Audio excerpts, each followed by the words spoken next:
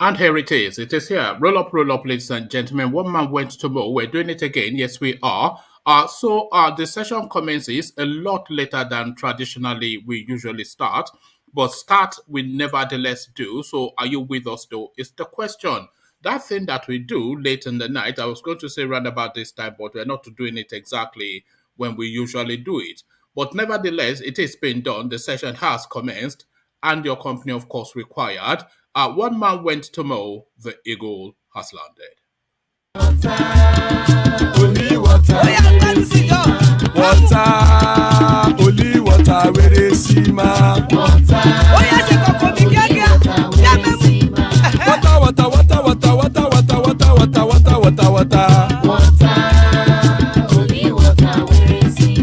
Hapa o naido. Hapa o naido. Hapa you don't come o.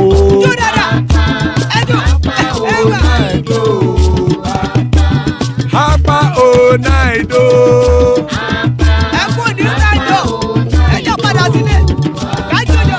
Oro kẹ̀kẹ́ ẹlẹ́mù yé o. Oro kẹ̀kẹ́. Ilé sọ́dí àkẹ́kẹ́ rẹ̀ ẹlẹ́mù rẹ̀ o. Oro kẹ̀kẹ́. Bobby master kẹ̀kẹ́ rẹ̀ ẹlẹ́mù rẹ̀ o. Oro kẹ̀kẹ́. Chifu Faila ti kẹ̀kẹ́ rẹ̀ ẹlẹ́mù rẹ̀ o. Oro kẹ̀kẹ́. Eruku lẹ̀lẹ̀ ẹlẹ́mù dé. Eruku lẹ̀lẹ̀ ẹlẹ́mù dòde. Eruku lẹ̀lẹ̀ ẹgbẹ́ ẹlẹ́mù dòde ó jàre o. Eruku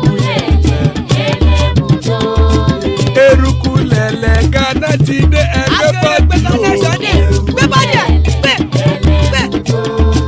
Ọmọ ẹlẹ́yẹ ẹ̀yẹ o ó dilé o. Odúyẹ̀lá ẹ̀yẹ o ó dilé o. Petrosonama ẹ̀yẹ o ó dilé o. Petrosodúnkẹ́ ẹ̀yẹ rẹ̀ ó dilé o. Ẹlẹ́kọ̀ ọ̀run mú ìní o.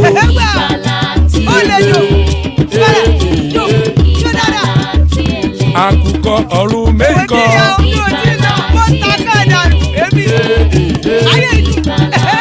Ikú kò ní ríwà gbéṣe o.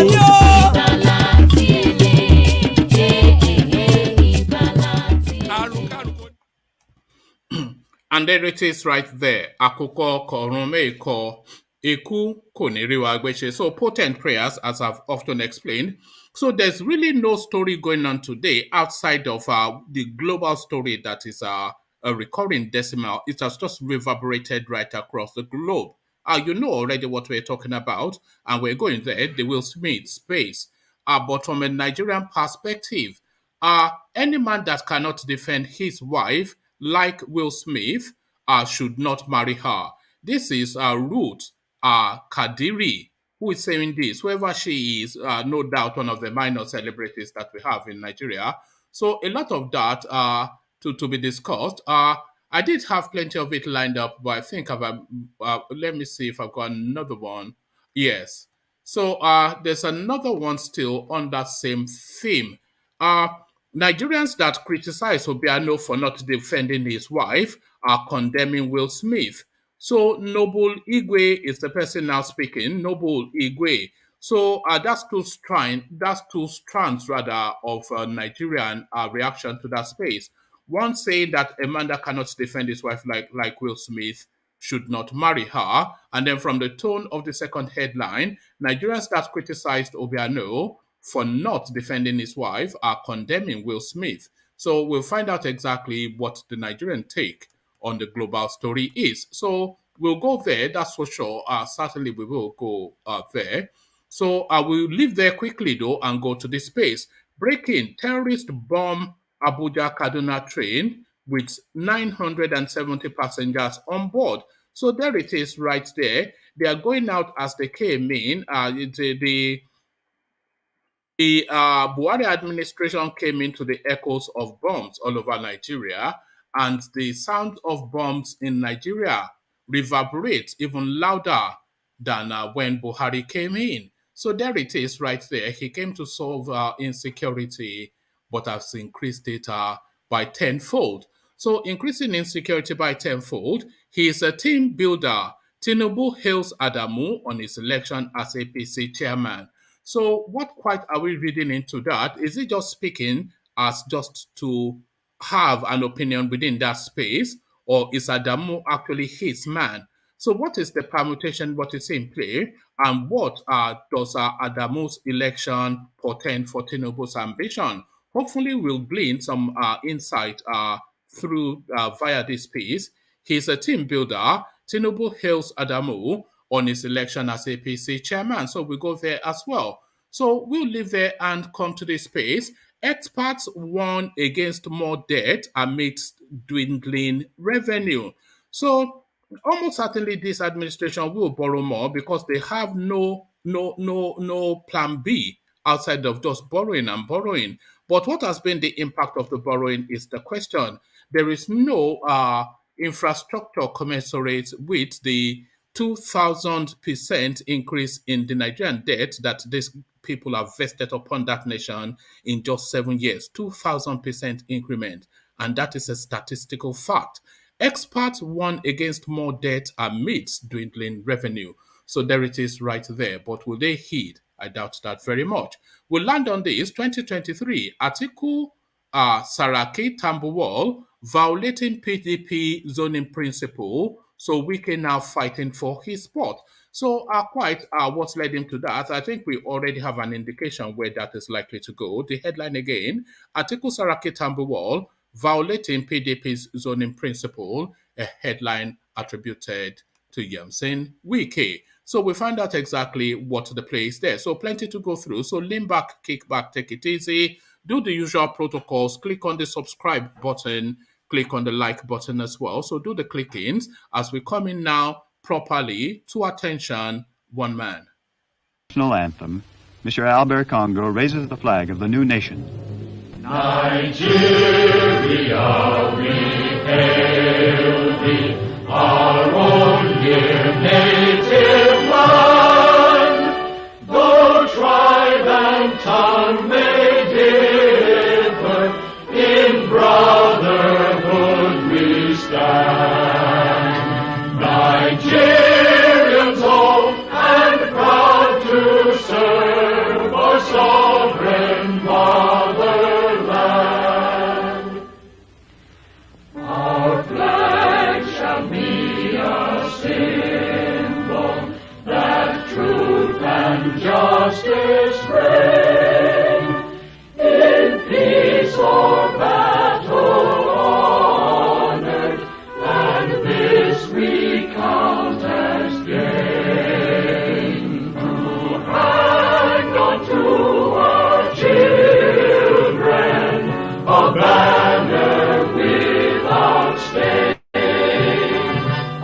O God of all creation,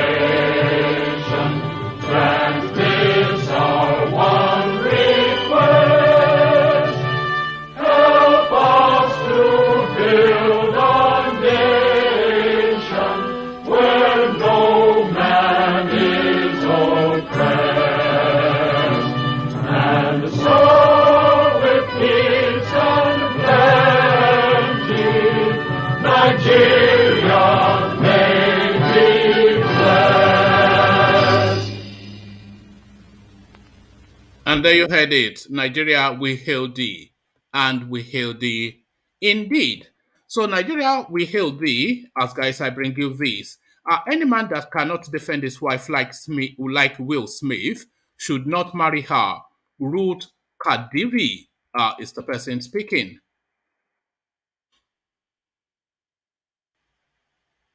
So I'm just making sure I can read the name properly. Ruth Kadiri Ezerika has said that any man that cannot defend his wife, like Will Smith did, should not get married. The actress shared a photo of Will Smith slapping Chris Rock at the Oscars. Any man that cannot defend his wife like this should not marry her, he wrote. So there it is right there. She added that no one should advise her about brutality.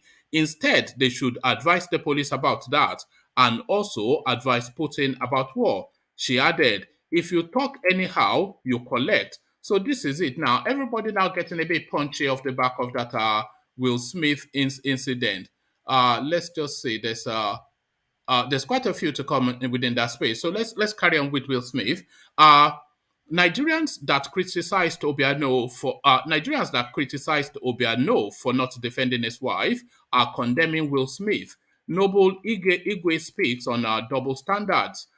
Nigerian fashion entrepreneur and blogger Noble Igwe has waded into the trending incident of Hollywood star Will Smith slapping comedian cum actor Chris Rock. Recall that Will Smith mounted the stage at the 2022 Oscars to smack Rock, who made a joke about his wife, Jada Pinkett Smith, which he found distasteful. The video went viral, and Nigerian celebrities as well as fans took to various social media platforms to say that it was wrong for someone of Will Smith's status to physically assault his colleague. Reacting, Igwe compared the scenario to that of Bianca Ojukwu and Ebele Obiano, where the former slapped the latter and ex-governor Willie Obiano did not react.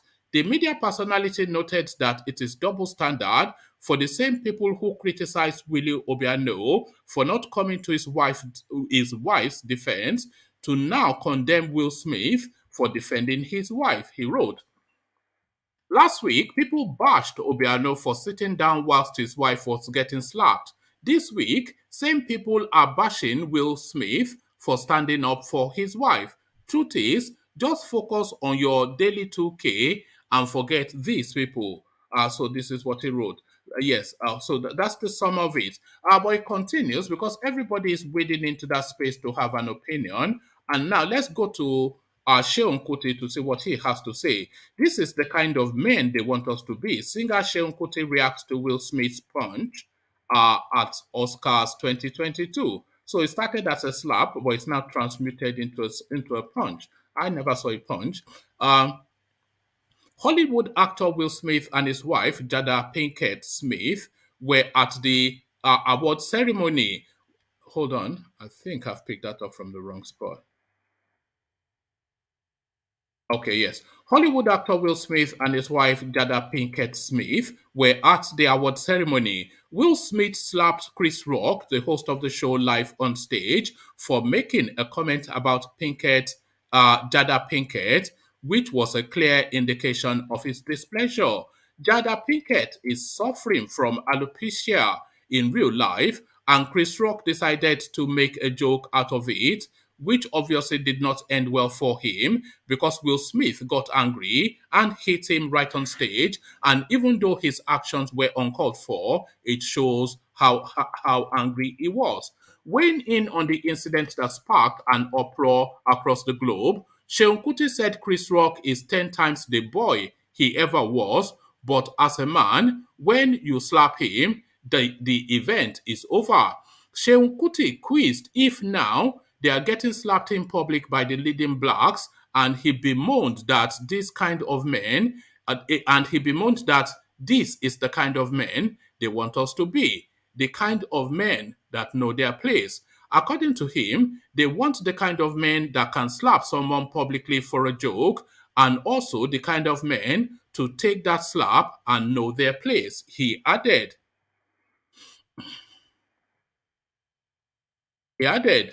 That's all the leading blacks want, to slap us and walk away whilst we hail them. Chris Rock is 10 times the boy I ever was, but as a man, you slap me, event is over. We're tearing it up.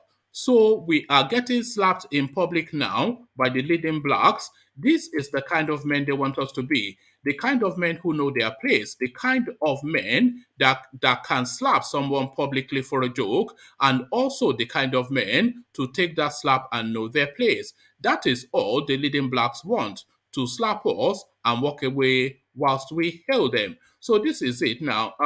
Reacting to Sheon Kuti's post on something or the other, I wrote, me the reason say these two plan Will Smith fit tell Chris Rock make a punch arm so that his wife will love him more to stop the breakup rumor. This is a new dimension. That joke was too sensitive to make you rest. make such jokes to someone's wife or mom, you will collect. So there it is right there. Where do you weigh in that little skirmish? It wasn't even a skirmish, it was just a slap that took place at the Oscars.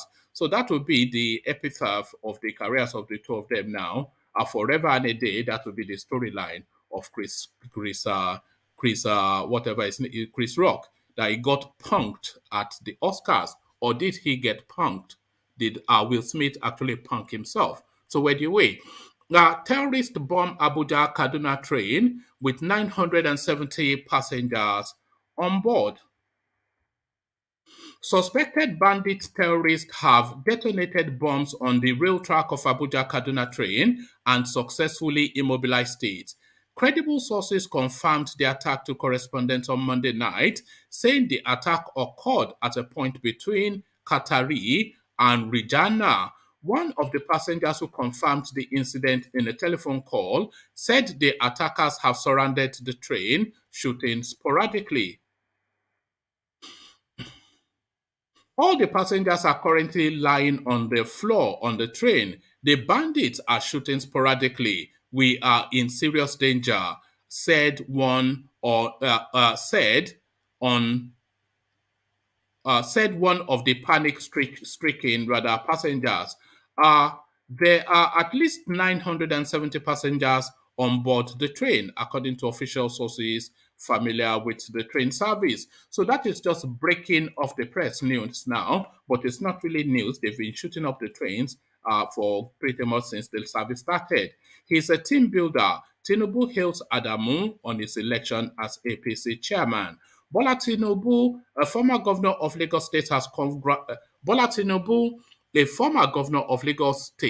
has congratulated Abdullahi Adamu, the new chairman of the Let me try that one more time. Have a gulp of water first.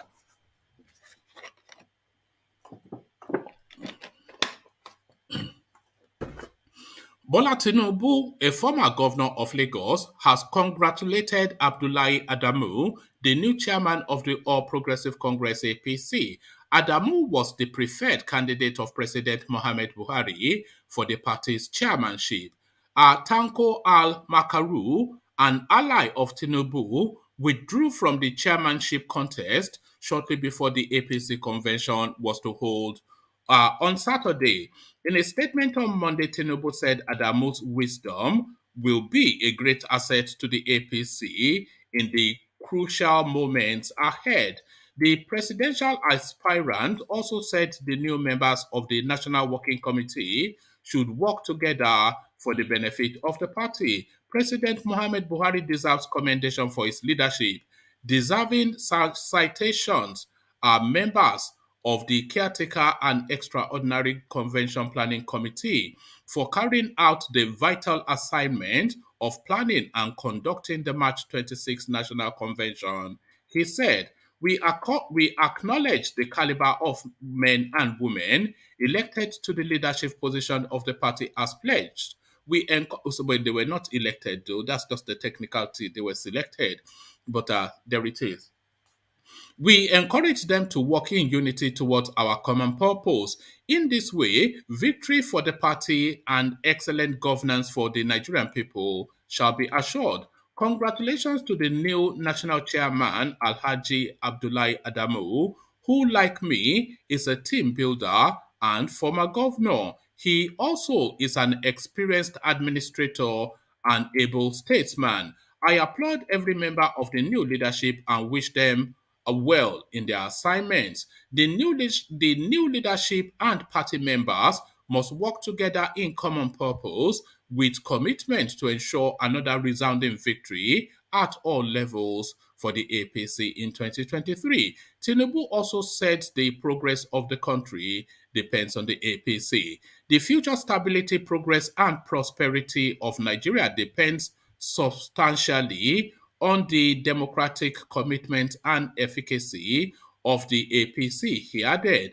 We must all come together to ensure the party keeps faith with its promise to the Nigerian people by creating a more prosperous, secure, and just society for all. So there it is right there, the prosperous, secure country that Buhari started off. He's intending to finish off. Experts warn against more debt amidst dwindling revenue.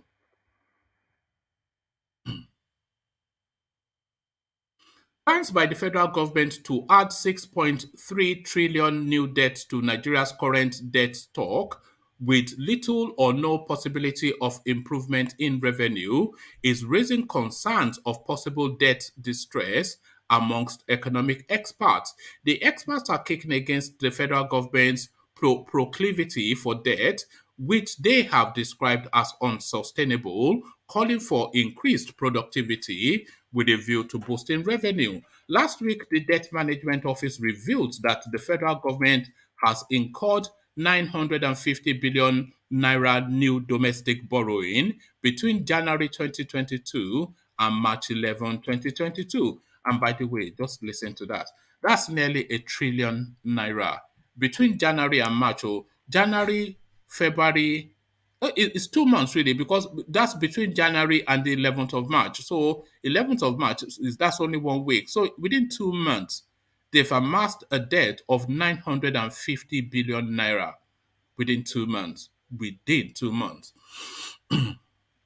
Last week, the Debt Management Office revealed that the federal government has incurred 950 billion naira new debt borrowing between January 2022 and March the 11th, 2022. Disclosing the fresh borrowing in the presentation of the public debt data as of December 31st, 2021, the Director General of the DMO, Mrs. Patience Oniha, revealed that the federal government was considering all options to raise funds externally. According to the document, the federal government still plans to borrow an additional 1.6 trillion, whilst the 2022 budget target for domestic borrowing is 2.57 trillion. There is also a plan to borrow 2.57 trillion from foreign creditors, whilst 1.16 trillion is expected from multilateral/bilateral drawdowns.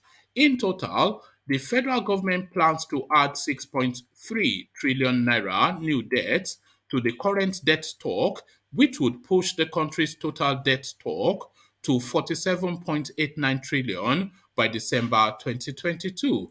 Data from the DMO showed a rise in Nigeria's total debt. Data from the DMO shows a rise in Nigeria's total public debt from 32.92 trillion in 2020 to 39. So listen to that. That's almost a 40% jump. Well, yeah, maybe not 40%, but a significant jump anyway. So from 32.92 trillion in 2020 to 39.56 trillion at the close of last year. So that's within 1 year.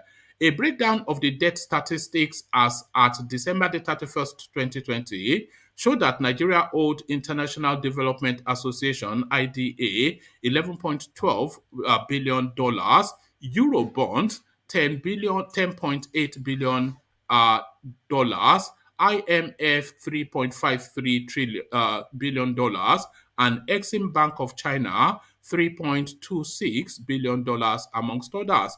The debt stock includes new borrowings by the federal government and subnationals.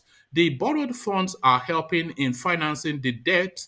The borrowed funds are helping in financing the budget deficit, capital projects, and support economic recovery, according to authorities. Although Nigeria's current debt to gross domestic product, 22.47%, is relatively low, giving it room to borrow, its inability to generate adequate revenue has worsened its debt problem. The debt to GDP ratio stood at 22.47% compared to 21.61% in 2020.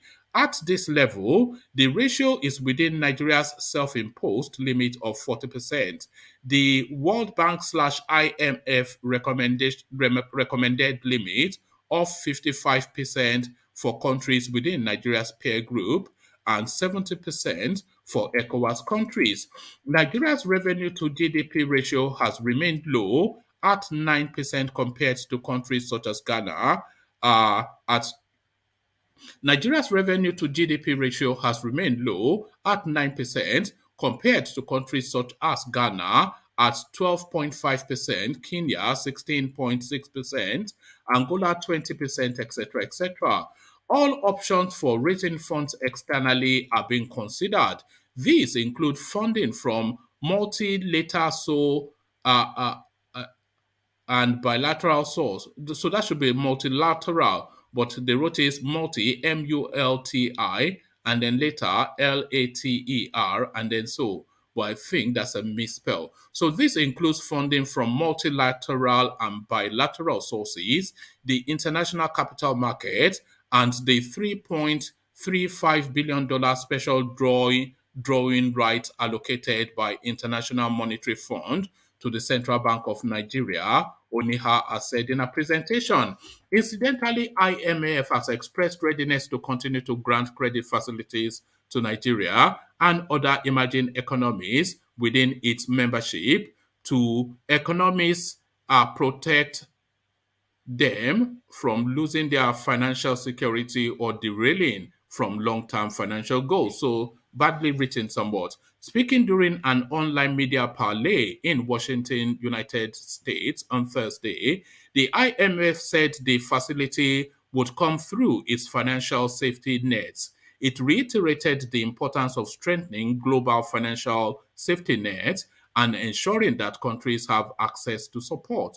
In the media parlay transcript posted on its website, IMF called for action to strengthen policy frameworks and reduce vulnerability in monetary policy, fiscal policy, and financial support for business. We emphasize the importance of the global financial safety net and countries having access to that as appropriate, including, of course, support from the IMF, which we stand ready to provide as needed by our membership, he said. Reacting to the situation, an economist, Dr. Muda Yusuf, said the country is on the brink of debt distress. He said, Nigeria is on the brink of debt distress because our debt profile now is not sustainable. We had a debt service to revenue ratio getting to 76% as of November last year. The situation is likely to get worse because our deficit in the 2022 budget is 6.4 trillion and we need to borrow to finance the deficit. Also, the federal government has submitted a supplementary budget proposal for subsidy for 2.55 trillion after the budget was passed. Adding that to the deficit, we will get to about 9 trillion naira. How much is the revenue? It is just about 10 trillion, 10.7 trillion, and we are not likely to get the full revenue, maybe 70%. So we are getting to a point whereby the time we service our debts,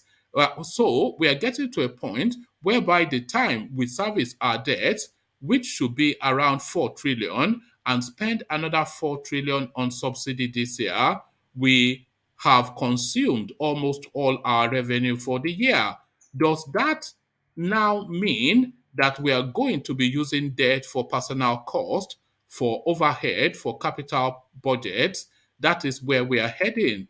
Yusuf, who is the Chief Executive Officer of the Center for the Promotion of Private Enterprise, regretted that instead of the country gaining from the increase in petrol price, like other oil-producing countries, the government is losing money on fuel importation and fuel subsidy. With the increase in petrol price, the subsidy will be, with the increase in petrol price, the subsidy price will have to increase beyond what the NNPC requested.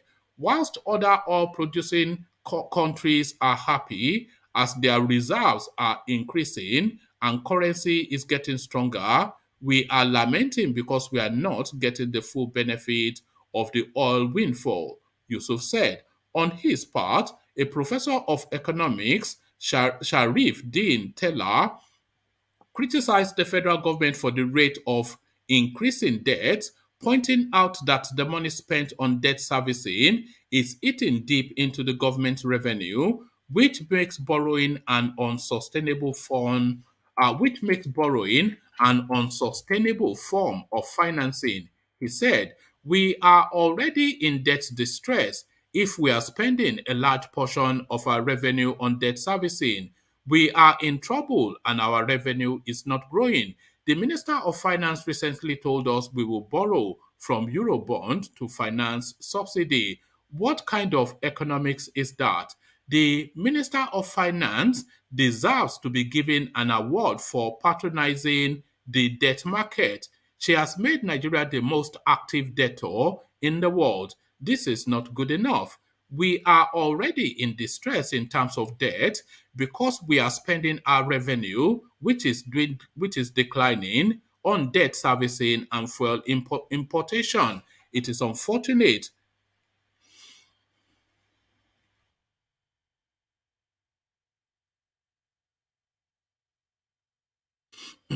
What is the money borrowed used for? Every time we hear of things being unfunded, even the NNPC said they are underfunded, which is why they were unable to meet up with the OPEC quota for petrol production. So, what really is funded in this country? He wondered. He further urged the federal government to stop borrowing and focus on how to boost revenue, especially by removing the fuel subsidy. The federal government needs to stop.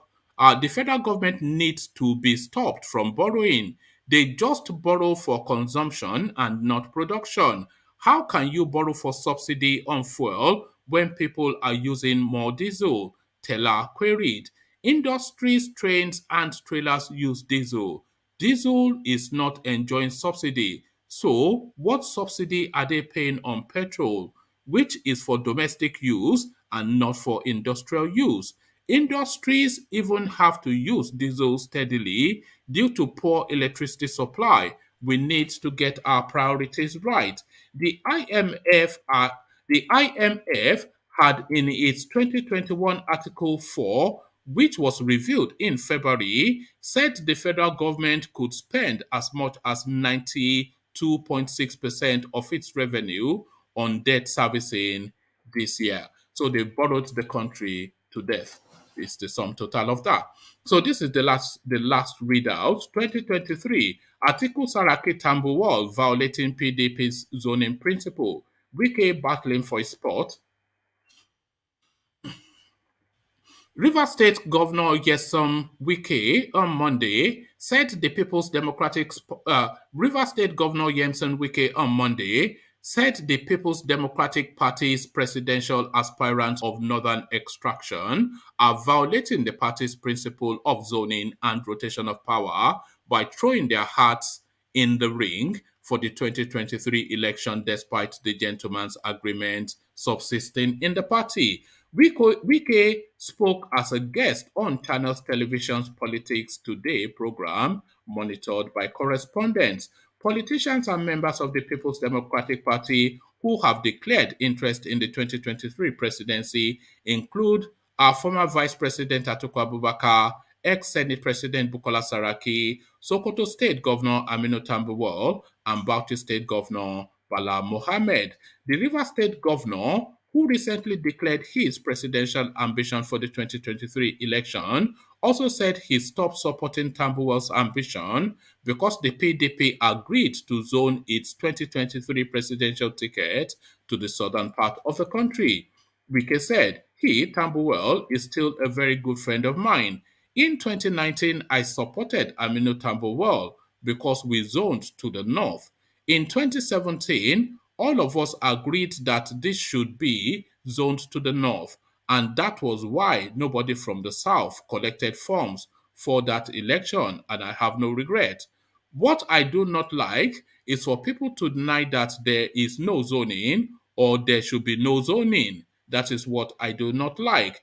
The provision of our constitution is clear under Section 7, subsection 3C, says there should be rotation of party offices and elective offices. The founding fathers of the party know the complexity, they know the diversity of this country, and they made sure that for equity, fairness, and justice, this should be done.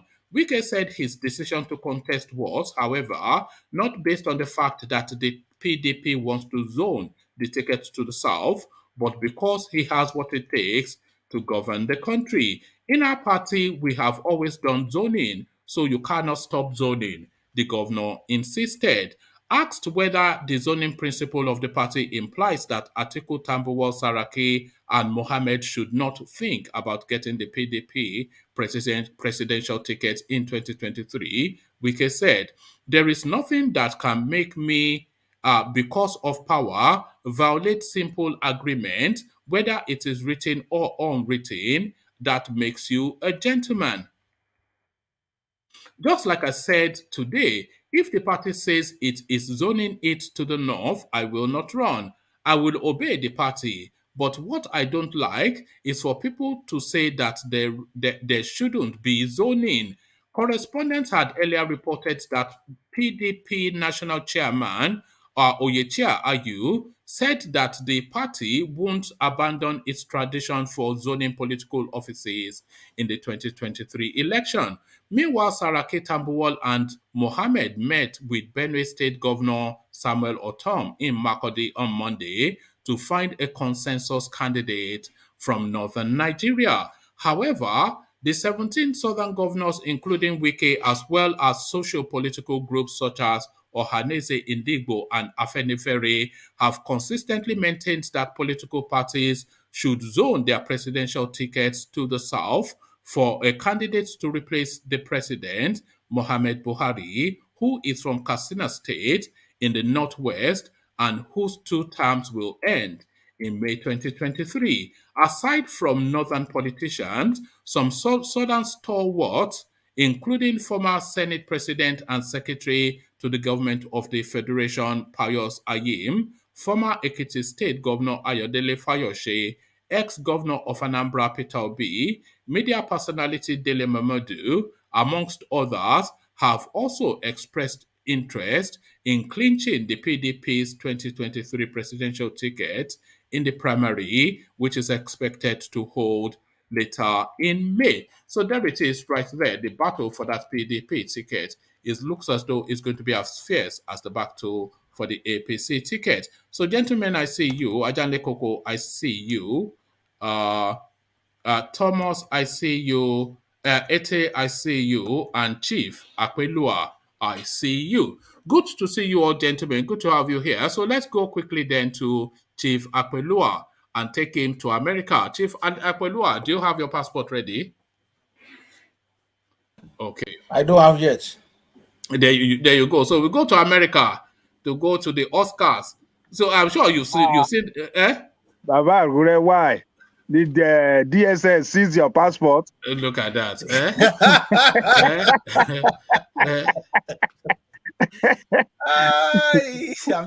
Maybe the one rendition Baba Agure. The one rendition Baba Agure.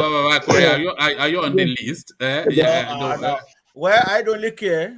They can don't be scared. Don't be scared of America. Just carry your Canadian passport. You are safe. Don't worry, Baba Korea. He has ASJ. Don't worry. He has eaten ASJ. But let's go to America and go to the Oscars.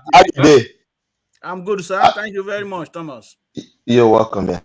Brilliant. So let's go to America and go to the Oscars. I'm sure you saw the clip. So your reaction. Actually, I didn't see it anyway, and I was very, very busy at work, so I couldn't. I just glanced through it today. I didn't even read it. The only thing I know for sure is that the guy that was slapped, I think was it Chris FBI? Rock. Yeah, I think Chris Rock. Yeah, I think FBI said, or one police department said he declined of filing assault against Will Smith.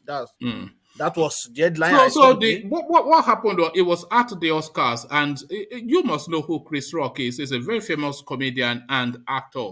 So he was the host of the program, making jokes, etc. So of course, you know that when they are doing those jokes can be very biting. You know, they really come after you with some of those jokes. So Will Smith, of course, sitting at the front table with his family, and the wife, Pinkett Smith, or whatever she's called, she had like her head was as bald as mine, Well, not quite, but she had a very low cut. and then that guy decided to pick on that and was poking fun at her that she will be the next G.I. Jane or something.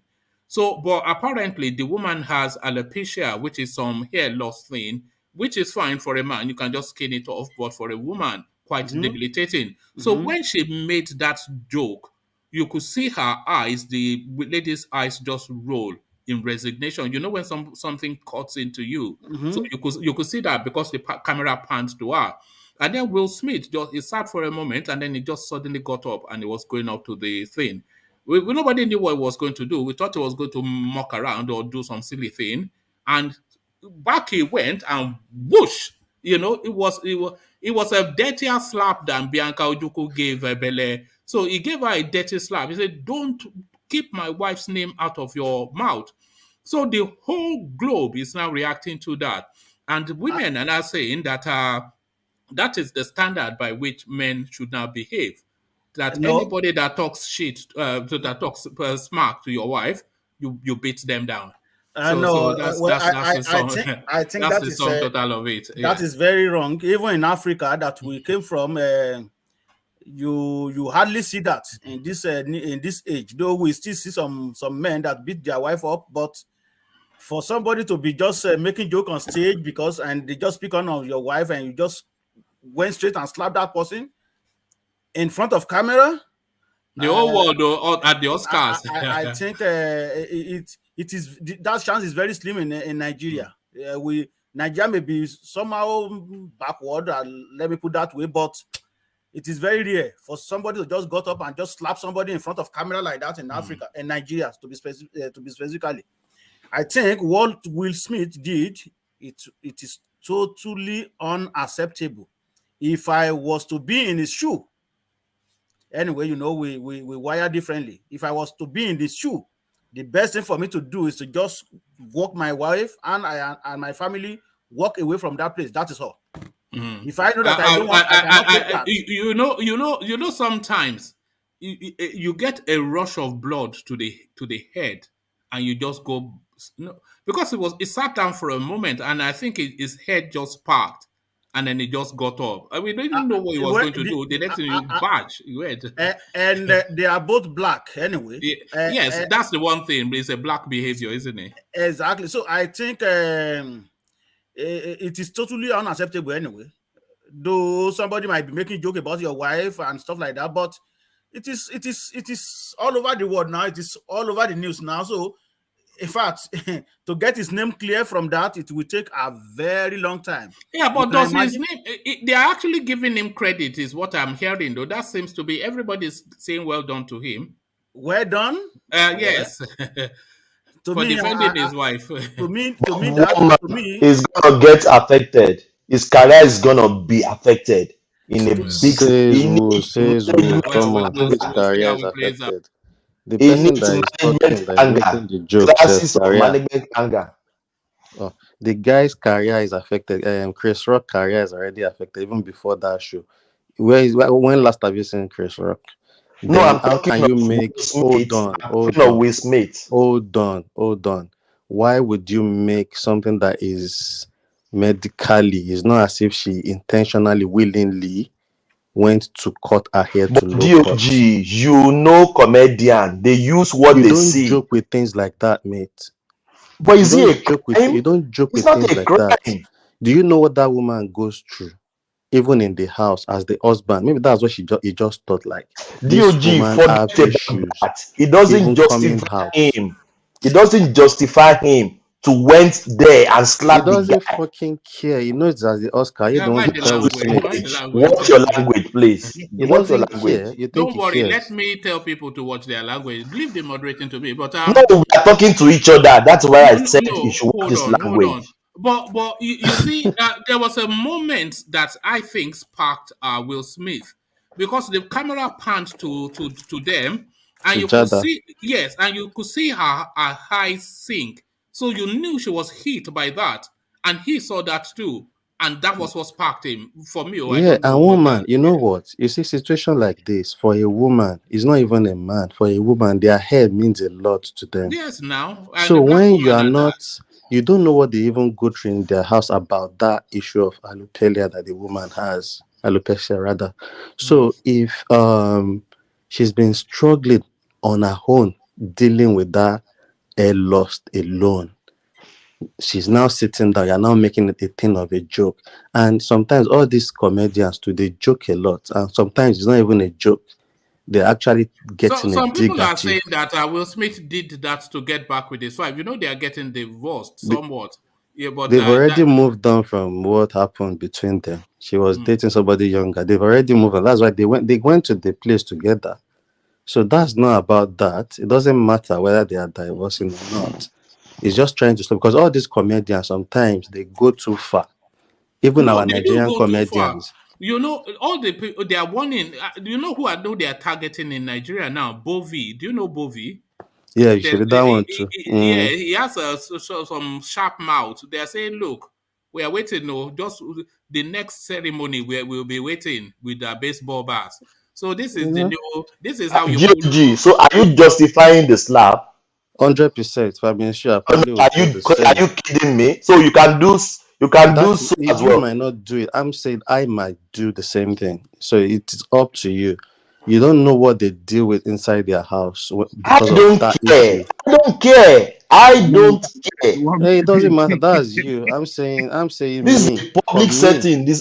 Will Smith is a disgrace. He apologized and he said I don't care. But he has achieved what he needs to achieve with that. So other comedians won't come out and start making jokes. What constitutes standing up for your family then, by your definition? One man, if somebody attack you verbally, attack them verbally. If somebody attack you physically, attack them physically. If somebody attack you emotionally, attack them emotionally. Kill Agbe, kill a Jew. It doesn't justify the slap. All right. Let's get back to it doesn't justify. All right. Let me say something. Yeah, come in, Baba. Ajanle Koko. Yeah. Here in America, the comedian, they joke with everything. And Smith knows that. Trump, throughout it 4 years in office, there's no day that this comedian does not joke about Trump. Exactly.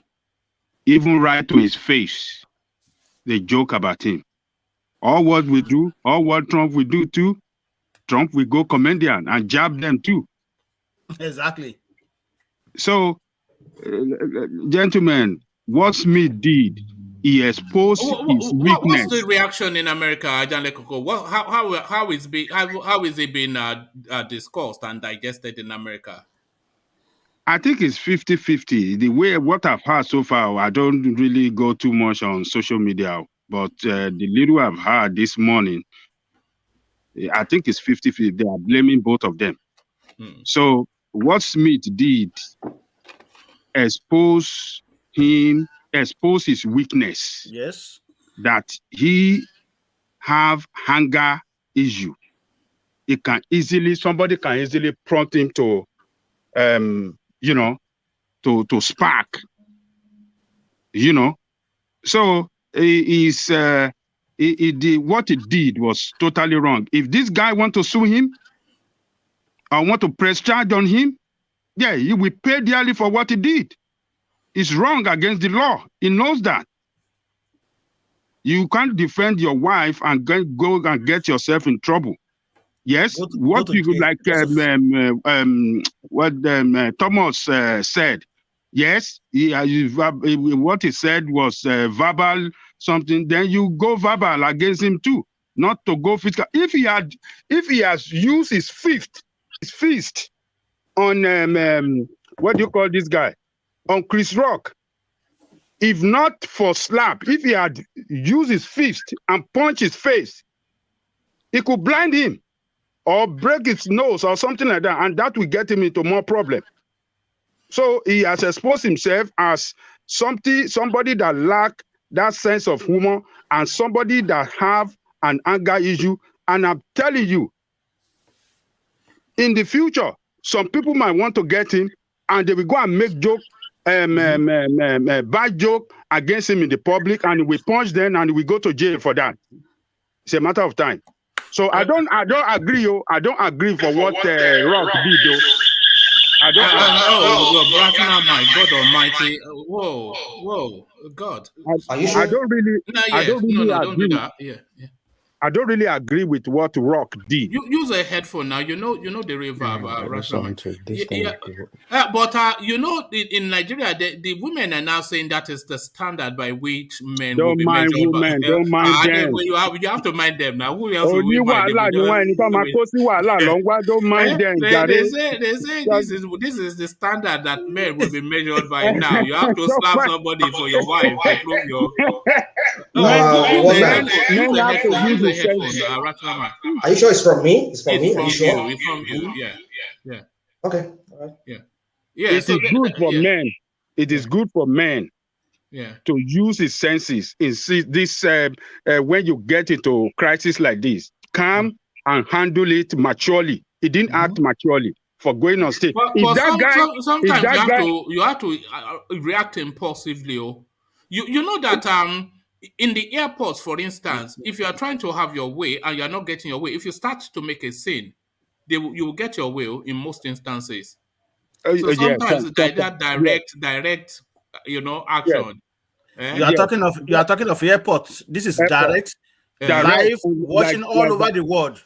Like Baba Kure said, it's two different cases. I mean, if that guy had fire back at him too, it will have been a serious fight there, and the whole show will have been messed up. But look at Chris Rock. I'm sorry, I don't think Chris Rock has he just joked over it, and it went on. So Chris Rock, who is the mature person? Who is the mature person out of both of them? Swag enough. I will see, guy. You see what? Let me tell you something. Anyway, about Korea said it all. We are all wired differently. If I sit down somewhere and something is affecting me medically, not like I'm doing it willingly, and Will Smith himself is a comedian, and he knows what these people do. Once he allows it slide there, a lot of people will make joke about it. This is a health issue. So let's say somebody has cancer and they went to cut their hair, low cut, because they lost of hair, and you sat down there as a comedian and you are making joke with the thing of that, or you have a child that is probably and that has a syndrome or something, or is an imbecile or something, let's put it like that, and you sit down somewhere and somebody making a joke about that child, when you know it's not as if the person is doing it willingly, not like he's acting, this is a medical condition, and you turn it to a thing of a joke. Man, we are wired differently. If you do that to me, I'm going to do worse than that. Who cares about Oscar? Then you will go to jail. Let me go to jail. I don't mind going to jail. How do you know I'm going to go to jail eventually? I will say I'm go to jail. Not like I killed him. Is the joke sufficient enough to say there was provocation? Was there provocation there, would you say? Yeah, it was. It doesn't justify. It doesn't justify one man. The instance of you don't know what they go through in the house because of that condition. You don't know how the woman feel. You can see she was really pissed and she was shaking her head, and she can tell she's not feeling too good about that situation. Why joke with a thing like that? I can't see you are one-legged and handicapped and I'll start cracking jokes on you with your condition because I want to be funny. It's not a big deal. You made a big deal out of it. I would make a big deal out of it. Who made a big deal out of it? Will Smith. Will Smith made a big deal out of it. It was not. He was laughing at first. Why was he laughing? It is a big deal for reasons that Dee just said.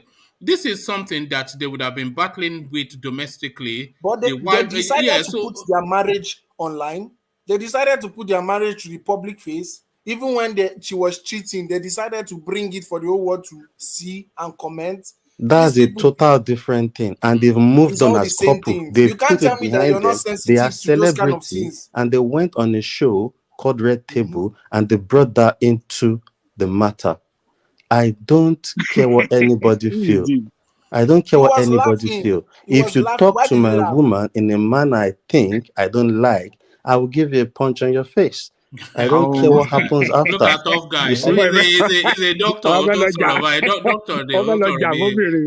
at that. Mama Jafunya shit. Look at this guy. If it's a normal joke, if you joke about address, everybody will laugh. I understand. But not with a condition that she's battling with something. And you take that as if that guy didn't do what he did, I'm telling you, trust American comedians. DOG, if you did the same, you see, I don't disagree with what people are saying. That is for you people. I'm saying it for me. I'll probably do the same thing. That is for you people. So everybody have their decision. Like about where I said we are wired differently. You are not mature somewhere, and you use the condition of my child or my wife to crack joke that is not making sense to me. I might punch you on the face. No.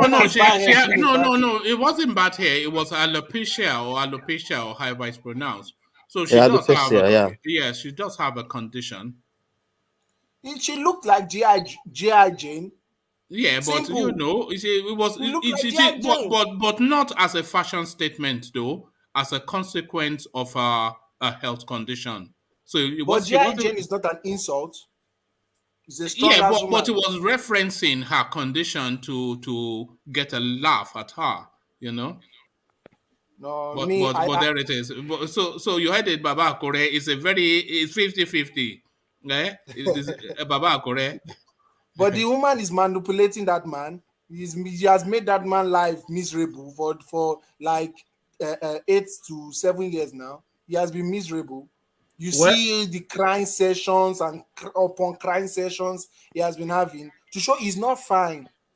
He's not fine. When you look at him, you see he's not fine emotionally.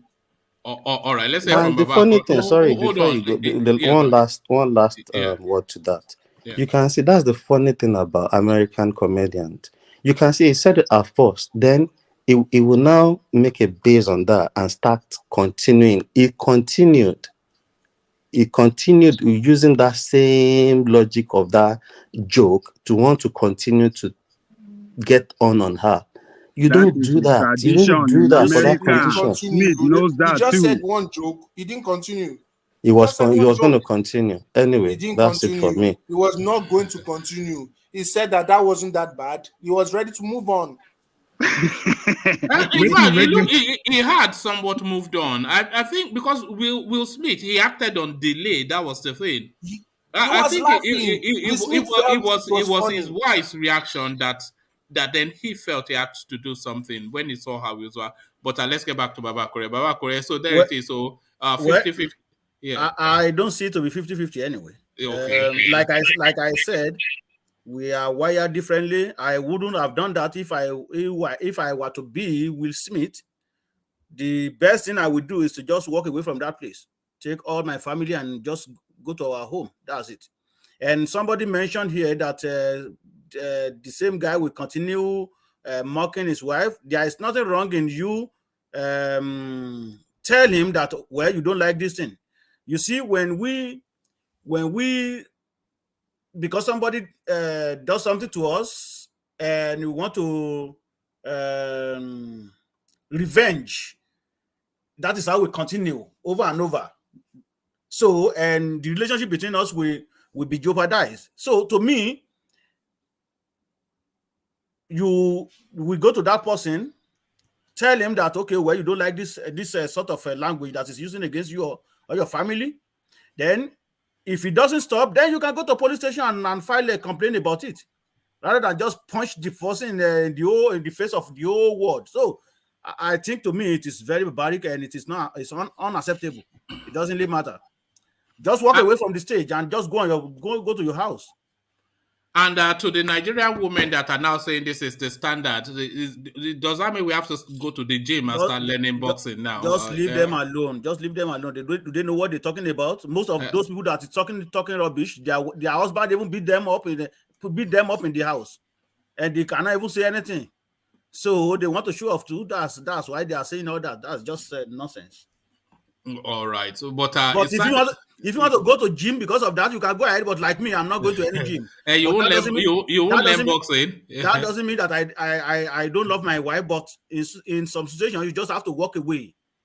Just leave the devil alone and just go on your business. I think if he had a moment to reflect, I think he would have done what you've just said, that make a public walkout, which would have, if he had walked out, he would have scored more Exactly. than what has happened now. Because the only reason people are supporting him is because of his name, because he's such a big star and they all love him. Yes. If it was somebody else, he'll be in jail by now. Exactly. Even if but it's a funny one. But I'm not sure that I'm too offended that he did that, because I've always thought that Chris Rock, I've always for years I thought he needed a slap, and thankfully, It's a roast. It's normal. But somebody what he does is normal. What he does is normal. He's a roast. He roasted. He always roasts celebrities. That is his job. He's doing his job. If you're insensitive, don't come. Stay home. Where does it stop though? If somebody has like a physical deformity, is that fair game as well? If somebody deformity to me, it's not a physical deformity. She looked fine with her hair like that. She looked nice. She wasn't looking bad. It was not like. Let me bust you, please. What about somebody that is in a wheelchair? Is that fair game? Yes, that's what I want to say. Ete, let me say this. Yinka Ayefele, comedian used Yinka Ayefele as a joke, mimic joke. Even they mention him in the wheelchair, and he laughed about it, and people move on. I watched the show. I was there. I watched the show. He used Yinka Ayefele as like play, and Yinka Ayefele laughed about it. Everybody laughed about it, and they move on. One man, come on. This guy need anger management classes. It's like Baba Akure said, we are built differently. No. That is one man. We're built different, because some people are saying that he did the right thing, but some people are so insistent that he was wrong to react in that way. What man? Do you know if that guy charged him to court, he will be in jail by now? No, that's a different matter. So we know that, but just as a reaction, was because and women are applauding him, especially. Thomas, I think almost universally. Thomas, do you know one thing? Do you know that? Thomas, do you know that some things in this life, some people don't care about the repercussion when you mess with them? Yes, don't I know. be thinking, don't go and be underestimating people. Be thinking about what will happen aftermath. Some people will mess you up, my brother. So don't go and step on toes and think it will slide to some people. Why do you want to ruin your credibility and your... Nothing will ruin his credibility. People will understand, like you said. Yeah, I would like to add something. Sorry, one at a time, yeah. You want to go to jail, you want to lose your job, you want to have bad record. Why do you want to do that? Why can't you use maturity to handle it wisely? I mean, sometimes when things happen, we just handle it in a mature way and move on. Even from the comment section, it's 50-50. So it's 50-50, but let's hear from Grant, and then we hear from Alexander Gomez. Yeah, so Grant. Okay, so with what is going on, this thing is very simple. You have no right to hit anyone. We know that, yes. Exactly. You have no right whatsoever. So whatever is going on in his head, he doesn't have the right to hit no one. And then with what my brother D is saying, you're saying, you could just hit somebody, and then I don't know how you said it right now, though, if I got you right. But it depends on who you are hitting, right? It's because they hit Chris. If it was someone else who is aggressive, by the time you hit him back, you think he's going to survive it. So you just have to leave that. Exactly. You just have to leave that aggression, because when you do it and someone does it back to you, you might not even survive it. So don't even do it. That's what I said. But some people don't care about women. Because I've been following the story all the way through. And a good 70%, if not 80% of the female reaction was an endorsement that he did the right thing, and they are inviting men that this is the standard now. One man, like I said earlier, for a woman,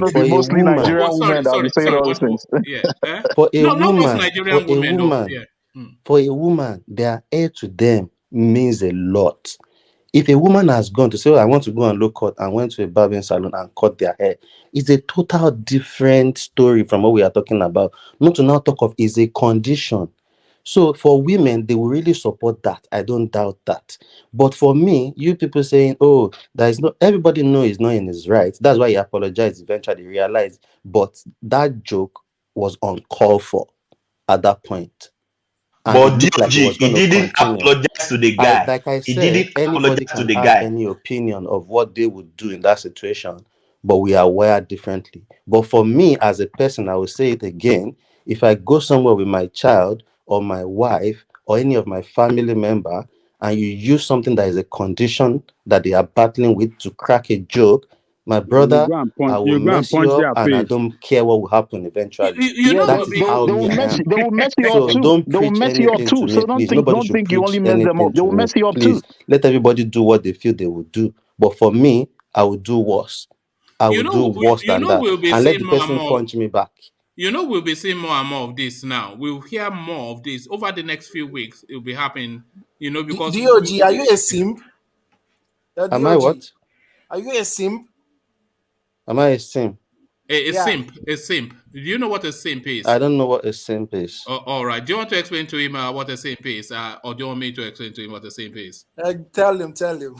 It's a simpleton, but it's a term that they use for people who just act like lapdogs with women, especially celebrities. You see them especially on the streaming platforms when some girl is streaming and the simps are just throwing money just for her to say hello or something. So that's a simp. That's a silly word. It doesn't even correlate what Woman it is. rapper, It is Abi, how I value. like Is woman how rapper. is Like how woman is rapper. how that's why I use the term. I've used the term Are to you a tell woman you rapper? if I Look at take this my guy. child, any of my family member, leave being whether it's woman or a man or a boy or my dad or my mom or my sister, and they have a condition, and you want to use that as a So joke, you won't my think about brother, I will mess with the you. repercussion of So the I don't law care on whether your it's not action. about being a sin. It's not his girlfriend, that's his wife, the mother of his kids, and they have things they are battling with in their house, and they have a lot of issues in their marriage already, and they've tried to move on. And I see some silly Nigerians in some comment section trying to say, oh, a woman that this, a woman that that. But they've moved on, they've lived whatever Why she had didn't he done, they've slap put it August? behind them, and they've Why moved didn't on. he slap For that August? stand, even if I'm divorced and I'm somewhere with my ex, and you want to use a condition to crack stupid jokes, I might Okay, G, mess can you I up ask you a too. question? Let me ask you one question. Ask me. Let me ask you one question. So if somebody of the same age group with your son or your daughter crack joke about, something like that, about his physical outlook or something like that on your child, so you will go after that person to beat that person? I won't go Or after that person. That's a different. okay, hold on. If somebody, Hold on, D. You have to hold on. Okay, you will not do anything about it. I But will if do something somebody, about it. I won't hit hold the on. child because it's a child. But okay, Precious is an adult and is okay, old so enough hold it. to Okay, know. let me ask you number 2 question. If somebody that a woman, like, of the same age group with your wife, now crack that kind of joke, you will go and punch that person? I won't punch a woman. I won't hit a woman. I will let the woman know. And I'm sure if it was a woman, I'm sure if it was a woman, but I will still address the situation. Hold on. Hold on. You've asked me a question. That question doesn't mean anything. It doesn't mean that what I've said is wrong to my own stand. What I'm saying to you is, if it's a woman, I will address the issue, but I won't punch the woman. If So my if it's a wife will man now that punch, did it, you will go hold on and punch now. that man. If it's Hold a man on, did let it, me you go say and my punch him. own bit to what you've said. If my wife now think, oh, she wants to punch the person, fine. But I don't think a woman, even a woman, will stand on that podium and start cracking joke with a condition that affects another woman's hair, because they are also sensitive to it. Women will even do it more. Okay, Don't you feel it's better to handle it backstage? If a woman make a crack a joke about you in the presence of your woman, you will approve your own woman to go after that woman. Yeah, if she feels the right to go and if it's a condition that feels the need to punch the person, I will support her and I will be happy to do that. We can only hear one voice at a time, so one at a time. But thank you. So Baba Kure, as I said, is 50-50. I don't know why people always want to try and change people's opinion. That is my opinion. That is my stand. No, they are not changing it. They are interrogating. So don't try to make me do. I don't think you guys realize. You can do whatever you want if they insult your wives with their condition, but me as a person, that's why I use about Akure's statement. Everybody's totally wired differently, because sometimes I just look at people and I just think you people can do whatever, but don't blame people for how they've reacted to such situation, because that's even a stupid thing to start cracking jokes on. It's a very silly thing. You can't see somebody brought their child or their wife has a condition or a health condition, and that's what you are picking on to make a joke. Come on. What's that? It's Mike. Oh God. Yeah, it's Mike. You know, so please, for me as a person, I've said it, my mother, my father, my family, my child, my wife, my sister, if they have a condition and you crack a joke that doesn't make any sense, and I think it will affect them mentally or in a situation, I will deal with you. If you're an adult and you're a man like me, let's fight. Beat me back. But you know you're only a tiny little guy and you are a debuter, so don't be making... Don't be signing checks. Don't be signing checks that you're... You see OG, my name. Leg can destroy. I'm gangster in that way, mate. Alone. You can't be doing that now. God, don't dwell me in life. All right. Back to Baba Kure. Baba Kure, if that happened in Nigeria, how would it have played out for Chris Rock and Will Smith? Well, you mean if two of them were to be Nigerians? Yeah. Yes. Well, they will invite their gang. Yes. Remember, everybody have their own gang too. So they will invite their gang and the whole place mash up. They will spoil the whole show. So that is what would have happened. So because though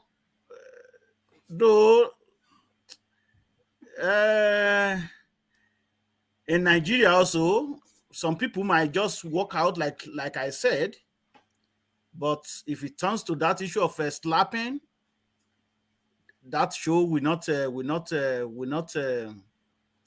finished. So because everybody will their own gang will come to the stage and turn it to fighting stage. So that is what will have happened in Nigeria.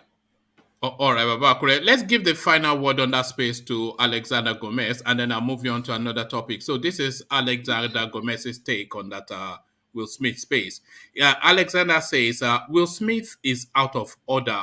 He will be sanctioned accordingly, probably banned from Oscars for a long while. Ruined the highlight of his career. So yes, Alexander doesn't approve. And he says, I think you are right. Smith acted to please his wife. So that is Alexander super chatting into the conversation. So thank you, Alexander. Let me move you on from there, Baba.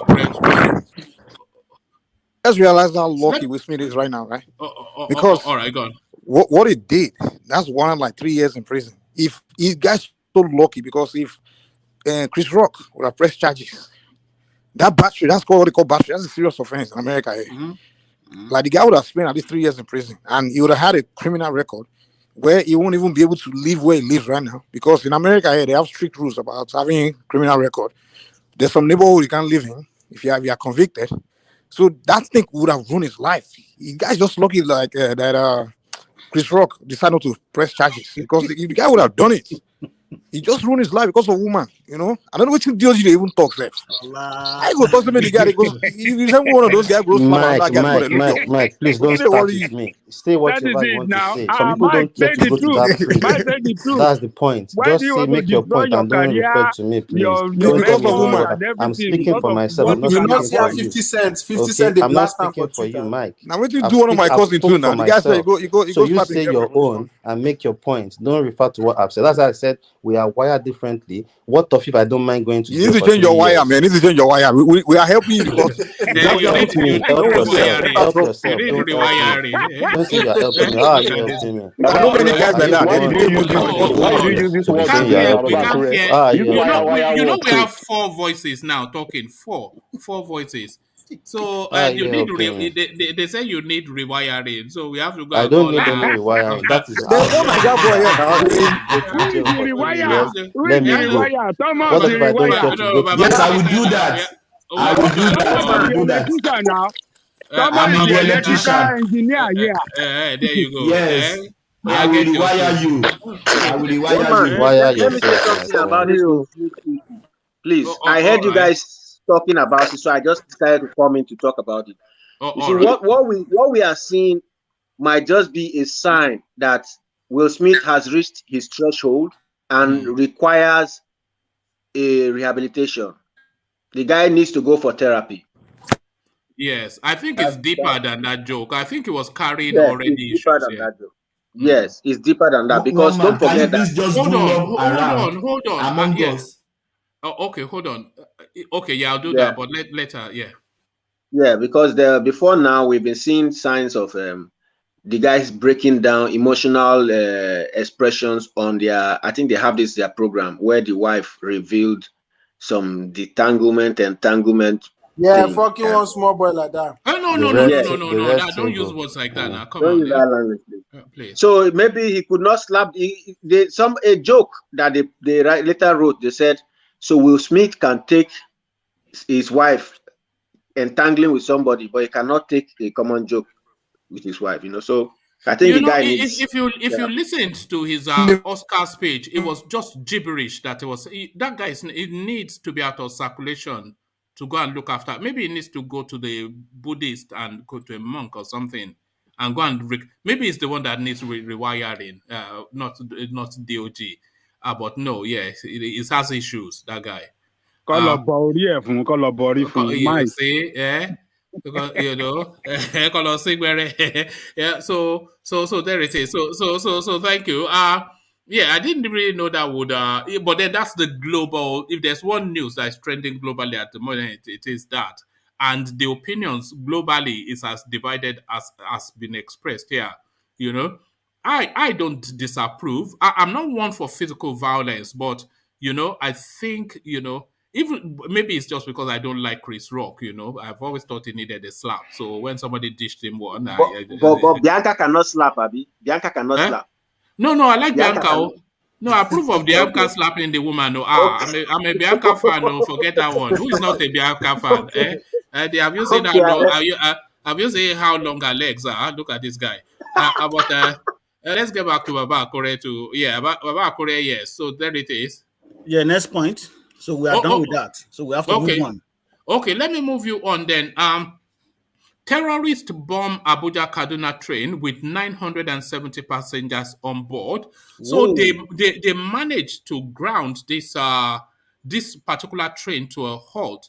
And because this is just something that broke, as I was just coming on now, so it will be coming in streams. I'm sure if I refresh now, it'll be yes. That's just what is being. So it's coming through and through. So more details coming and coming. Bandits bandits bomb Kaduna train with over 1,000. So that's just that's what is streaming through now. So they've grounded it to a halt, they bombed it, and then they are shooting sporadically around it. So this is going to be.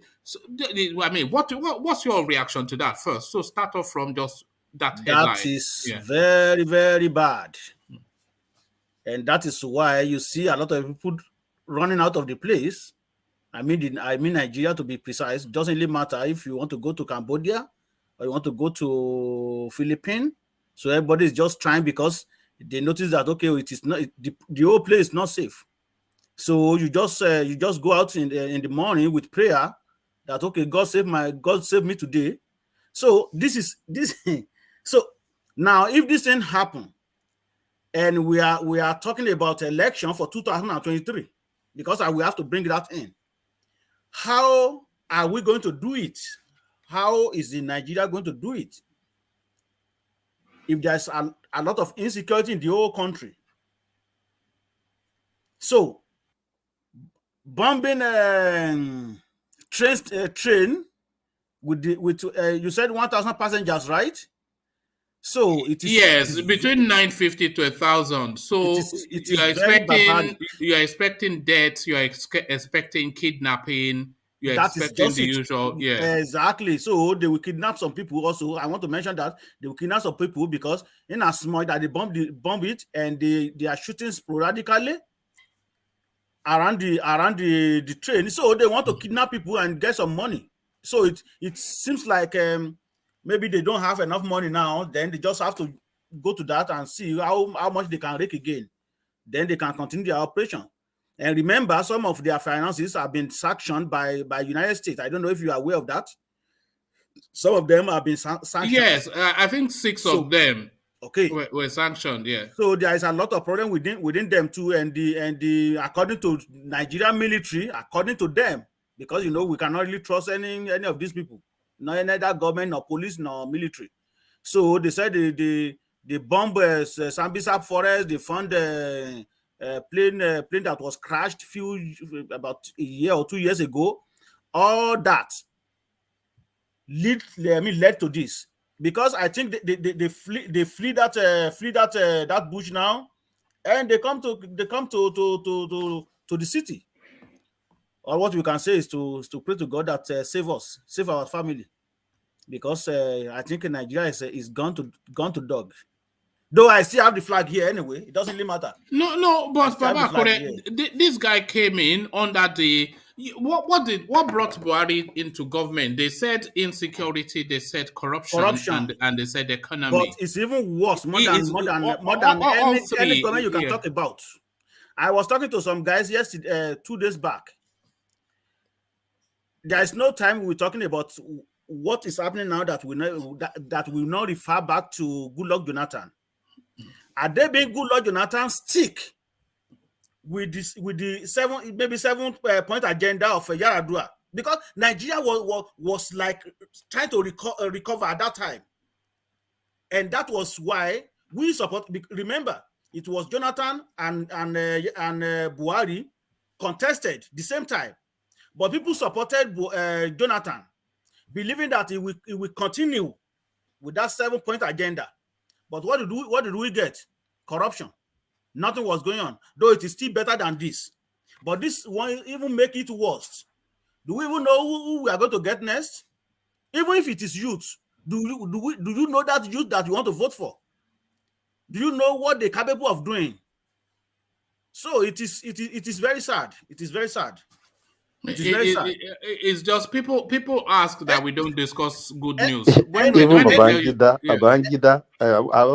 Babangida said they are saints to the level of corruption of today, that compared to them, they were saints. Exactly. Looking at what is going on for Babangida to say that. Imagine. It is true. You can imagine how much we owe now. That you and one man. You know how much you are going to pay out of the debt Nigeria has? No, we will carry it now. No, but you joke. When you are no longer able to send money of value home, when your money has, because you think you are away from the country, but if you have interest in Nigeria, then you are carrying part of that. If you have reasons to be financially tied to that country, then you are carrying that money, because in the moment it goes into the system, it gets subsumed in that debt something. It's just a shame. Yeah, there's no doubt about that, and there's no way you have to send money home, because you have lists of people who is calling you because the place is too tough. But why some people will be telling you, the people are not ready to work, they are not ready to do this? What type of job is in Nigeria? I'm very sorry to say it. This is a public place, but what type of job is in Nigeria? When you get out of university, you serve the whole country. After 1 year, there's nothing to do. You go and bake cake, because right now, if you go on online right now, you will see all these graduates. Everybody now is baking cake. They are baking shin. That is all what they can do now. Nothing else. There are only 3 jobs for the Nigerian young girl, graduate or not: baking cake, like you said, caterer, selling hair on Instagram, or fashion designer. Exactly. But That we all is. know what their real job is. Is Yeah, that's the number four. The main job. The job is uncle. I don't know one man. Yeah, I okay. don't know what you're talking about. Look at this man, eh? I don't know what you're talking about. I don't know what I'm talking about. The sales of sensitive materials. Look at that. I don't know what you're talking about. But it is very, very bad. We voted for Buhari, like you said, because of insecurity. Believe that, this is a general. At least he knew what he's supposed to do within, even with the promise they promised us. Oh, within 6 months, you will be swimming in the crude oil. Within 6 months, $1 will be equal to £1. We will create 3 million jobs. We do this. Where is that job? Where is that security? We cannot. We don't even have the crude oil itself. Even petrol, to buy petrol, it is even difficult. You will see queue of about maybe about 1,000 vehicles, one after the other. They say the price of bread is going up. Well, there is no doubt about that. Price of things are going up everywhere in the world. But the difference between Western world or abroad to Nigeria is I mean in Nigeria, the price of bread, and they are saying because the bakers, they cannot get diesel to power their bakeries. Yeah. Okay, one liter. I think 1 liter of diesel is I think maybe 700 or 900 naira. Though petrol is expensive all over the world now, like we always say here, because but when the price of anything goes up in Nigeria, it is not coming down. That is the problem. They are not going to adjust it. But here, the price might go up today. Tomorrow, you might get to gas station and the price went down, maybe by 5 cents or 10 cents or whatever. But once Nigeria go up, it is not coming back. And there is nobody to check them. So, to cut the story short, I don't see any. Somebody came here the other day. I don't know if that person is on. That always defend Sam O, his name is okay, Sam? That always defend Buhari. Yes. Buhari is doing this. Buhari is doing that. Most of the projects they are doing. Do you want to tell us that it was done in Buhari? They started this second Niger bridge. It was started from Goodluck Jonathan. And until now, they have not even finished it. Because I don't know if they have commissioned it yet. And they claim they will finish it by December. That's what he said. Well, I'm hopeful that they do, so that we can remove that from the list. There's too many major projects that's been subsisting for too long. That second Niger bridge, the fourth mainland bridge, and the Lagos-Ibadan Expressway. We've been building these simple infrastructures for 25, 30 years. So if we can complete that one, we can strike it off the list. They will these people, they are not ready for what you are talking about, one man.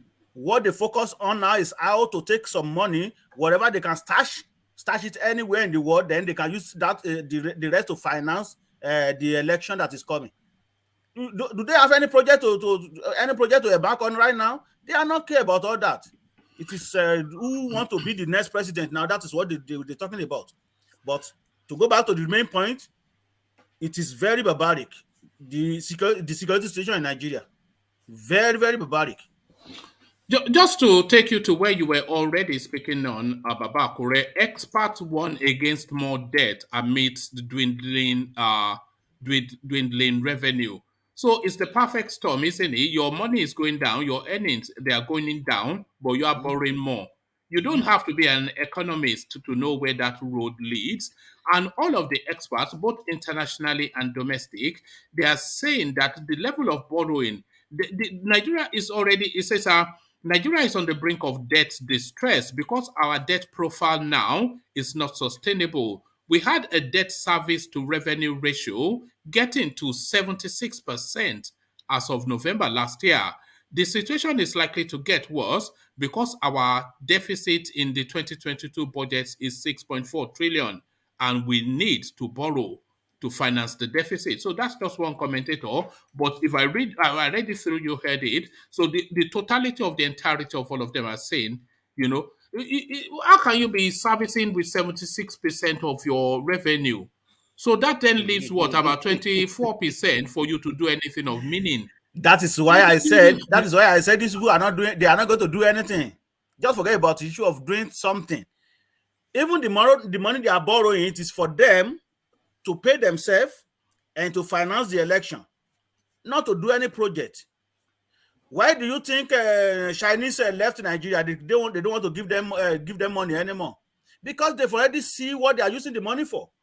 When you get 100 million from somebody, you want to use it to do train and train station. 100 million out of that 100 million, and you only spend 10 million out of it, and you pocketed 90 million. The government is the problem we are having. The three level of government that we have is the major problem. House of Rep and House of Senate. Those two either need to merge together, and I think that will be the best. Just have one house, or if you want to have two, then put them on sitting allowance, because this is what is costing Nigeria, and most of them just went there to go and sleep, doing nothing.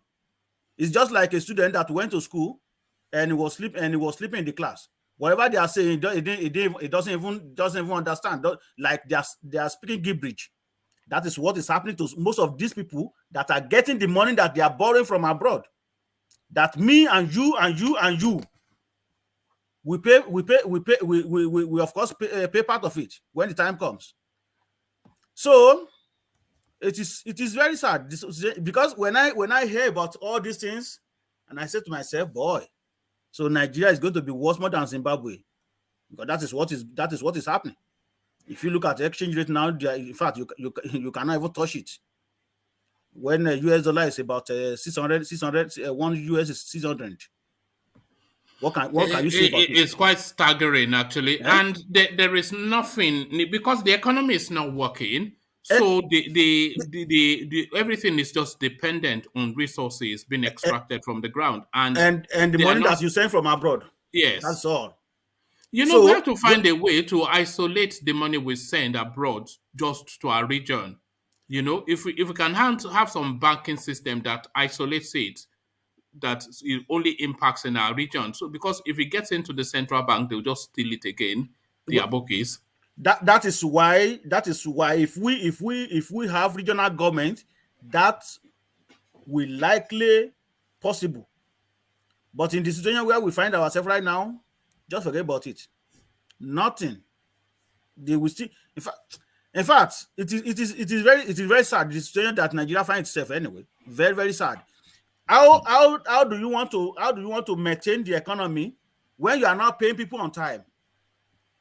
When there is even half of the population doesn't even have job, or more than half.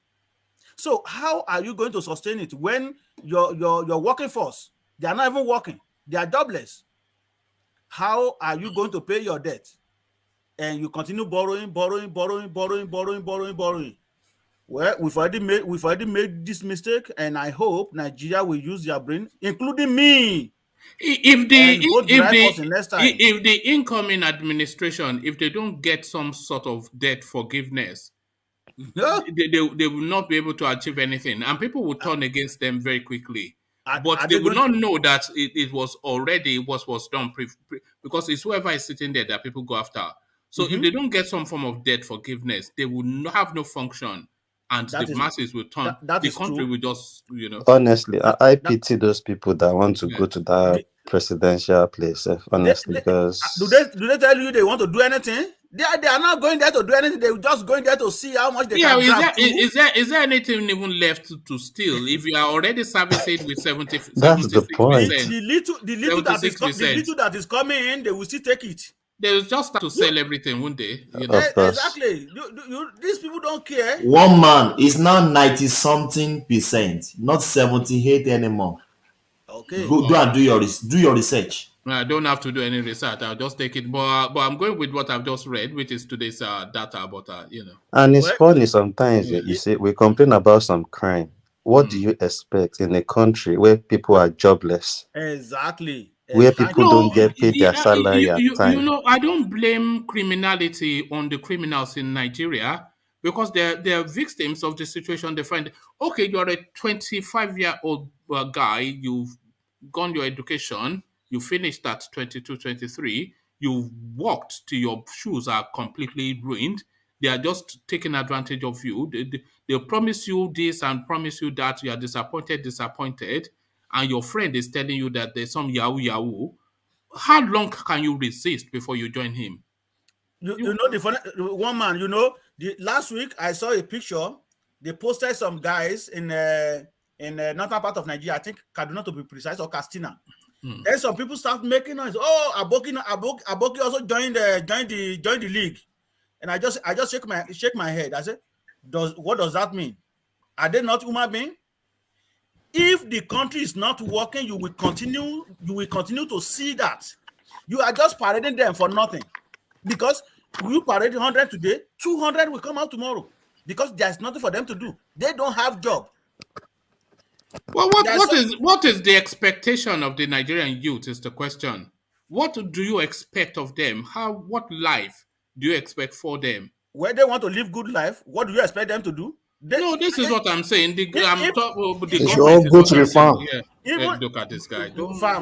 Farm. Everybody want to consume what they produce. When they don't even make it themselves, everybody won't drive in car. All 80 million of them should go to the farm. They should go and learn how to make things. Make what you want to make. Go and do research and learn how to make those things you want to consume. You know, that's the problem.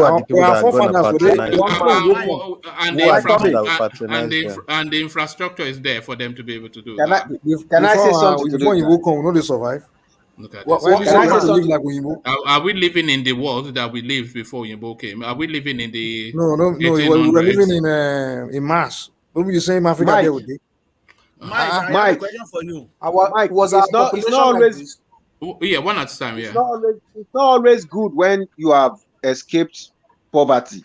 You start to wish other people to remain there. No, that's not me wishing anyone to remain there. The land is when there. You are in Nigeria, when you are in Nigeria, are you a billionaire? Why didn't you stay in Nigeria? Why didn't I stay in Nigeria? Every time you tell us here in America. So you know here in America things are done well, but you don't want it to be done well in Nigeria. Can you tell me why? I didn't want things to be done well in Nigeria. You see? So how can you imagine that everybody should go to the farm? Nobody farm, everybody get it. That's how Mike always come up with different silly ideas. So what's wrong with going to the farm? I know somebody nobody farm, everybody they farm before since 2007. He has done his masters, done everything he can do to at least put himself in that upper echelon to achieve something in that country. He ended up going to the north to get a Greek tomato to supply food co. Eventually, after masters, after everything. You see, Mike, sometimes, I understand. I just always think you just want to be funny. Because when you say everybody should go to the farm, sometimes I just can't count it as a joke. Like, that's you're not just funny. joking What's about wrong with going to the farm? That's how many people wants to go to the farm? Even if the country is good. If you're hungry, you go and grow your food.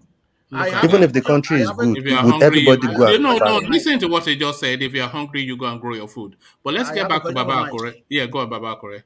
You know, before Baba Akure, I want to say something. You see, we are all right, but our presentation might not be pleasant to the other ear. Even me here in the United States, I'm still trying to make a farm. I already have a piece of land in my village. It's for rent, about some hectares. I'm trying to see how I can get people to till it and start farming what people can sell and eat. I'm not doing it because I need the money. I'm doing it for food security. I know maybe sooner or later, the people will be dependent on me. You know what I'm planting? Cassava, yams. Then when it comes to corn season, we'll do that. You see, Mike is right. We can do this, but it's not like everybody should go to the farm. Those of us here can support our people. We can start something. That's one strand. You'll be surprised. If I go on YouTube now, I can bring you. There's a girl, very articulate, very extremely pretty. She's doing poultry farming even one more beautiful. She's farming strawberries in Jos. So it's not as though they are not taking that option. Mike, but They are how only many giving time. how many people are going to the farm? My question They are for only you is giving time. Huh? Especially that one in Jos. One day you Yeah. just hear they have raped her or they have done something to her. That country is not safe. We have oil money. Use it to No, secure we're that not country. talking More about people to go yours. to We farm. are talking about your own village where it's I safer know for what you. you're saying, No, man. but I know what you're saying. people are doing it. You know, Nigerians are agrarian by How nature. many people get You know, village? Nigerians are agrarian by nature. We are tillers How of the many land by people get nature. village? So it's not as though we are not in the I farm. still have a question for That's Mike. true. How many Well, people and get one man, village? some of us here You are go tell pretending the like Goshen some to go to people his did not village get to go killed. and farm. Sorry, one at a time. Yeah. People leave their homes in United States, like this man now is saying about the farm. God help you and your farm, oh, because me too, I have a farm. But I'm saying that people leave the United States to go to Nigeria to farm. They have died there. There's no security. If there's no security, it affects everything. So let us be very careful. Cyril, when we are do you want bringing to it share? forward. Do you want to share the narrative of your farm? I think you've shared it Yeah. here before. I shared it here a long time ago now. So most of these things we are saying, we know it, but you can't be saying go to farm. Go to farm, there must be security. I can't go to my farm now because I'm not sure I will live there alive. Because if I put all my investments into that farm, what happened to your farm hands in your farm? they want shower a lot better now. They cut the way they cut those people. It's not even, you can't even be describing it. They ran out of that place since that time. With a land that we have prepared. And how long have you abandoned that farm? And how big is it?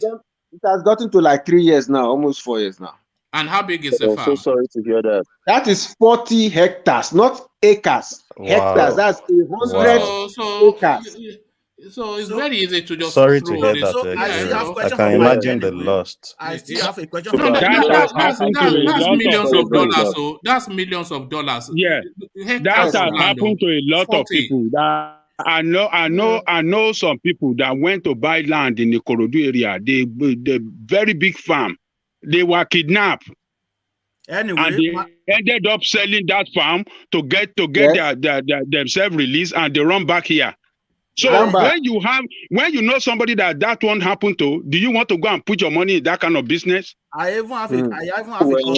What percentage of Okay, let's hear from Babakure. He has a question for Mike. Okay, no problem. Before I ask my question, I even have a cousin. He went to his farm. He planted yam because you guys are talking. Oh, do you need to go back to farm? Do they tell you that they are not going to farm? This one now, he went to his own farm. Yes. Planted yam, planted cassava, planted corn, and Fulani men came to the farm with his cow. He was even begging them that do you do it, but this is yam. A very far distance. And tell him to move his cow from that farm. Are you telling us that they don't know that this is farm, and they still went there and eat up the crop? One of my step sister, that when I was home, that was how they eat. They eat up about 1 hectare of corn, and they had to call Amotekun to come and hold those Fulani that's responsible for it. Though they got their money back from them anyway. So how many more? Now my question for Mike is that you live in the United States, because I have a lot of people like this also. When they get out of Nigeria, they believe that those living in Nigeria, they are handicapped, they are not doing anything, they are so lazy, they don't want to work. How many youths that graduated from United States now that are farming? That is my question for you. You have to give us the percentage. Because America is a first world country. The people in America, they have advanced themselves technologically. Okay. You should go to your country and go and advance yourself technologically before you start comparing yourself with America. You should blame yourself that Americans, we got creates with the same brain as Nigerians. They are going to lab to go and do research on how to make their life better. While we sit around and complain all day. We don't want go ahead. Okay, American people is God that created for everybody. Nobody saying God will create Americans and create Nigerians. So if Americans are using their own brain to find solutions to all their problems. They don't sit around and complain. Why we sit around and complain, and then we compare ourselves to America? Yeah, America is a first world country right now. How about we start doing what we need to do to become first world country too? We're not doing it. Mike, what part of Nigeria are you from? Do you have a farm in Nigeria? What does that have to do with my point? Do you I want to know where you can do a farm now. See, that's one of our problems. Tribalism. Once you make point, they want to which tribe comes from before they decide whether they go agree. I want to know whether X-Men have not entered your state. Which state are you from? Forget my state, man. Mike is from Imo State. Go ahead. Abi? The fact of the matter is we are not finding solutions to our problems in our country. Lord Michael, to even look at another angle to it. Let's even forget. Let's forget feed themselves. They can't feed themselves. Bandits. Let's forget all these people coming to your farm. For example, my brother has a white collar job, so he said, he wants to go into poultry. That he has some money. Me and my other sister, we raised money to give him. He started poultry farming. You know, it got to a point. The egg itself, the poultry is in Ibadan. You know where he has to go and source for a customer to be able to be selling the eggs as much as he has. Customers come from Lagos. He can't even get, people don't have money to buy in large quantity to even buy in their shop and resell. That's another struggle. So sometimes you will look at different things when you talk about these things. People should go to farm. Who are the people that don't get paid salary? People that their salary are not enough are the people that will come and buy the food product from you? Or you want to be farming so you can eat the food yourself and be feeding people for free? Somebody X0 is telling you now, for example, I can't even imagine. It's just one-way traffic. One-way, everything about him is one-way traffic. You know, one issue. How many people in Lagos will find land to go and be farming in Lagos? How many people in Lagos can find land? I can't imagine how much X0 has to count his loss and forgo that farm. You see? So like things are not working in that country the way you come. That's why I say sometimes I think you are just trying to crack us up, honestly. Nobody is cracking. I'm telling you the fact. You are not telling us any fact. Ẹni tó wà Amẹ́ríkà tá máa máa sọ pé àwọn tó wà òun sá kúrò ní Nàìjíríà ó sá wá síbí. Ó wá máa blame àwọn tó wà ní kinní. Ẹni tó sá lọ. Ẹni tó sá kúrò. Ó yẹ kó padà sí Nàìjíríà. Padà síbẹ̀ tó bá mọ̀ pé o fẹ́ kó lọ farm. Go demonstrate fún wa. Just go. Can you leave this country for 6 months? Mike, do you have a farm in Nigeria? Do you have the fact of the matter is this: we need to start speaking truth. That's a legitimate question. Do you have a farm in Nigeria? Do you have a farm? Yeah. Do you have a farm in Nigeria? X0 has a farm. Lord Michael has a farm. Baba Kure has a so they have farm. You have farm. You yourself, you have a farm. That's the question. So they have farm, and they are going against the idea that farming is good.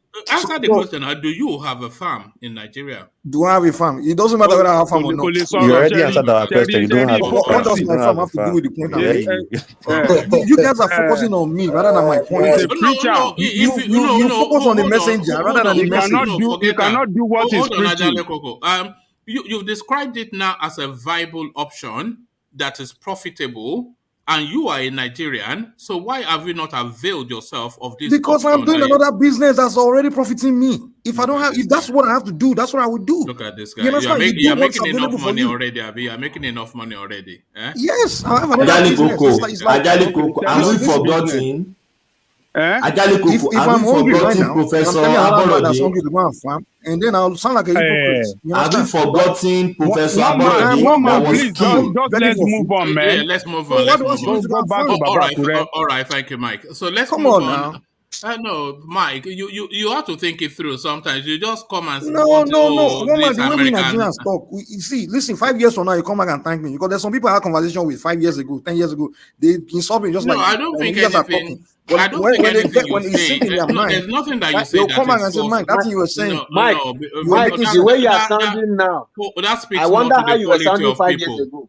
That speaks more to the quality of people. You guys want to sit and be giving excuses and be doing a victimhood. We are victims instead of finding solutions to the problem. Okay, Mike, we'll come back and thank you. Baba Akure. Let's get back to Baba Akure. All right. So Baba Akure, let's take you to Tinubu. who is eulogizing about the new chairman of the APC, who is Abdullahi Adamu. So he's a team builder, is what Tinubu is describing the guy as. But I'm speculating as to whose politics this guy Adamu is there to play, and what politics Tinubu is playing by that comment. Because Tinubu's candidate was meant to be Tanko Almakura, who lost out, but he is now championing this new guy now. So is he just playing political niceties? Is this guy for him? Is he clinging on to a dream that is running out of his hands? And what do you think then is his future under this guy's chairmanship, Babakure? For him to have a candidate that was shipped out of the race and then embrace this one, I will agree with you that it's just play nicely. Embrace him, praise him, that, oh, he's a nice guy, he's my padi and stuff like that.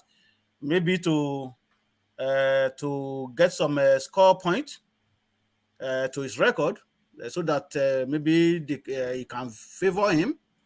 That could be, to me, it is just a political game, because you cannot really supported somebody before, and that person lost the election, and you quickly jump into back of another one. And you know, all these people, they are very funny anyway. That one also might play along. I mean, the Adamu, the new APC chairman, I just play along. You know, he might not really want to show himself that, okay, but you don't like me before. How come you suddenly praising me right now? So he may also play along. And for his political career, I think Tinubu still have that ground anyway. To me, he's still moving strongly. But we see after the convention, then we know if he's going to go further or not. But for now, if we are just talking on something that we don't really know, because he's really pushing very hard. I saw him today in one clip. I think he was from Oshogbo. He and Omishore. Maybe he went to visit Omishore or something like that nature. So I saw him in another clip. He was in Niger visiting the governor and then doing the Babangida something. Okay, you know? So and they're telling us this guy is about to die, but for where you know, they're saying he's going to die any moment. Like you said today, like you mentioned, the picture I saw today, the way he even walk is like they pump him up, give him some energy boost. You see, Baba Akure, you see what mystifies me is you travel, Baba Akure. You know, it's physically grueling, especially the takeoff and the land. It's a grueling experience to go on a flight. But this guy has been flying up and down the country, meeting high-powered people, everything. But then they're telling us that it's debilitating, that his health is falling apart, that he's peeing himself, that he cannot stand steady. The way I saw him today, the way he's going, the way he's physically acting, it doesn't rhyme with the narrative that people are trying to foist. Well, that could be because sometimes also when we are sick, you know, we like to pretend sometimes too, to show off that, oh, we are okay. But let's wait and see. But to me, he's still going stronger. He's still going, waxing every day. And see, they are saying they are saying they want a president that is able to travel around the country and go and this is what he's doing now. Exactly. He's showing them that he's capable of doing that. But anyway, he's showing that he is capable of doing that, traveling all over the world and even across Nigeria, because that is what we want. We want somebody that will move from one state to another. Baba Akure, is only east. It's only east. He haven't traveled to. Well, but the southwest, the north, everywhere he has traveled to this man. I think he will still travel to east anyway. I strongly believe that. You Yoruba can continue your packaging. This is the way you package Buhari. before you got to that program. You Yoruba must can. You Yoruba can continue your I was packaging. waiting for You guys are packaging I'm nonsense waiting that for you don't Ajale know. Coco. This is the way I've that been you waiting people for are Ajale Coco. packaged Buhari. You spread his name. You are jumping up and down. You carry him on top of the head, and this is what you got for him. You have started again. You people will never learn. But Tinubu, one man is saying, "Oh, he's a travel, is this and that," and Baba Akure is supporting him. This is the way you Yoruba are you packaging nonsense. Continue packaging him now. Professor Continue packaging him. I was thinking, where is Aja? Aja is coming to roast. Continue packaging him. Professor Ajale, you will still come back on this studio and start jab-marting and crying up and down again. Continue packaging him. Professor Ajale, let me tell you something, right? What's the name of that fella song? Is it Femi or his brother? You say suffer never enter bone.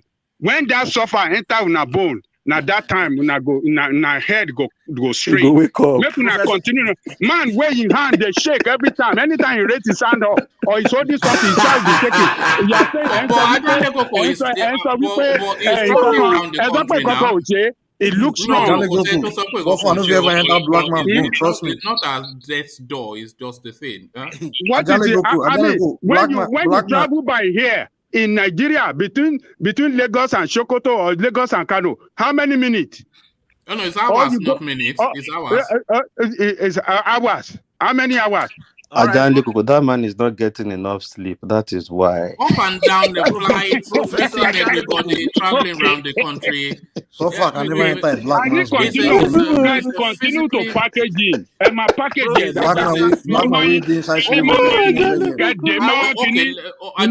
Let me ask you a question. And of course, you always answer honestly, so I expect that again.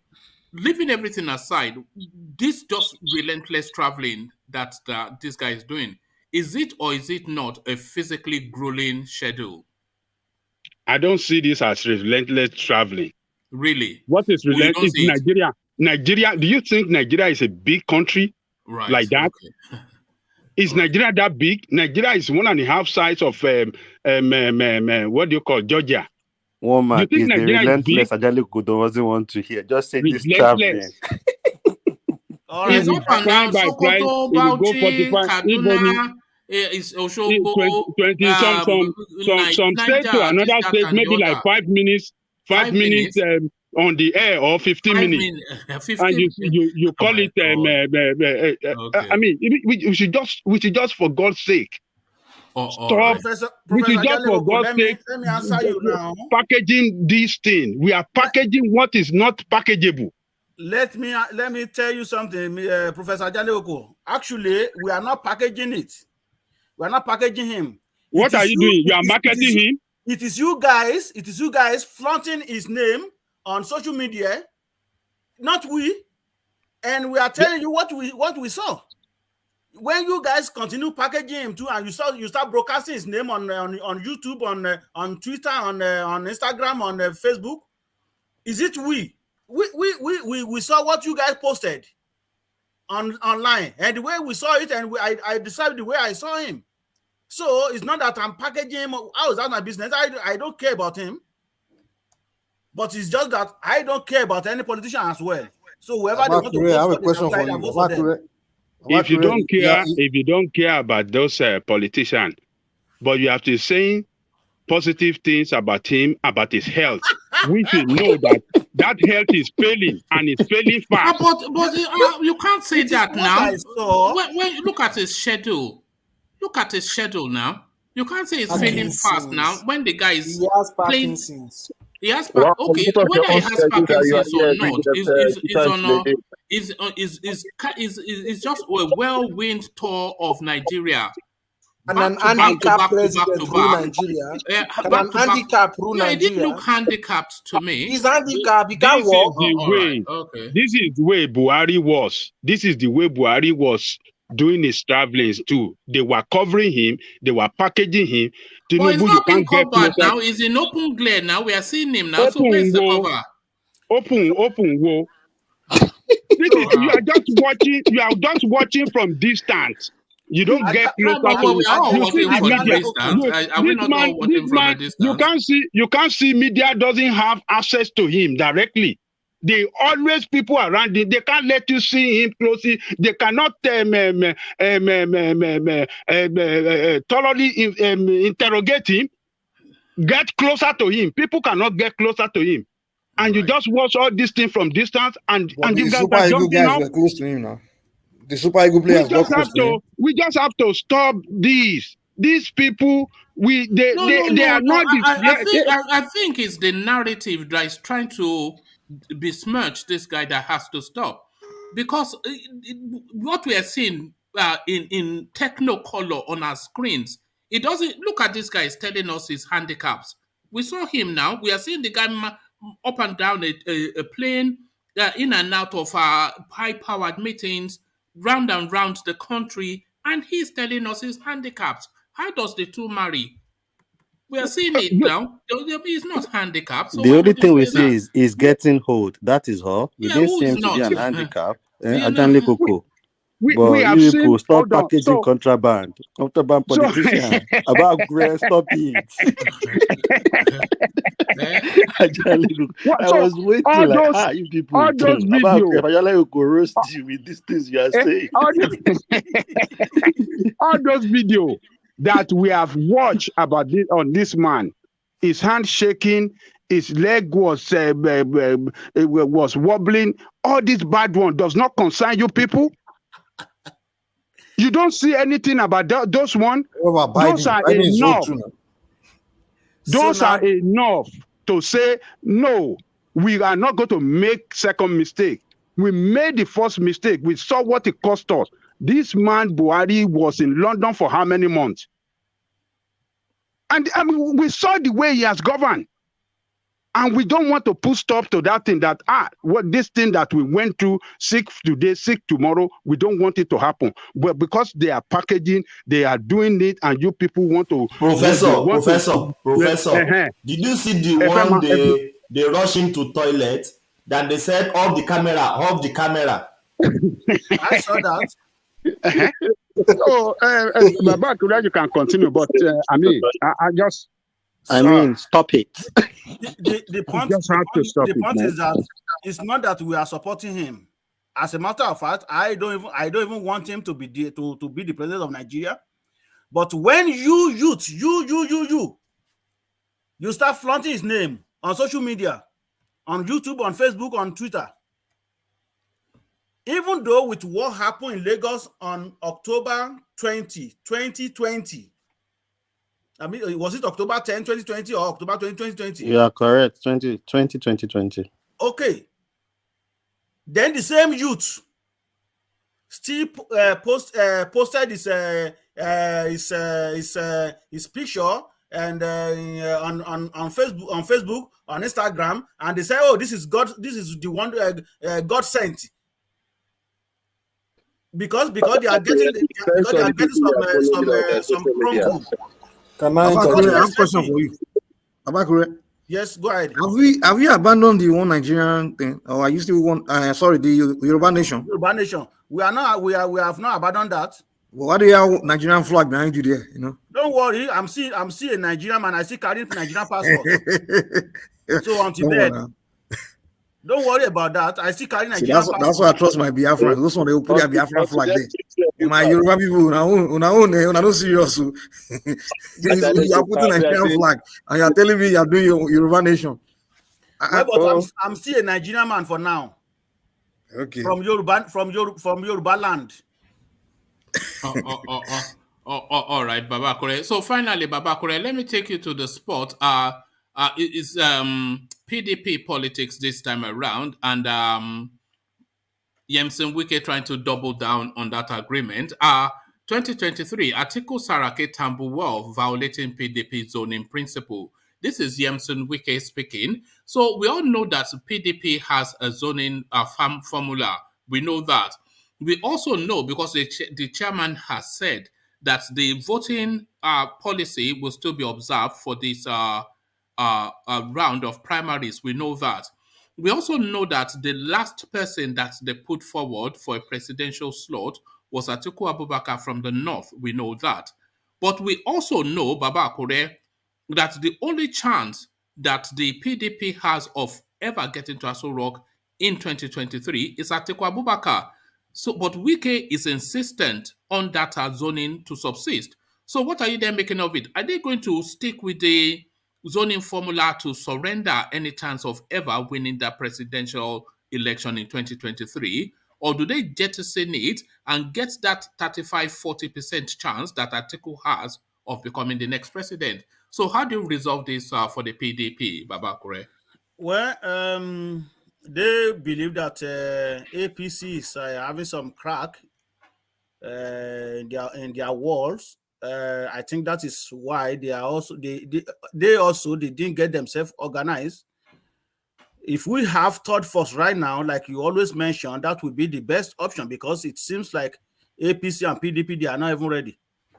Like you said, I am not going to say 40% for Atiku Abubakar. I want to say 50-50 chance, because 30 or 40 is too low for him. What chance would you give Wike if he was carrying the ticket? That man is going to get 10%. It's just making mouth. He can donate whatever the whole money from River State to northern part of Nigeria. That doesn't mean that they are going to vote for him. That is what he doesn't know. So I will give him 10%.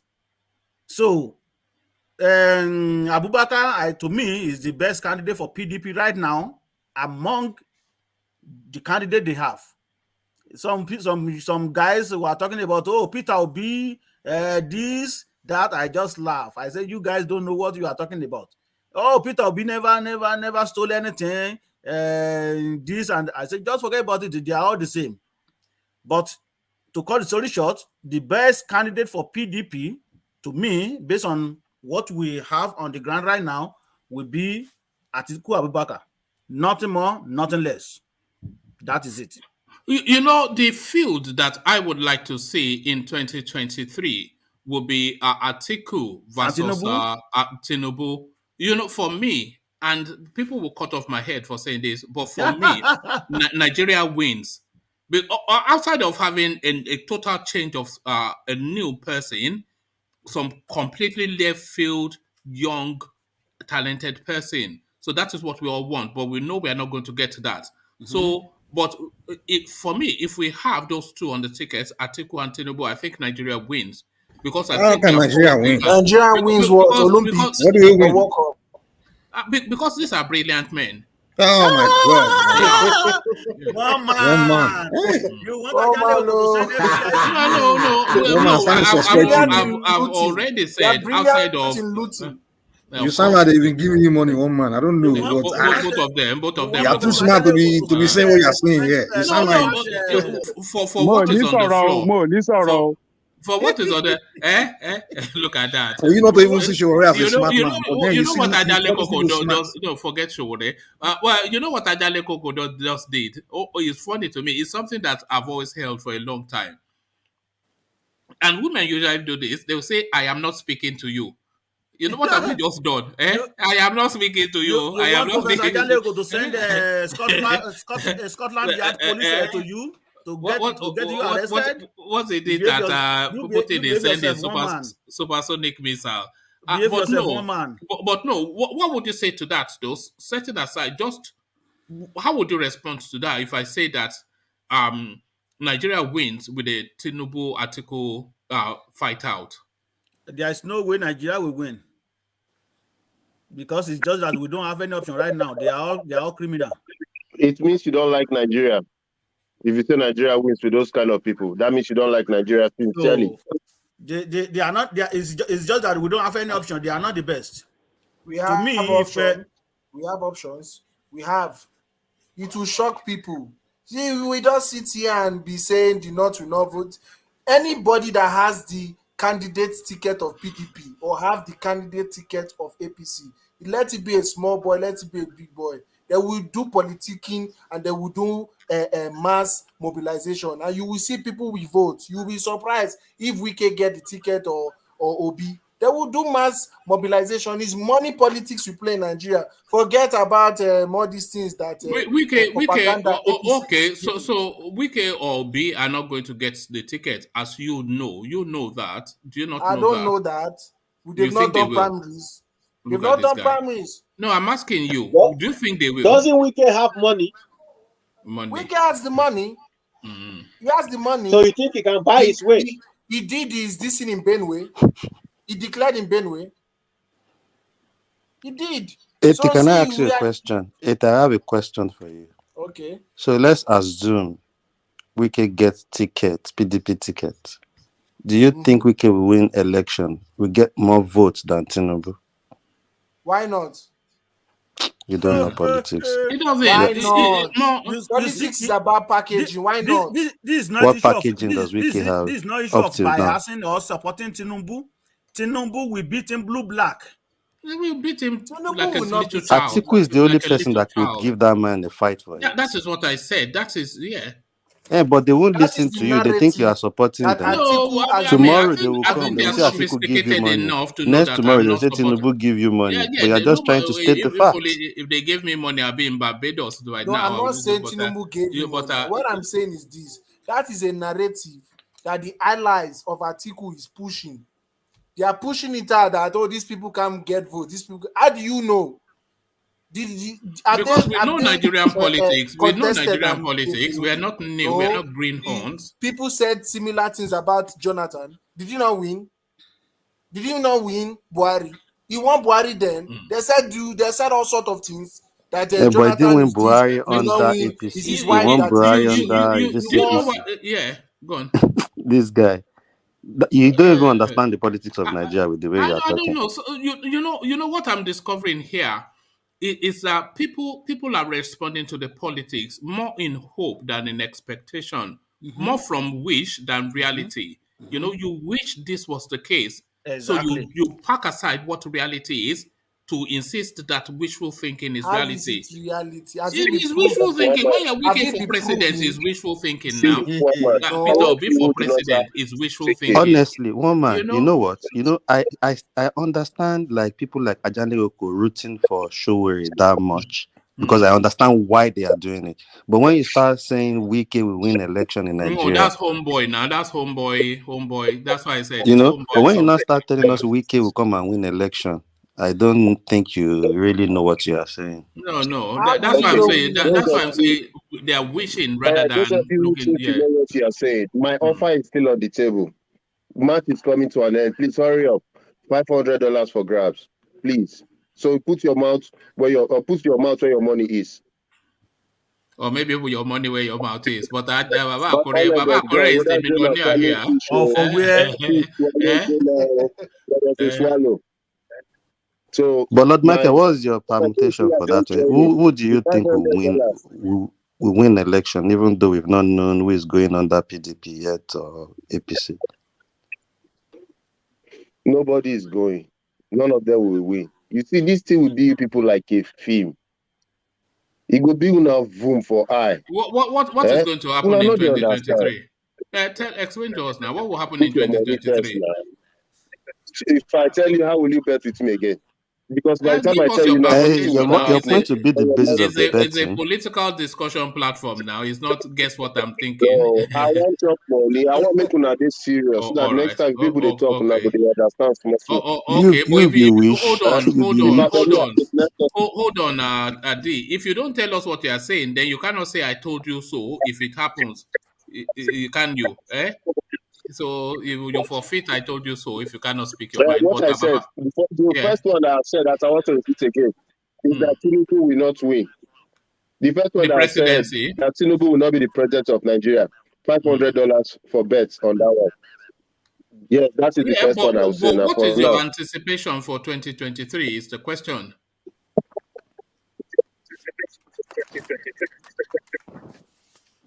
You see? No comment.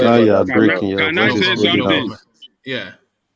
Abdul Mumini, bring out your money. Lord Michael is ready to bet with you that Tinubu will not win. Where is that your party man from Facebook? Is it still there? Okay, it's after come you out again. Strongly. If you really believe in Tinubu, come out strongly. against Lord Michael. Don't go after me.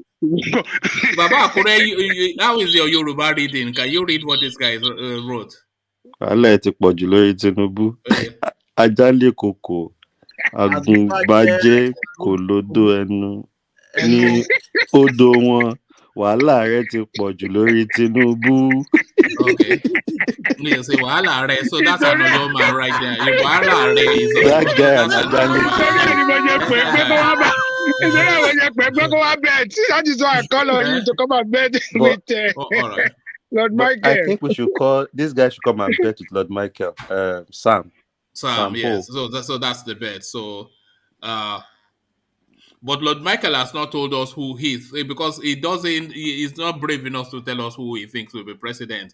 But Baba Akure doesn't really care. I am not rooting for Nigeria to be together in 2023. Okay, so but it's going to be now. Is it not going to be? It's going to be now. So, but whatever happens, I know Tinubu will not be president. So, yeah, but who do you anticipate will be? Who do you? Yeah, no. Who do you anticipate will be? I'm not interested in that. It's simple as that. Okay. If I want somebody at all, anyway, Lord Michael, Titan is calling you on the comment section. Come and put your bet. You don't know what you are saying. You don't know what you are saying, isn't it? You that know what you are saying. Titan is calling you in the comment section. You don't know what you are saying, Lord Michael, isn't it? All right, Titan. I mean, who will hold the money first? One man. Both of you can bring your 500. No. But Ajale Koko can hold it. But somebody should give us PayPal accounts that will just send the money sharp. No time. All right, well, Ajale Koko can do that. No, we have a driver here. One man should be able to. No. You know, I don't want to handle anything money. But let's get back to Baba Akure. Let's get back to. And by the way, just speaking on money, if Professor Data O is around, you need to comment. Of course, I need to discuss some payments for you. So, Baba Akure, back to you. Okay, well, like we are saying,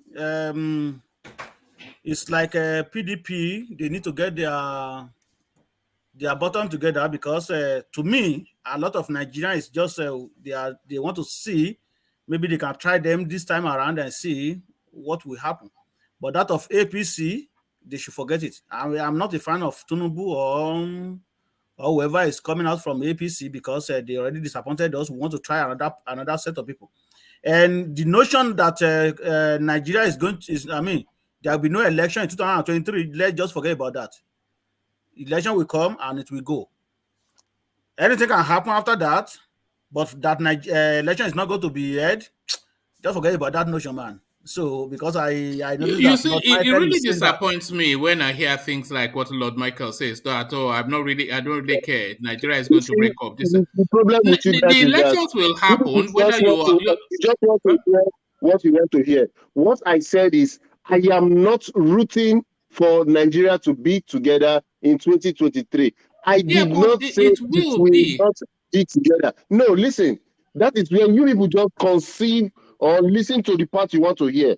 No, we heard My you. own is I am advocating. I am not supporting it to be together. I did not say it will break by that time. We heard that. We didn't say you said that. Yes, we never said that. But what I was saying, Baba Akure, is that that view disappoints me because whether you partake in the politics of Nigeria or not in 2023, it will happen. A new president will come in, and that president will impact. Well, I'm pretty sure. I'm pretty sure it's only 12 months away. You know, I'm pretty sure. In 12 months' time, there'll be a new president in Nigeria. And that president will impact on your life, Lord Michael, because you have a farm in Nigeria and his policies and processes. I said I am moving to getting a farm. Well, there you are. Okay. So, God, don't worry about the minutiae. It's going to impact on you because you have a presence in Nigeria. So whether you are interested or not interested, whether you participate or you don't, it will impact on you. So it will. But you see, and it will impact on you negatively or positively. in two parts. So and you will take it. With or without your participation, it will impact on you. Do you know why I am not interested? First of all, the people in the lineup. To me, the only person I think I can support is Sowore, and that's kind of his caliber of person. Apart from that, all these how do we call them again? Experienced criminals. I don't like their politics, and I can never support them. So that is why I'm not interested in that caliber of people. If I want to support anybody, it will be Sowore and his kind of persons. That is me. Yeah, but the kind of people that are going to come in are the people that are going to come in. So out of that smelly bunch, you still have to pick one that does not, that you can maybe not even tolerate, but you still have to pick of the smellies. Because one of the smellies will get it now. Yeah, but I don't have to vote. People can still not vote, which is not a crime, right? I have a PVC, but I am not interested in those kind of people. We have a choice to vote or not to vote. Mm-hmm. Don't we? But you can still vote for your man, Sowore, isn't it? Yes, that's what I'm saying, yes. So you can still vote, but your vote can be wasted. That's just it. It doesn't mean. But you see, most of us here, or probably all of us here, none of us is going to vote. There's no diaspora vote.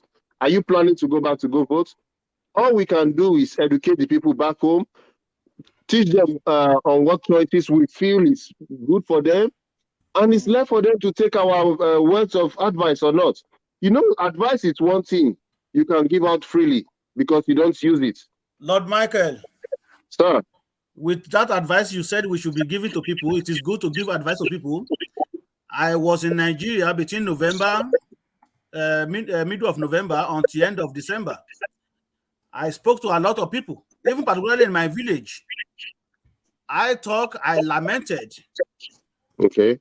Few weeks after that, or let's say 2 months after that, they collected 2,000, 5,000 to vote. So what do you say to that? Let me say, our mumu they smell. We're never ready. Exactly. The same youth that was shut down on October 20, 2020. The same youth now is carrying flag of Tinubu. So what do you expect me to do? Stop giving them money. The most disappointed thing is that when you care about people and that person didn't even know if you care about them.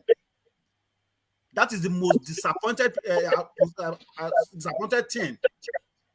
You care about somebody and that person don't even what was this person? What was he talking about? You can care. I don't care. The person that you really care for. So we can talk from here from now till tomorrow morning. The same youth you are talking about, they don't have job, they don't have this, they don't. Yet, they still collect 500 naira year time from Tinubu. About honestly, Lord Michael, you see, we Nigerians, we are our own problem. You are talking about advice. How many times, even on this platform, when we are all rounding up and giving our last comment to end the show, even you will speak in pidgin, speak in this. I'm telling you, my brother, even if you go on ground in Nigeria and you preach all these things to them live and direct, they will still disappoint you. But I just mentioned that I was. So that means the people there are not ready for change. They are not at all. So they're not ready for. So they deserve what they're having. So why? The guy carrying placard. How many people are carrying placard in NSAS in the toll gate before the shooting? All of them now. They are all campaigning for Tinubu or campaigning for Atiku. All of them now. They've given them money. They forgot all those people that died there. You see? So that's what is painful when you now start seeing all these people. Mr. Jollof, him too, he started supporting Tinubu already, or whoever he's supporting. The one that will come every day to social media to be condemning the government, condemning all of them, he's already supporting it. And he came out again to make a video to say, I don't care what you people think. I'm supporting what I think. So all of them now wear belly face. So that's the problem with we Nigerians. People just want to satisfy their own want. You see, the issue of Lekki is not primarily against the government. It was anti-SARS. There are some I of know. these people. There are some of these people you mentioned that they are switched to Tinubu that were already Tinubu before, but it's just against the SARS that they came out for that time. You know why I use it as a necessarily. reference? It's Yes. because So it's the government of the day that actually committed the atrocity against the youth. And if you are still now rooting for the same government that won't listen to you, you understand? you know So- the standpoint. You see, a lot of them are looking at it from this standpoint that it is Buhari. Tinubu is going to act different. They were not looking at the broader picture of this thing that Buhari, Tinubu, they are the same people. They are all the same. That's so what I'm saying. Tinubu will brutalize people? Nigerians' head cannot really distinguish. They can't really look at the broader picture of their situation. They are the same. I don't think Tinubu will be shooting people down like Buhari is doing. I don't think he's the kind of guy that will be doing extrajudicial killing. You know? Oh, okay. Because he never get power. That's why they talk like that. The guy is not a soldier. Let him be in control of soldier and police and all the power that belong to that presidency. Who was that guy that he took down? Can you remember something William that he took down in 1999? Funcho Williams. That guy is a killer. Don't worry about that. You don't know him. Let him assume the position of real position of authority in charge of all the power in Nigeria. Then he will show his true color. Did you believe that Wike, who was supporting IPOB, who IPOB even supported fought Amechi, and Wike gained power? Did you believe that under 4 years, this guy would turn his back and start using soldiers to shoot them? And because of that, he almost killed everybody in one village in Obigbo, claiming IPOB was there. Would you ever believe that? Oh, Wike. So once this guy gets into power, change. No, I already know Wike know they take nonsense. I can That's our people for you. But Tinubu, but that's not the point Lord Michael was trying to make, Mike. What is just trying to buttress Adani Koko's point that when they get power, they will do and undo what you don't even expect. That's what he's trying to say. All right. Let Babakule round off his thoughts so I can move on to the next contributor. Chief Akpelua. Chief Akpelua, yes. Thank you very much. Well, I have said all what I need to say, but I will still make a little point. There's no much advice that you can give to people back home, like some people already mentioned here. Like I said, I was there in November, December, preaching the gospel, epistle. I preached it all over. What happened? Reference to end SARS, reference to the looting of food that government stashed away from people. 2 months after, those who collected 2,000 collected 2,000, those collected 5,000 collected 5,000. Oh, let me just collect this at least. I will use to cook okra soup. So it is very bad in Nigeria anyway. So that is my take on that. All right, brilliant, Baba. It's a really depressing space, the Nigerian space. You know, so much wealth in that country and so much poverty as well. So that's just the story, isn't it? So much wealth and so much poverty. Tinubu alone can probably feel, that guy can feed Nigeria for 1 month solid. And everybody eats for 1 month solid. And many of them like that. They can feed the 200 million Nigerians. Let's put a price to a day's meal. Let's say $20. Let's say $15, $5 for each meal. These people, they can feed Nigeria, the whole country, for 1 month solid. 100%. Without and not Tinubu alone, just so many people in the north. 1 month, where is he going to find the food now? No, we're not. Nobody's growing the food. Oh, for goodness me! Did you get the greater point? Or I know what you're saying. You say he has the money to buy the food to feed the people. No, we're not saying it. Oh, okay, let's just leave that because. But Mike, you should understand what he's saying. What are you saying, Mike? Woman is saying they have the money. to No, feed the people. But then yeah, what I'm so saying is, no, forget the food now. That was just the point. You know, you It's don't just a have to comic. I get pedestrianize. the point, but You then don't have to Jonathan is expanding for you. Now, if no pedestrianize one is every. growing the food, where's he going to buy the All food? right. Oh, okay. All right. All right. So let's Muhammad, just leave that. people in We the are comment importing section food, one man. We are importing food Okay, in we know Nigeria. that. No, I didn't want to even open that space. I Okay, think okay. the point I was making was already made, so I don't know where you were taking it to. You know. But Lord Michael, you wanted to say. I'm saying somebody in the comment section is campaigning for Mike that they want to hear him talk after Chief Apelua. Oh, I wanted to go to Grant because only because he's new to the space, and I really want to capture his thoughts in case he might dip out or something. So let's go to Grant. Grant, are you there? Yeah, I'm here. Yeah. Oh, all right, brilliant. So you've heard the talking points and you've heard the opinions, but let me start you back from the beginning. The Will Smith space. That's the number one topic virtually in every country, with people applauding and people condemning. So are you applauding or condemning Will Smith versus Chris Rock? Even Jake Paul is inviting them to take to boxing. So what are you making of that space, the slap? Well, for me, I think it's wrong for Will to do that because no one has the right to hit. And if he had maybe said some words back to Chris, then that would be good. He could just stand and say, "Hey, don't ever talk to my wife that way anymore," or something like that. You know, that's okay. But you going to hit someone? No, I'm not in support of that. So I think it's wrong, basically. Yeah. All right, thank you. And the attack on the train in Kaduna, Abuja, they're now using bombs. So before they will shoot it up, but now they are blowing it up. So terrorists bomb Abuja Kaduna train with 900 people on board.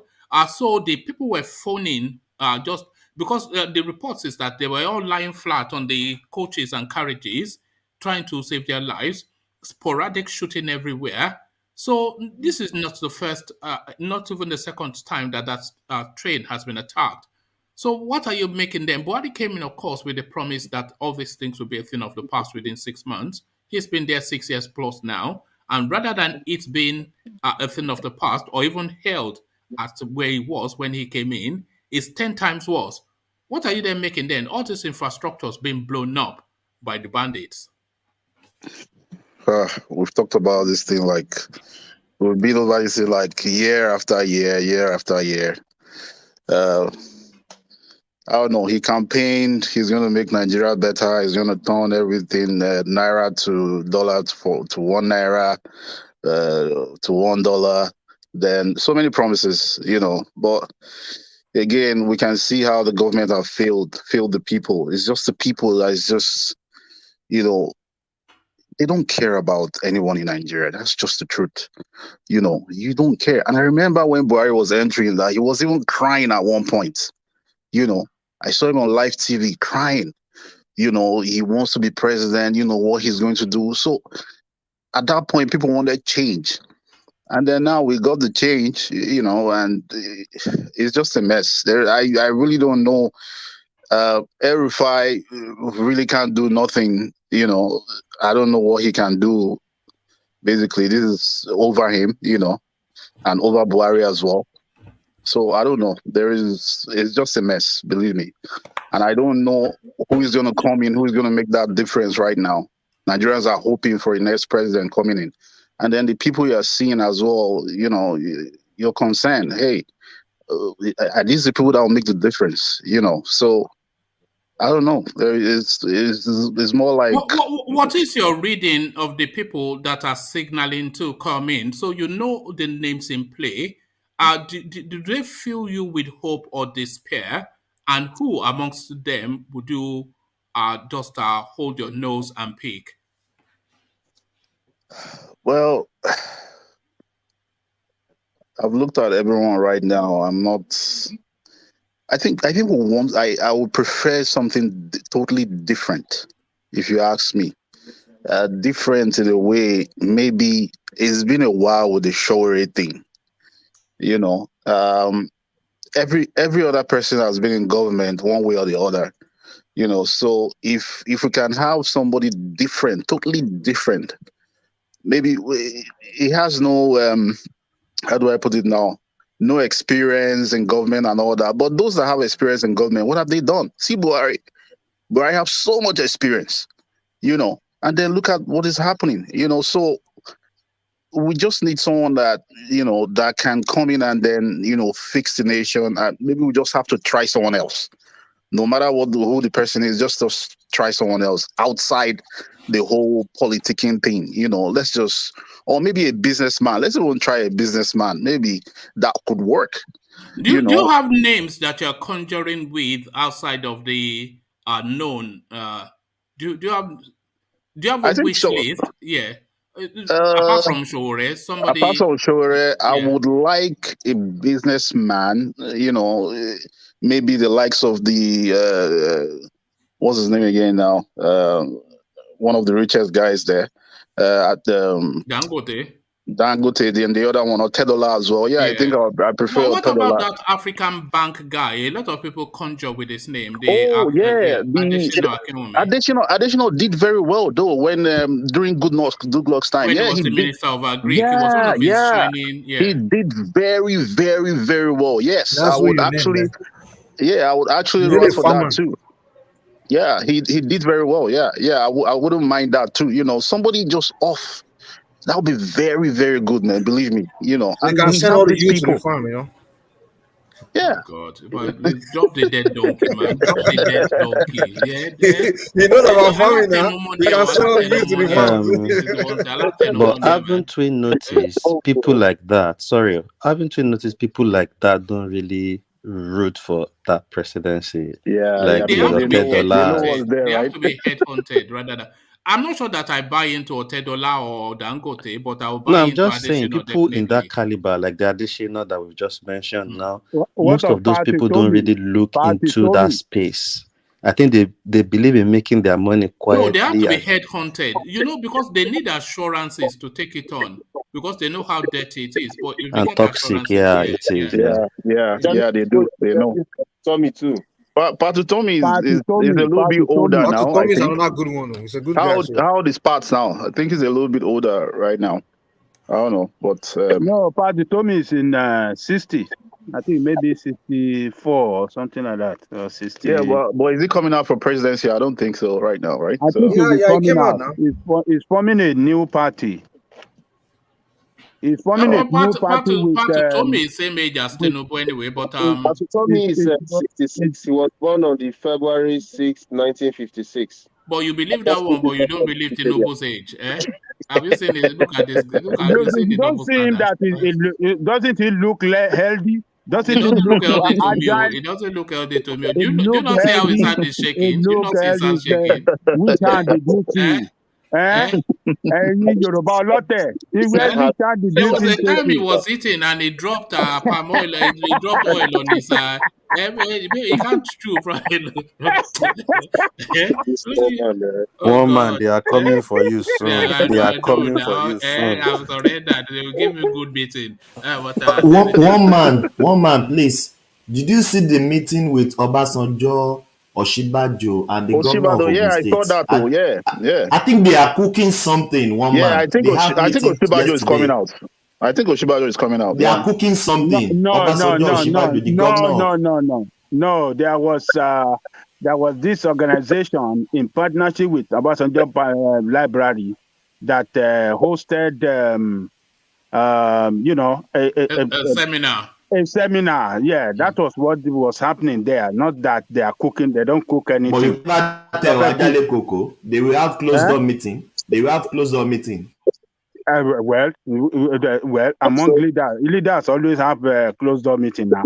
But what happened was it was a seminar, and they went there to deliver their lecture and stuff like that. So it's a lecture about good governance between Obasanjo's library and this organization, West African organization. Even the former president of Sierra Leone was there as well.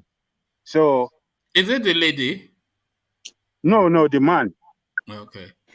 Yeah. Okay, see, the No, only you are closed talking door of meeting. Liberia. You are referring to Liberia, right. woman. Okay. Yeah, Okay. former president of Sierra Leone. Yeah. Yeah. And Oh, Obasanjo was the one who helped that woman to power some time ago. You see, the only closed door meeting they have is how to get contracts, how to dip in into your pockets and eat your money. So that is the only closed door meeting these But why guys would you have. say that though? Have you been party Because to any? Have you been party to any of these closed door meetings? can I tell you why I say that in about the closed door meetings? Yeah, Which go on. closed door meeting have these people gone into and came out with a good resolution for you? Anytime they go into these closed door meetings, is it not worse when they come out? So do we expect anything from them anymore? Okay, all right. But by the very nature of the closed door meeting, it means that they were speaking in confidence. So that's not to say they will come out and then speak to the public.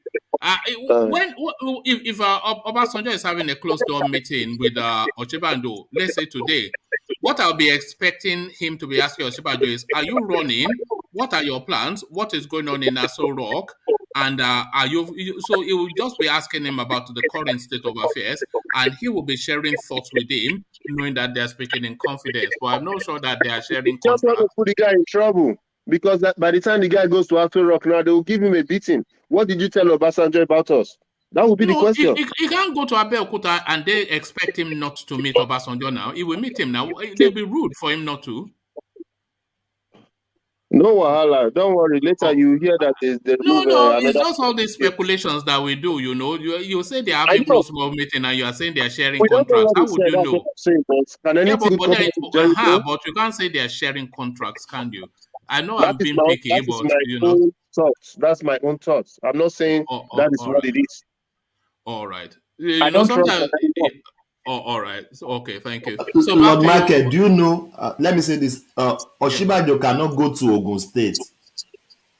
He will really not see Obasanjo. Do you agree with me? Because No, I doubt Obasanjo is the. Buhari cannot go to Ogun State and not see Obasanjo now. Why you'll be rude? The optics would not look right. But back to you, Grant.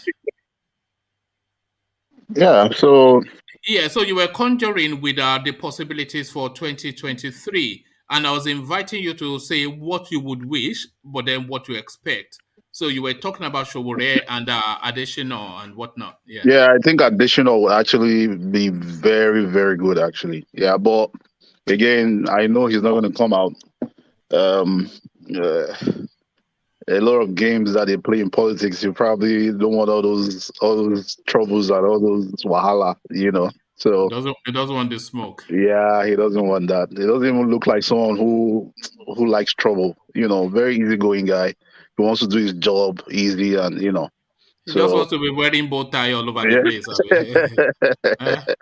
Yeah, but Showore, I know we want to do it. We want to beat everybody, and make sure things are done. Where are you on the Showore narrative? Because I'm sure you've been following the platform and you know that a very divisive topic. Everybody strong views held, but what are your views?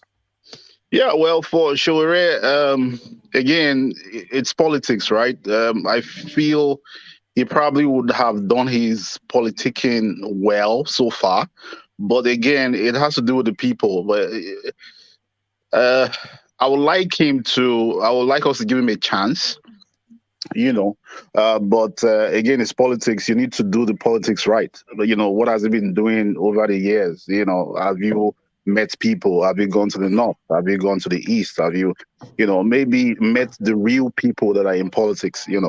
I don't think he has done that well so far. Maybe he will start doing it now. I don't know how late it is, now that he's out. And again, he's a very stubborn guy. He wouldn't. Is he likely to be president in 2023?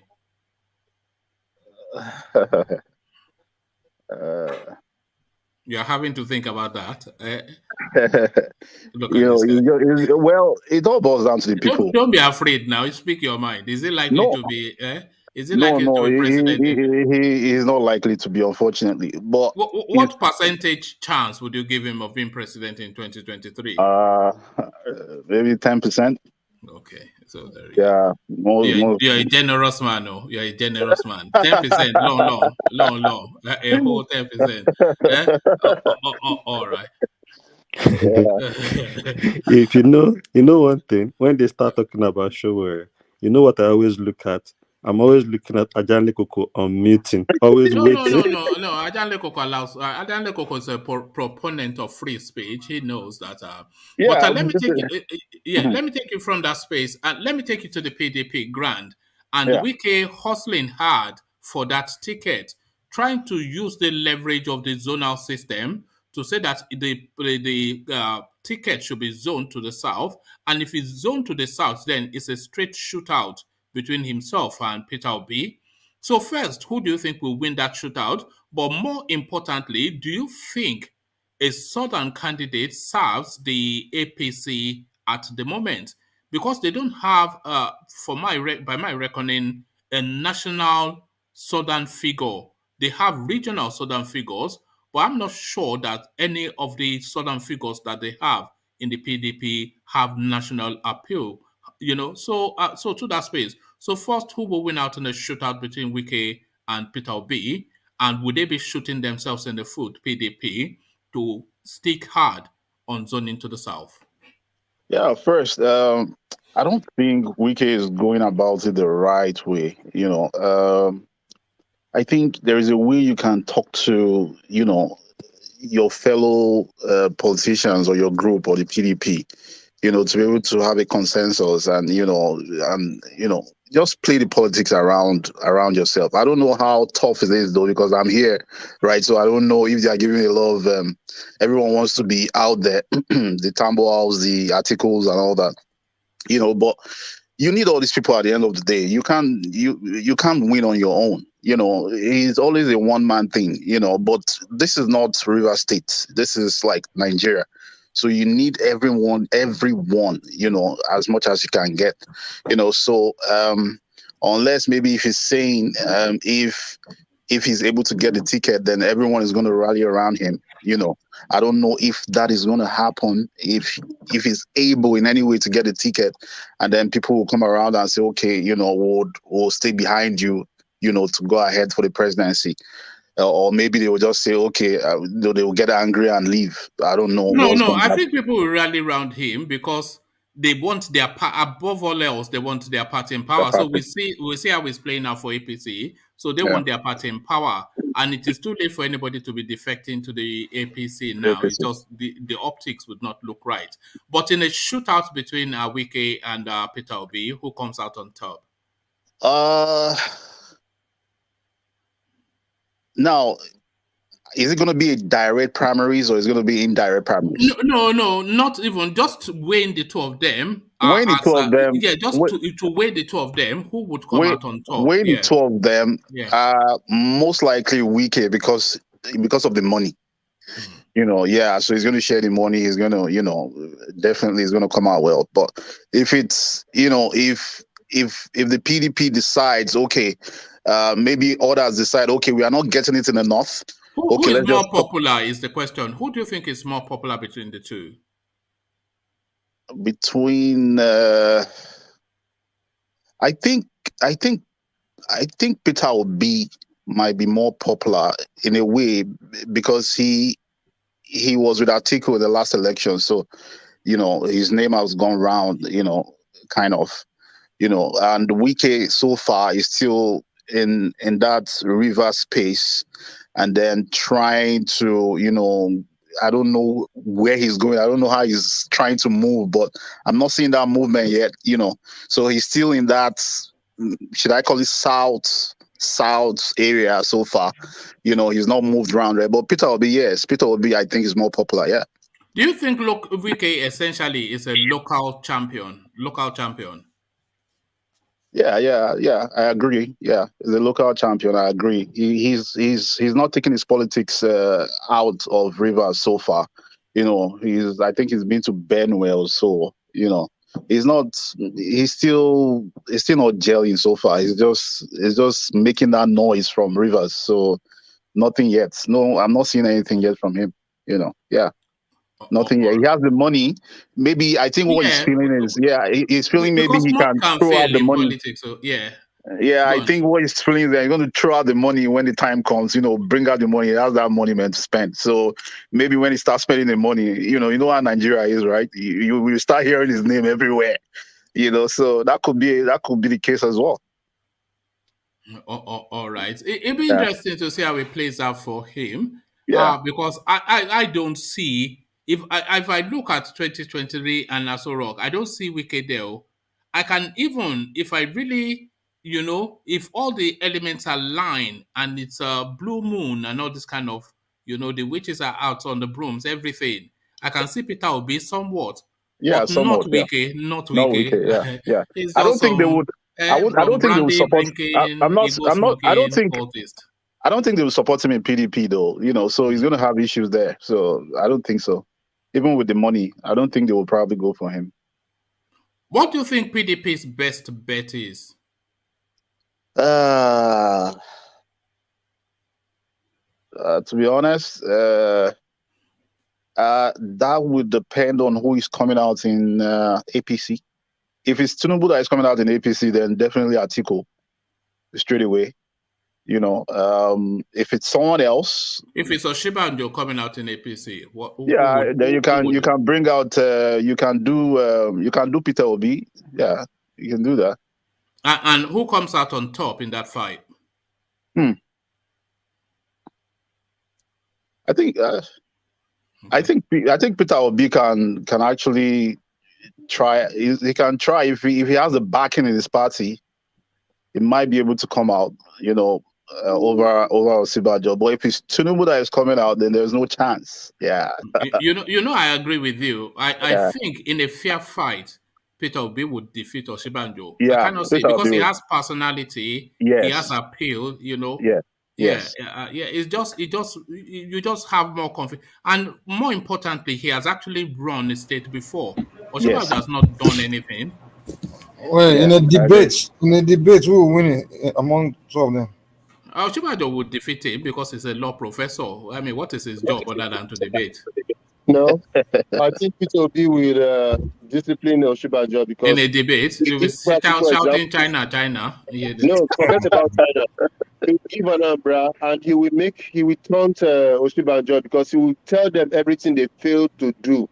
That will now be what they will use against Oshibanjo.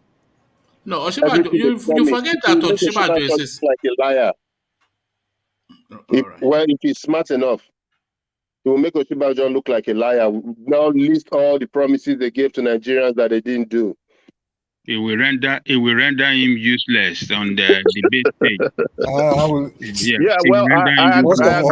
I agree. Peter Obi would defeat both in debate and everything. I feel he's going to do well. But the only concern I have is Tinubu. If Tinubu is not running for this election, that's it. Forget about it. I think PDP will take it easy. You guys are saying Peter Obi will use performance of this administration against Osibanjo in the debate. First of all, Osibanjo all he has to say is, I'm just a vice president. He's not a president. So you can't use that to say you are saying he will detach himself from this administration? He has to detach himself. He can actually, do you know this the voting for the president and that of vice president is a joint that ticket is a joint ticket? Let me tell you how Osibanjo will destroy him. Osibanjo will point at the few good things that was done in his administration and figure a way to attribute all those things to himself and say everything else was not a part that he was in charge of. He will play that. He will flip it. He can't play it, people. That's going to be a very. There is nothing.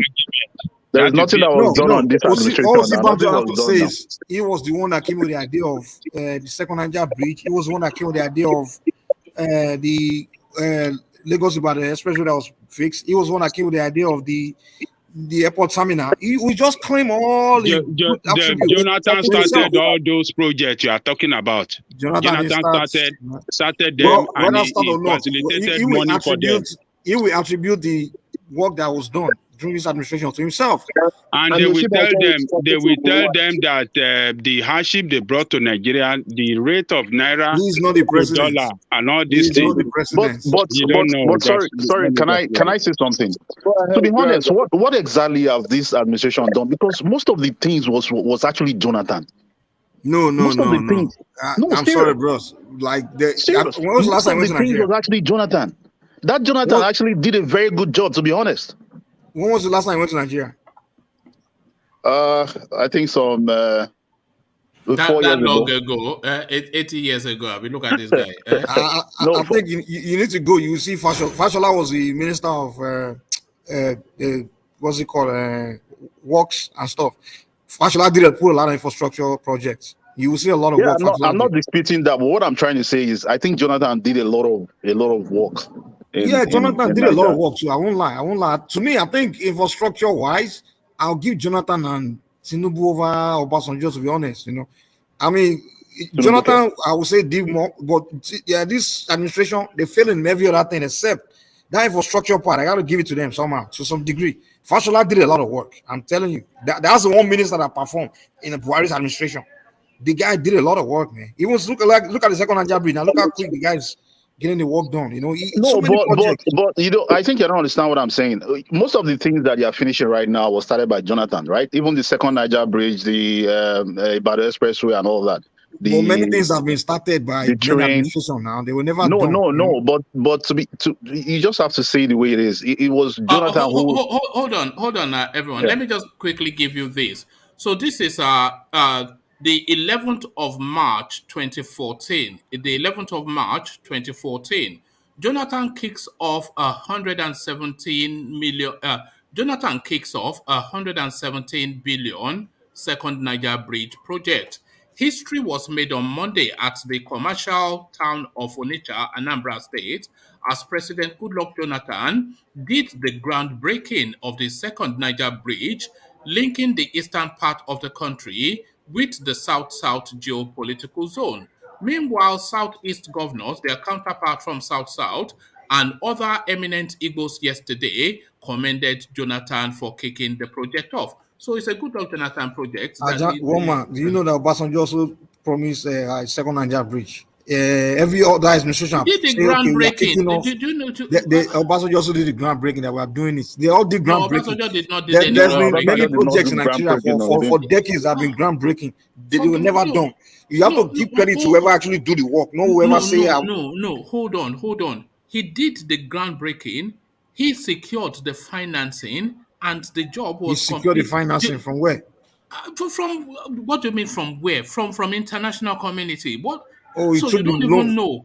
You don't even know. He took the loan for the second Niger bridge for international community. No, he took it from his back pocket. He took it from his back pocket. What are you talking? Let's just abandon that. Sometimes you don't have to know what you're talking about. Listen, you give the credit. Whoever do the work is who give credit. That's what I'm saying. Everything, even if you want to argue with him, that's why you don't argue with him. Yeah. I'm not taking credit away from. What argument are you making? I don't get it.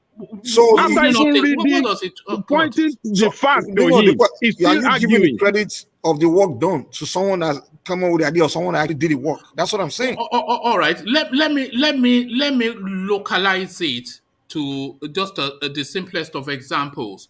So there's a piece of land, that is owned by, let's say, a family that we all belong to. So that piece of land, it needs to be built on.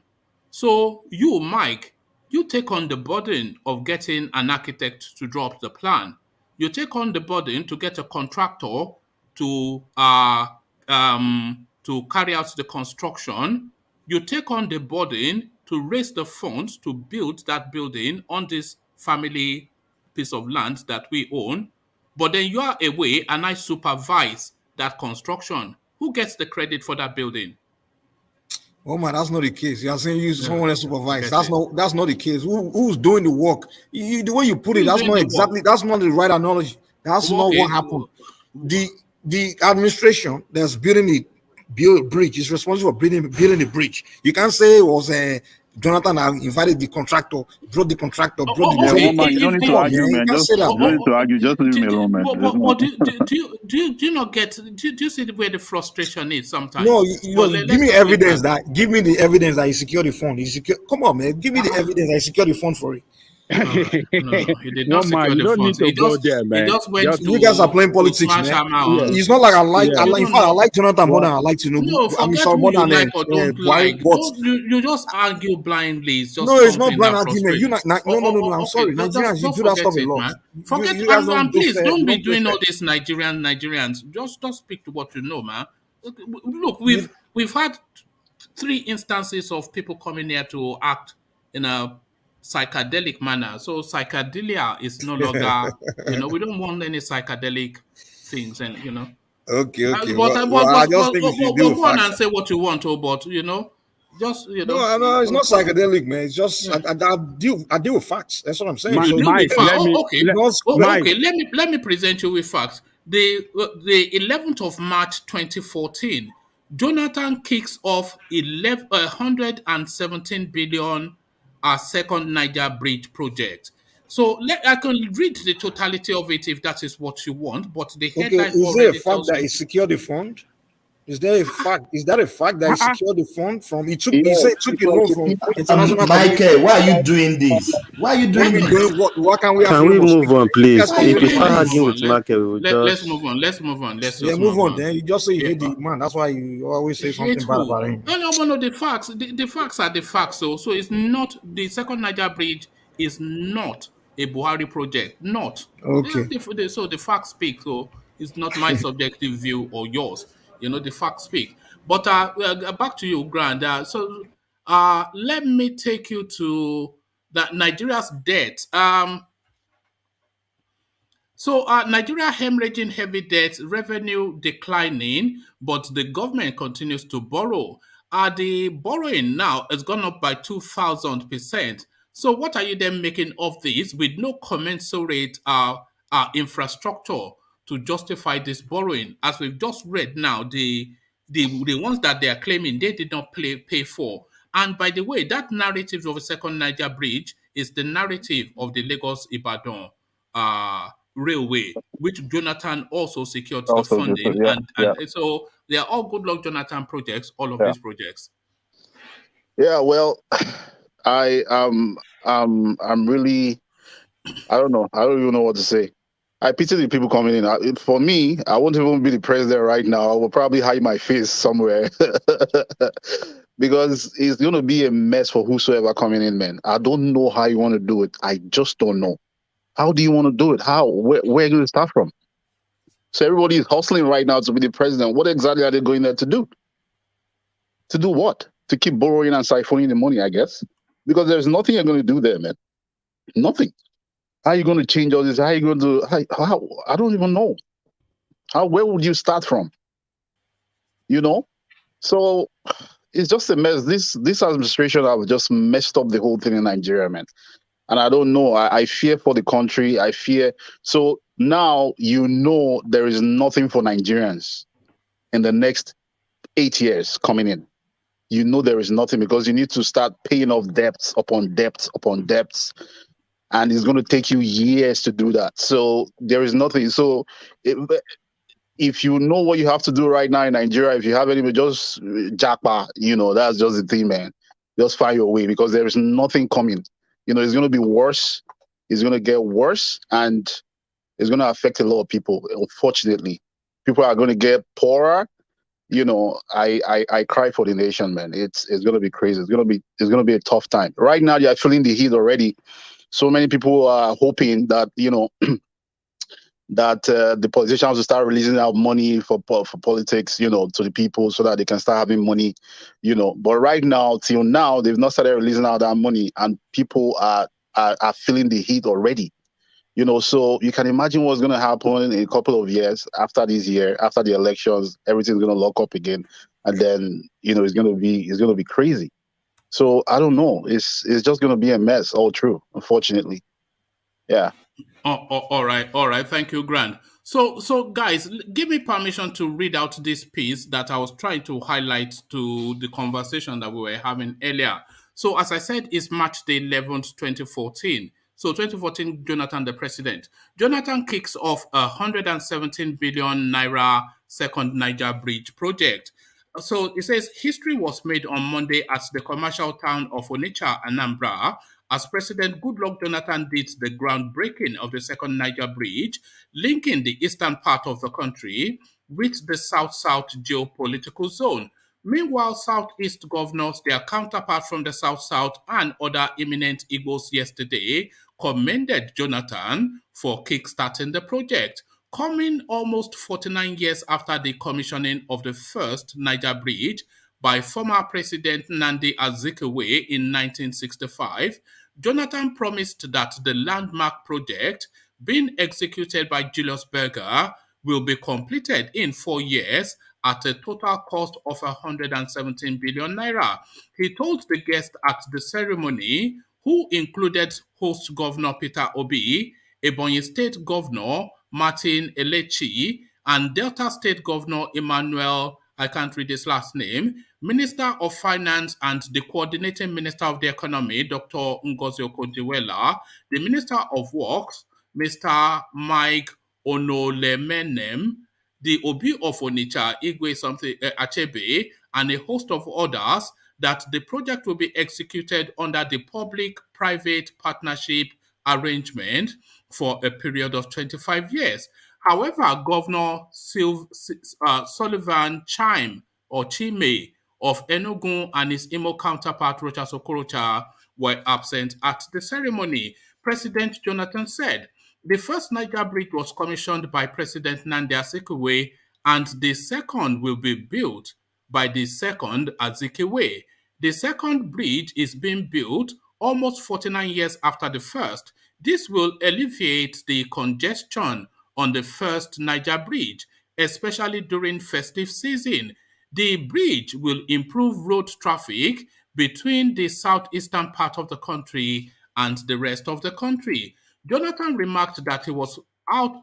Jonathan remarked that he was only Jonathan remarked that he was only out to fulfill his electioneering promise way back in 2007, when, as vice presidential candidate, he came to visit Anambra on campaign stump and promised to build the bridge.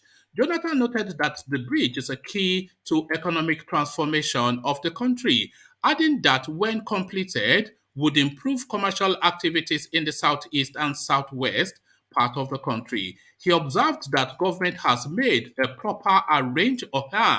Okay, so this is now the part. He observed that government has made a proper arrangement for the financing of this major infrastructure, and government would provide about 25% funding for the project.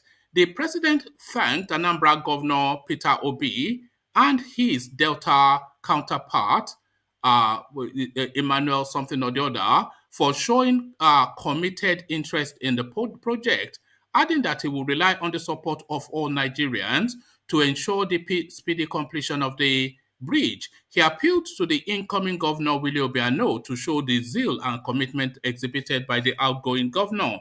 Also speaking, Minister of Finance and the Coordinating Minister of the Economy, Dr. Ngozi Okonjo-Iweala, explained that the project will be 60% equity and 40% debt, adding that the financing model being proposed will be a template for the development of economically viable projects in the country. According to her, the finance structure put in place by government would facilitate speedy completion of the project. Okonjo-Iweala, who described the existing Niger Bridge as a bridge of love, and by the way, let me read that again. According to her, the financing structure put in place. So not to be put in place. And this is Ngozi Okonjo-Iweala, but they will still say that's not good enough. According to her, the financing structure put in place by government will facilitate speedy completion of the project. Okonjo-Iweala, who described the existing Niger Bridge as a bridge of love, stressed the need for the country to build more bridges that would close our historic divides and connect communities and the entire country together. So on and on it goes. The minister said the bridge was located, blah, blah, blah, blah. So it goes on and on, but essentially that is it. It's a good luck Jonathan project. That's just it. They've described the financing, they've described the planning. I cannot see what the argument is, but of course, there's always an argument. So there it is. So, okay, Mike, you accepted now? Mikey. No, we just come up with let's come to you. Okay, go on, Mike. I start talking now. They will say, "Let's move on. Let's move on." So there's no point. You guys don't let me talk. You also let's move on. Let's move on. The moment you start making points, shout, "Let's move on." So let's just move on then. Okay, let's just move on. Okay, let's move on to Ajanle Koko then and take you back to the Chris Rock space. Well, Chris Rock, Smith, what he did was totally out of law. He violated the law by putting his hand on Chris Rock. In America, we know the way these people, what do you call them? The comedian. Comedian. Yeah, the way they talk and make jest of people and say whatever they want to say. So, and Smith understand the way they do things too. So it's been part of them. Is their friend, and I expected him to have that sense of humor to just laugh it off and just move on, instead of going and carried out that show of shame by slapping somebody while the whole world was camera was beaming it, showing it to the whole world. So what he did was totally wrong. It didn't show that he's a matured man. It didn't show. It showed that he has anger issue, and he totally, show some weaknesses in him that he needed some kind of anger management class. Need to attend anger management class and some kind of therapy, as Thomas said the other time. So I am not praising. I don't accept what Chris Rock did as well. He was wrong, but this is the way they do it in America. President Trump, hey man, this comedian make a hell of money during Trump time. Every day there was this guy. What is this guy that go on 10 o'clock, 10:30 to Colbert? Stephen Colbert. Yeah. Oh my God. There is no, throughout the time that Trump was president, there is no day that this guy will not make a jest or some kind of funny thing about Trump. They make hell of money. Trump was, he understood the way it worked. We jab them whenever he feel it's time to jab them. He will jab them. He will, and he walk away. He never do. Even right in White House, there are many times some reporter we throw some question and they we say some things to him. Did he ever stand up and say, because I'm Mr. President, let me go and hit him? So what's me? I understand what you are saying, but this is different from them making jest of Trump. It's a different thing. If I have a child with autism and we are sitting down and somebody wants to start a joke and you start using the autism that my child is suffering from to make a joke, I understand the part you are saying, maybe Will Smith should have not slapped him. But Baba Kure said earlier, we are wired differently, and that is how it take you should react to it. And the funny thing about comedians is it will now stop there. It will now start going from one comedian to another comedian to another comedian. This is the health issue. They are not using Trump health issue to crack jokes. You Like think a lady Trump's now head is in not part of the military? Nigerian Yoruba actress, they say doctor told her she's going to live for 4 years. Now imagine a comedian now where she's sitting and start saying, they say this person cracking joke with that. It doesn't make sense. I understand what you're saying. Okay, maybe Will Smith overreacted because it was Oscar, but people react differently to things. But that is totally different from comparing Trump's situation to, that's what I'm just trying to say. Are you trying to tell me Trump's issue with his hair is not health related? Is he That's the not only health related. man That's that just is the color of bald? his hair. Not like he has that's his color of his hair. His color self match with his hair color. No, they're accusing him of going Trump bald, is though. bald. That hair you see there We is know it artificial. comes over. Is it Yes, it's artificial. artificial or come over? Yeah. It's implants. And they still talk about it. He has not killed anybody. And even with the joke Chris Rock made, Will Smith laughed at first. And later he got up to go hit him. So is something watching him? No, you don't say that. They talk of Trump. They talk of Trump that he's overweight, he's obese, he's all these things. What did he do?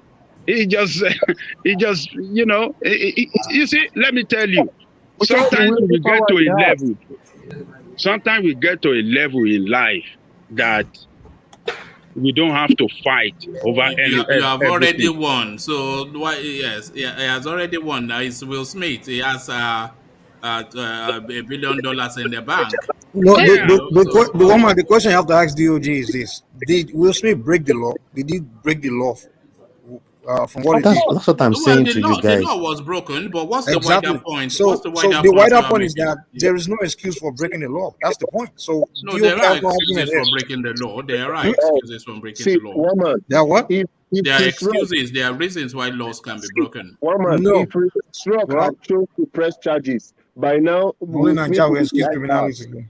What of if, Lord Michael, what if Will Smith doesn't even care to go to prison for 3 years? What about that? Wrong. Whether I I've seen people commit crime when it's winter. Hold on, Mike. I've seen people commit crime when it's winter and they know what crime they will commit just to stay in prison during winter because they don't want to pay electricity bill just for that. They want to go and eat free food in prison. That's a very responsible person. Why do I you know want to go it's to jail? but I'm just saying. So you are not telling me somebody can now do. G, have you done that before? What?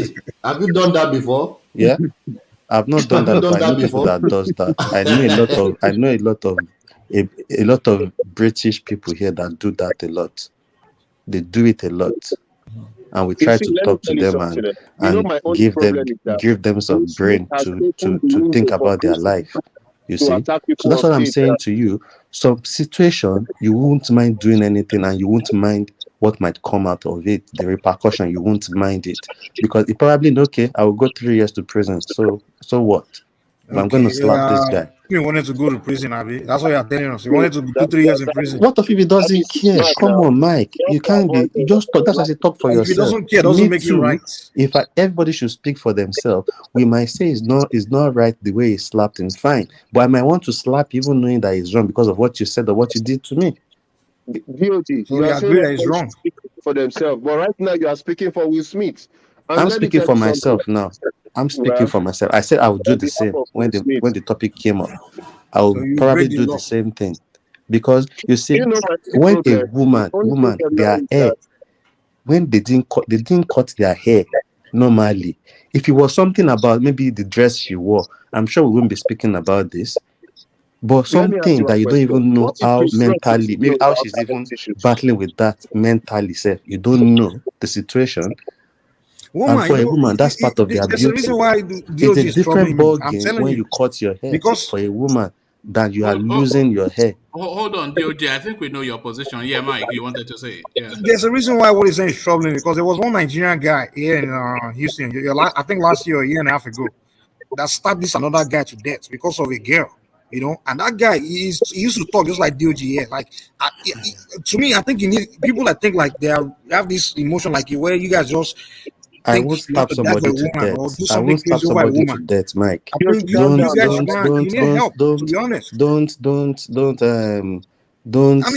put me in that light. Don't put my name in that light. The way I'm speaking, that's the way the guy is always speaking. What we are speaking here is The different, thing and you are obviously, justifying I'm a somebody gentleman. I carrying won't slap violence against somebody another to person death for over a that, joke over but I his can woman slap somebody for that because of your girl, because of woman. You slap because of another my man. wife, And not what if they because of shoot my you? girl, because of G, my you are a wife. gentleman. The No mother of my issue, you are a children. Hold on. When somebody's saying I was with that, that's how somebody going to stab somebody. You People that need, speak like I me. mean, I think Don't if put me in that's the that way light, you Mike. need to go and get some kind of help because Just calm down. Let him finish here. Thank you. Okay, see, my own problem is that Will Smith has just opened the window for craziness.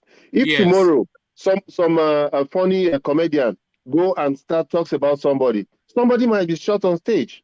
If they don't do something to end this kind of actions on people on the stage, something dangerous or something more dangerous, because that already happened is dangerous. Something more dangerous will happen. So I do not blame Will Smith that much. But Have you it's noticed? matured. He's matured enough to know that that is not the right way to go about it. There is a way we call backdoor meetings. Chris Rock can even address Lord his press. Michael, Yes, Lord please. Michael, have you noticed a gender divide in the response that this thing is getting? Almost universally, the women are saying he's doing the right thing, but some men support him, but a lot of men are saying he should have thought of the repercussions or thought of a different way of doing it. Even in the comment section, you see the gender divide. The women are applauding that he did it, but the men are saying that you should have exercised a bit more caution. Can I say something? Gender split? I don't even know what Sally is saying here. Sally B, yeah, I don't know what she's saying. She's saying he's fighting for his family. See, you know what people don't understand. It looks like they have never addressed a crowd of people in public. You don't know what it means to be a stand-up comedian without a script, where you just talk on impulse, or just look at the crowd and bring something out of your head. It's not easy. If you see, some other comedians would have attacked Will Smith immediately, but that guy even tried to hold himself back, even though he was hot, still tried to play his sense of humor. I respect Chris Rock for not fighting back or not walking out of the stage and still holding the ground till the end. Do you know how much they paid him that night for that job, for that comedy? They paid him at You least see, $2 million. you know why women, Mike, you know why women will support this? Because that their hair means a lot to them. It's a different thing when you want to be Angelique Kidjo or Chris Jones to cut your hair. It's a different thing when what you do not willingly, you are just losing your hair to some medical condition. For some women, they might mentally say they might. I think it's deeper than that. I think women traditionally and even contemporaneously, it seems they see men essentially as protectors.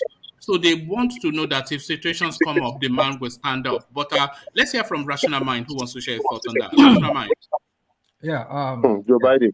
I've heard a lot of people here say things about Will Smith. Some people saying what he did was right. Some people say no. You see, Will Smith, as it seems, not as it seems. It's from what we all see from the public. It seems he has lost control of his marriage. And the reason why I say that is because the wife, having done what she did and made it public, and not just Chris Rock, a lot of people have been cracking jokes. Even some of the celebrities, comedians, they've been talking a lot about it. So you've put out there your matter out there to the public. Like somebody said here, I think, what do you expect? So he should have drawn the line before now. He should have kept his wife in check. This is a woman who has no respect for him. Will Smith is bitterized. I would say he's a bitter. The lady is the alpha in that marriage. And so by so saying, this is a woman who publicly said it's still long after Tupac. She has had what is known as the entanglement. So when you go out and speak like this, you are kind of like emasculating your man. I mean, you're making your husband look like it's not a man enough for you. And so what he did there, was maybe perhaps trying to like save face, trying to like or to reassert his masculinity. That's it. So because that woman has really emasculated Will Smith. I mean, in every ramification of it. If you guys took it out on another man. You said what? He took it out on another man. Well, that doesn't make sense. What Chris Rock did for me, I would say he was only cracking a joke, but well, maybe the joke went too far for him, and he should have known when to draw the line, even when he was. Rational man, that woman self is not worth fighting for. With Yeah, what he has put this man through, that is my point. Not worth fighting Leave for. the husband to judge that. You don't read into people's relationship like that. They have an issue, they've put that behind them, and they've moved on. They got to that occasion together. And if they deem it fit, rational mind, if they deem it fit as husband and wife to put it behind them, you don't use that against them. They are the one together in the relationship. If you don't want anybody to know your matter, don't put it in the public. But our air loss is not a thing of something to be joking with because people know their matter. They are joke out. A lot of people have joked about the entanglement. About DOG. Yeah. Where did you learn that he has a medical situation? That's the air loss is medical. Yeah. She didn't go and cut her hair willingly. Hold on. She's losing hair. Is Chris Rock aware of it? Is it in the public domain that he has a health issue? That was why he had hair shortening. I'm pretty sure it is. These are high-profile people. I'm not sure that nobody knew one man until you start hearing it today. They will probably know because it's not the first time. Jada Pinkett has had that. Let me ask a question. Who do you think the winner is in that relationship, just in terms of their physical presentation?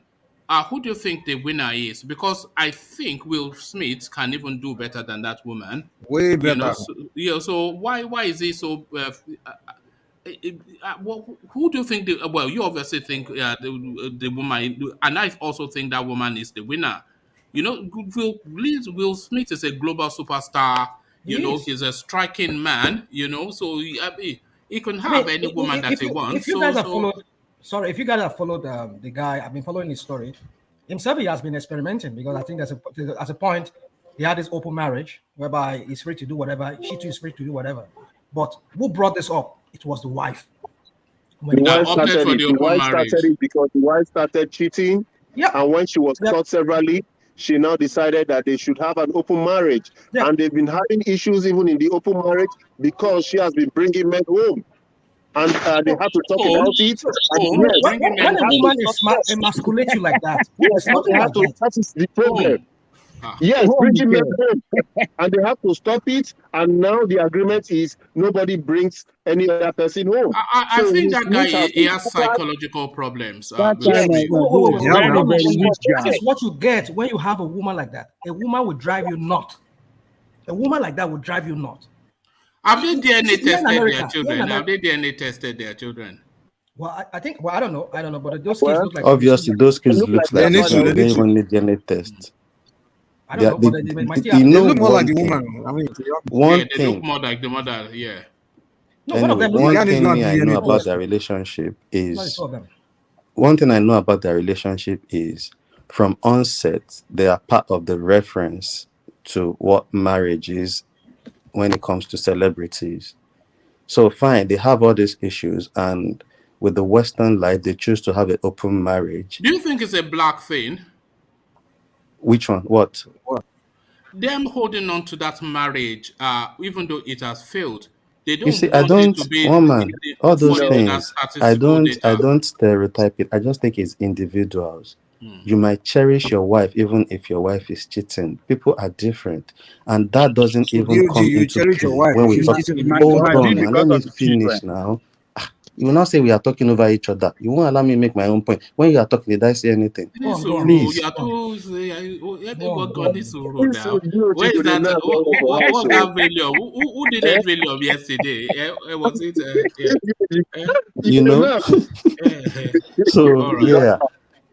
So if they deem it fit to continue with their relationship like that, that does not come in play when it comes to this matter. And that's why I started different example using your child that has autism. Your wife has a hair loss. Let's even assume she had cancer and she caught her, even if you don't know. But I'm sure people know about Jada Pinkett losing her hair. she's not somebody that you won't have an hint of that. That's why I even make an example like if Chris Rock has used probably the way she's dressed, I'm sure everybody will laugh about it, you know. Even Will Smith was laughing Why himself. not pick? Why not pick? Why not Lupita Young is on low court. Lupita Young is on low court. Why not pick Lupita Young and say, "Oh, you look like J.I. Jones"? No, that was what just caught his eye, so he could, you know. They are sitting beside each other. But why Jada Pinkett? Yeah, but if you took the other one, you will say, why not Jaga Pinkett? So it's just one. I have to pick one now. Will one Smith man, can I interject for a sec? Yeah, come in, Ejiro. One man, I want to take a different swipe here, you know. If you watch clearly, Will Smith was laughing until he saw the wife's reaction. Until he saw her, exactly. She's a mess, you know. Well, my own swipe here is, I wonder how many times they rehearse this, you know. Oh, you think it's scripted? Yes. You know, so again, let me just quickly put this before I go. I don't condone physical violence. However, Chris Rock's comment was horrible. Will you feel any different if he had a comment about handicapped person, physical abilities, or a blind person? Disability. Thank you very much. That was my point. You know, you'll be outraged. But is Chris Rock aware that she had this problem? That's another thing we should all. Nobody knows. Nobody knows that. Let me land the point, please. Chris Rock should be ashamed of himself. Poor taste, not funny. That's my take. No, that would be wrong to say it's impossible. I mean, they all make kind of. You guys understand that? I mean, Americans, they don't have restraint when it comes to jokes. They mean they when it comes to jokes, man. Even this guy, remember Dave Chappelle owner? I remember he was joking about this girl, Candace Owens. He was even talking about stopping on her vagina, doing, you know. In America, their comedians they are raw nasty. They go raw. That's where they are. And if again, you want to hear raw comedy, go and listen to Richard Pryor. No, you can't compare Richard Pryor to Dave Chappelle, man. Dave Chappelle, even at the movie is even worse. Listen, this is one thing you guys need to understand about that Oscar. Every year they do it like that. They always hire a comedian to come there and roast the celebrity. You know, that's how they do it every year. And this year they invite Chris Rock to come, and he has to talk about the celebrity, just make fun of the celebrities, just to keep the show.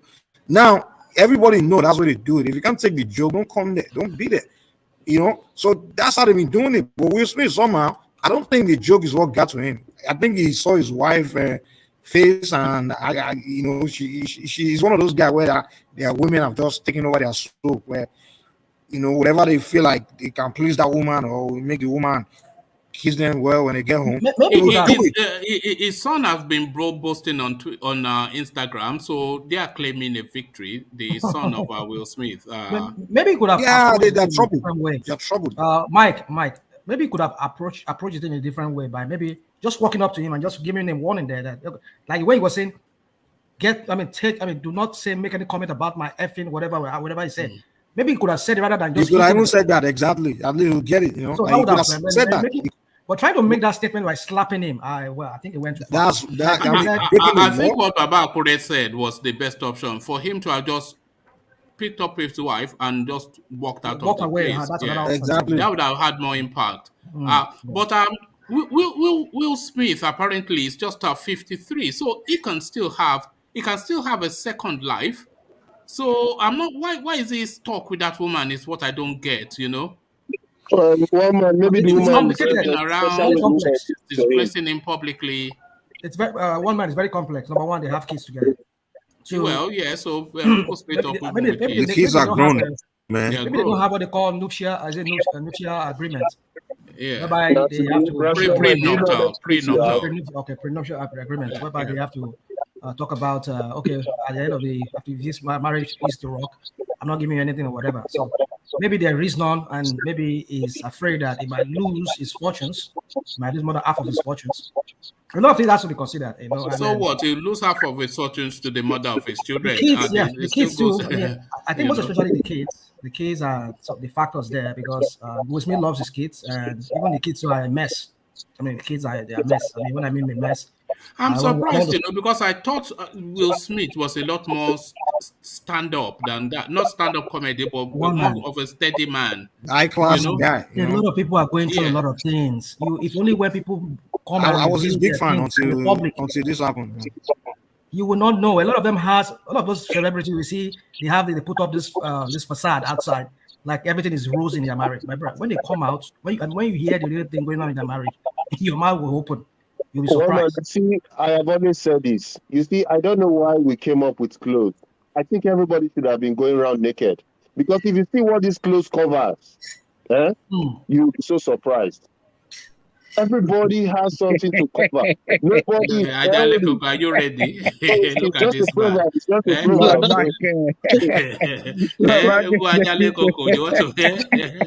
Lord Michael.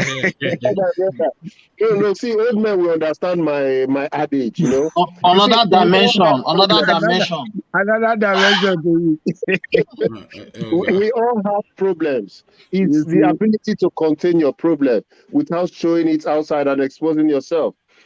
When it comes to talk about the black man, Lord Michael, are you a comedian? Are you a comedian?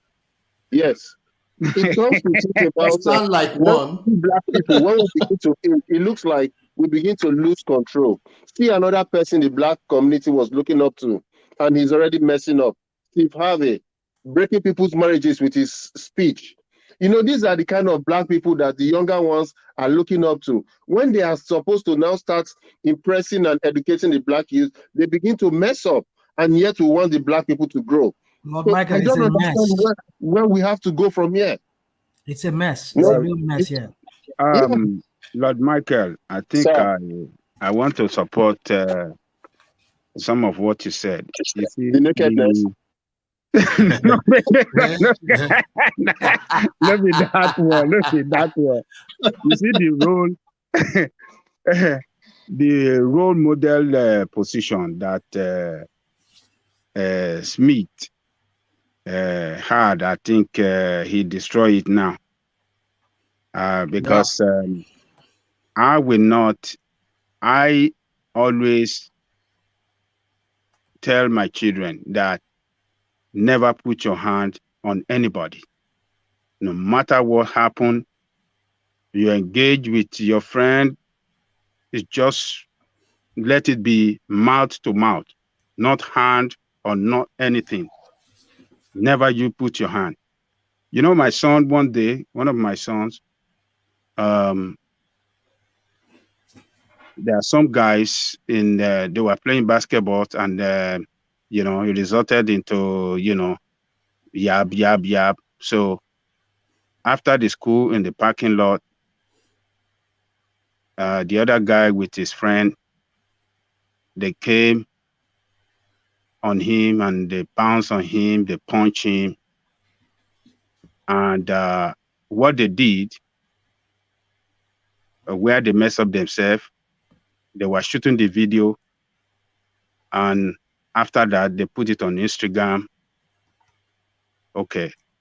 So when I pick up my son, I saw the bruise on his face. I said, what happened? He said, this is what happened. Some of these guys were playing in the playing basketball and, during the break time in the school. And after that, he didn't know that the talk they had with each other really pained them, and they just came after him with his okay. I said, I went to the school, but the school has closed because after school, they closed everything. I said, okay, no problem. The next day, we went before in the evening, some of his friends sent the Instagram video to him. I said, okay, that is number one evidence against them. So we took it to the school, we showed it to the school, we went to complain, show it to them. What happened to them? Those guys were fired. They were dismissed from the school, 3 of them. So this is what Chris Rock did. What Will did does not show a very good example of a good leadership. If you are in a position of leader, if you are in a leadership position, You have to lead by example. He has a lot of people, I believe, that he mentor. He has a lot of people, a lot of young people that are looking up to him, that I want to be like him. He shouldn't be showing that, oh, okay, he can just settle everything. It's a very bad example to young boys, man. Because you are teaching young boys to punch people over a woman. You know? But particularly children in this country that are very, very sensitive to everything they see. So he got it wrong right there. But sometimes it should have controlled himself. And like Rational Man said, that if it were only the way he shouted on him, never mention my F name again, the way he was shouting, and he ended it there, that would have been the best thing to do. And maybe later he can then call Chris Rock or see him after the show and say, I didn't like what you did. It was, knowing American comedians, if he shout on a seat there, I'm bet with you, Chris Rock will have something else to say to even forget about that. That's the tradition here. That's the tradition. Walk away. Grab his wife by hand.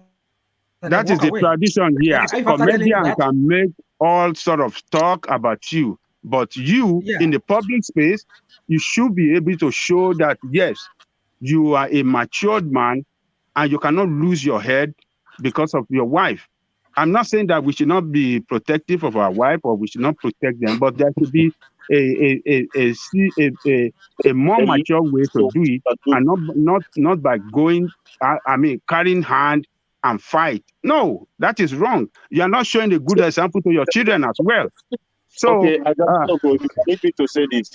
Sorry about what happened to your son, but I think you can do better. I think your son should go to holidays and visit Uncle 50 Cent. That way, let me tell you this, Lord Michael. You know what I told my son? I said, when they were doing this, why didn't you fight back? He said, Dad, you remember what you have told us? You always tell us that we never use our hand on anybody. Damn. I said, okay. When that guy told me that, my body relaxed. I said, yes, this is what I have warned them several times. Never use a hand, never fight back. If anybody wants to, let them. So, you have to teach your son how to defend himself. You can't just tell your son to be getting slapped around and you can't fight back. Hold on. It is true. Let me tell you this. It resulted to police issue.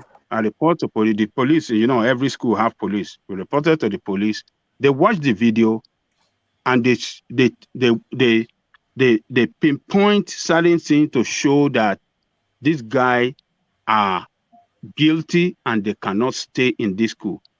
My son backpack was on his back. He was just walking on the parking lot, and they went after him. They were showing the video. The moment they were going towards him, they were showing the video. So everything was there that they are the one that went after him. And if he had to fight back, there are about 3 or 4 on him. Do you think that he can beat them? They will beat they will beat a big mess out of him. They will have injured him more than what they did. But I said, okay, what you did is good. So the police look at all these things. He said, look at him, he's watching, he's doing this. So they gather all these evidences, and the school said they are not going to tolerate that. Now we had a court case. We filed juvenile this thing against it. They are going to court in April. This is a country with law. You can't do that. What he did was very wrong. Chris Rock has his own blame too. But to go on this national stage, worldwide, millions of people, viewers around the world watching this thing and punching somebody and slapping somebody, that is very, a lot of his contract might be reviewed now. Some of the people that works with him may want to review. Might want to say, okay, you need to go for some program. You need to go and do some anger management. You need to go and do some certain things before they can sign on contract. Because they don't want him while he's working for them or while they are sponsoring him on a particular for a particular show or film to go and commit,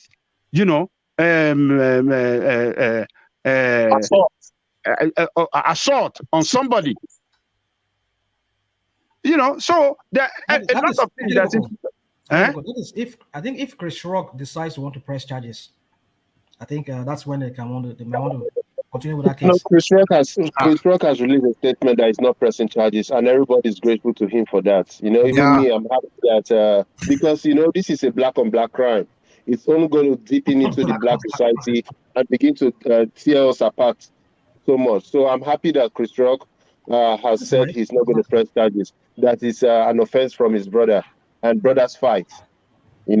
So I'm happy that's not going to happen. Ajale Koko, I want to ask this question. You are the one living in the US. I think the states normally charge people on people's behalf, isn't it? If it is a big crime. Yes. If it's a big crime. Oh, yes. Yes. But Chris Rock has to be a witness. Since he has said he's not pressing charges, so the case has no case against him. That's it. Since he said it's not, you're right. He will not testify against him. So he will not testify. So when I go to court, now nothing will happen. Yeah. But if it was a woman that you eat, if a man strike a woman, even if that woman doesn't want to press charges, they will charge you. No, there are civil society organizations that will take it on themselves. They have a gender standard though. Like if a male beat the woman, even if that woman doesn't want to press charges or even doesn't want to what they call it testify, they will charge you. They might even charge the woman. That's what happened to my cousin too now. Now Mumu guy was slapping girlfriend. The guy don't press charges, don't do anything, but the guy still spend time in prison. America don't joke, man. So if Will Smith should be thanking all of you that are condemning Chris Rock. The guy is nice. He didn't press charges. Because if he would have pressed charges, he's looking at about 3 years in prison, man. That's battery assault.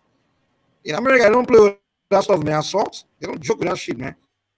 That's what I'm thinking. What was in his mind? What's this guy thinking? I mean, he needs to get rid of that woman, man. Because some guy. How can you tell somebody to? How can you dictate that for him? He chooses to stay with his wife. It's not your problem. How's that not? I saw somebody saying it's not a problem. That is what he chooses to do, to stick to his wife. This guy is his problem. It's his personal problem. Nobody's problem, and it doesn't even come in play in what happened there. The woman is still his wife, whether they're in open relationship or not, and he chooses to act like that. Maybe he's wrong or not. Maybe he doesn't go to prison for that, protecting his family. But Mike, that's his decision. Respect his decision. That's his decision. You can't.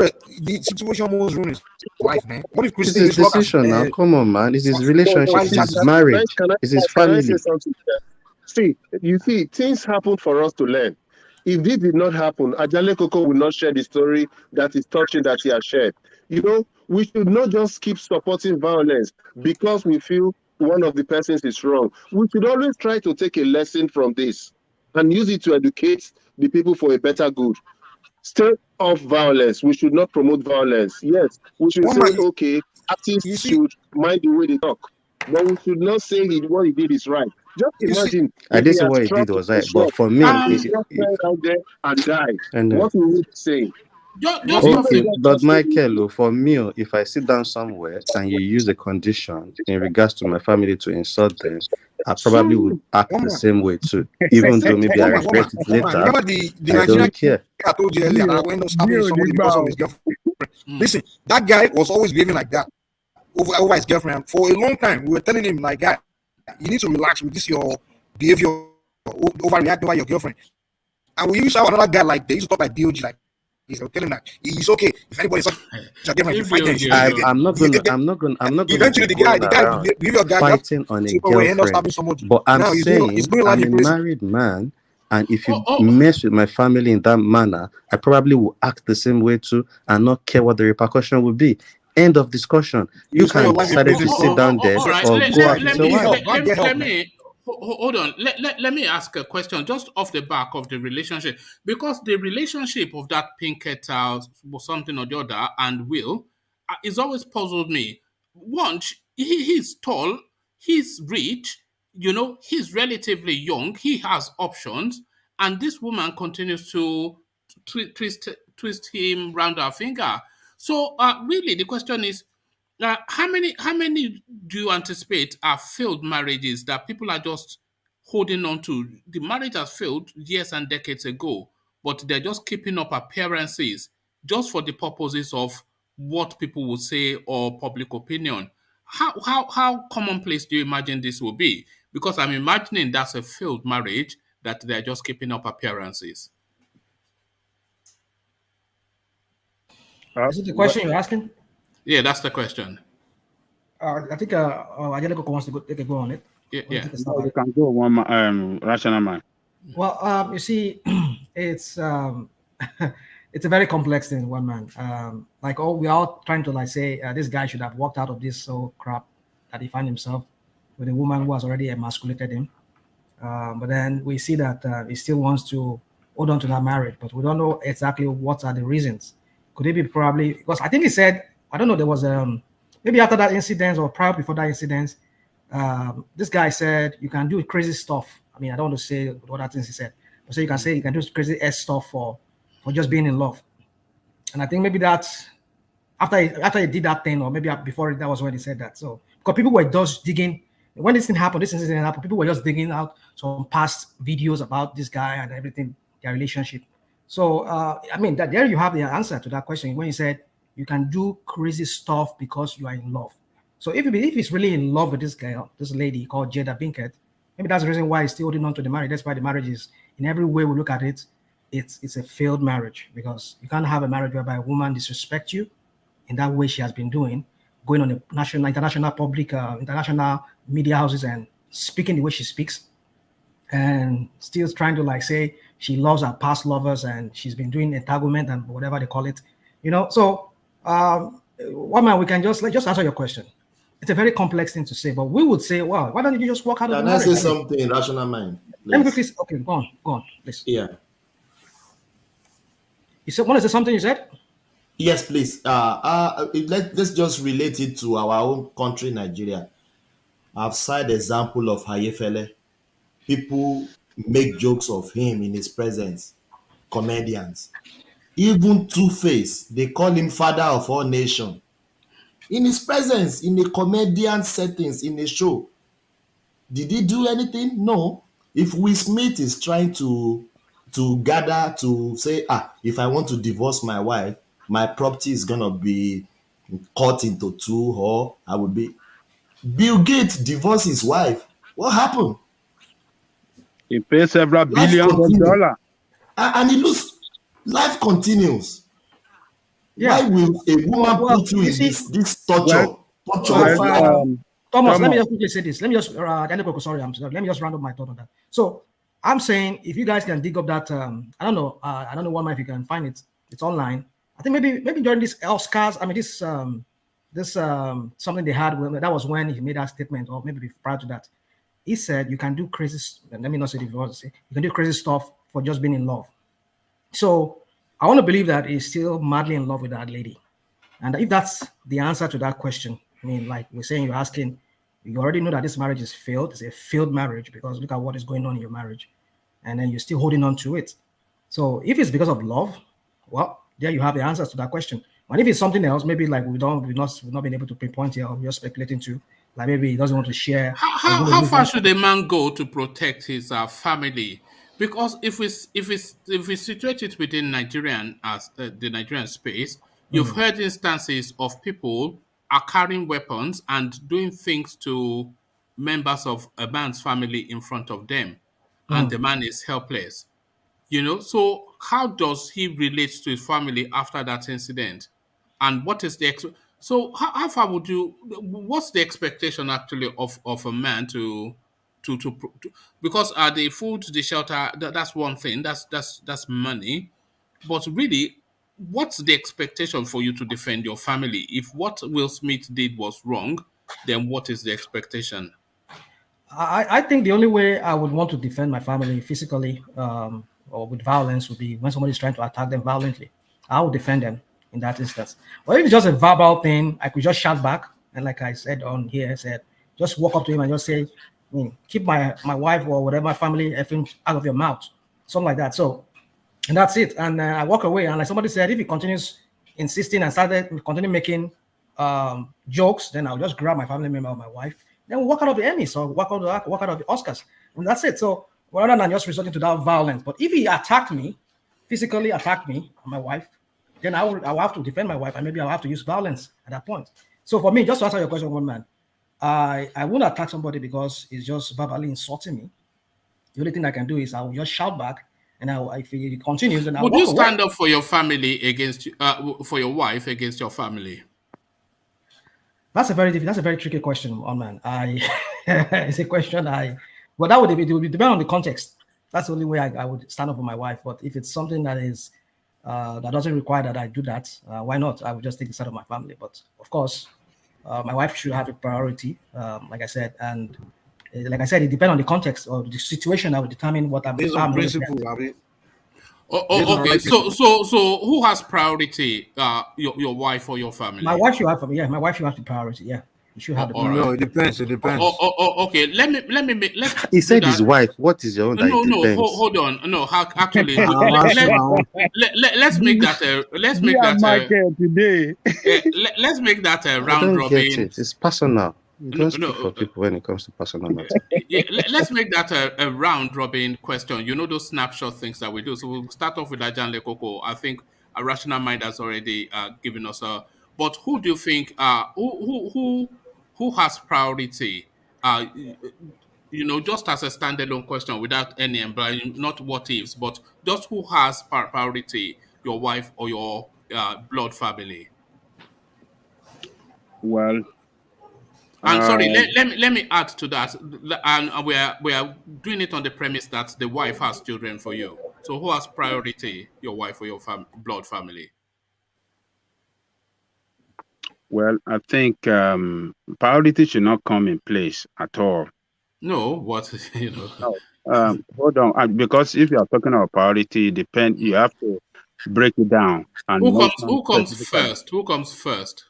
Okay. Who come first? Actually, it's my wife and my children. That's the number one. But I won't neglect my relative as well, my sibling and my mother or my brother. Let me add on to that, and then within your immediate nuclear family, who comes first, the wife or the children?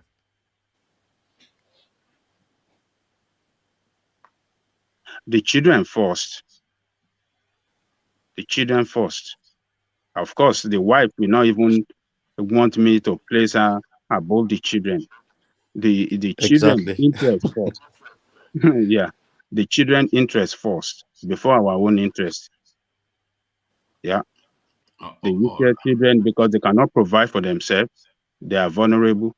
So we are the one responsible for their upkeeping. So their interest first before our own interest.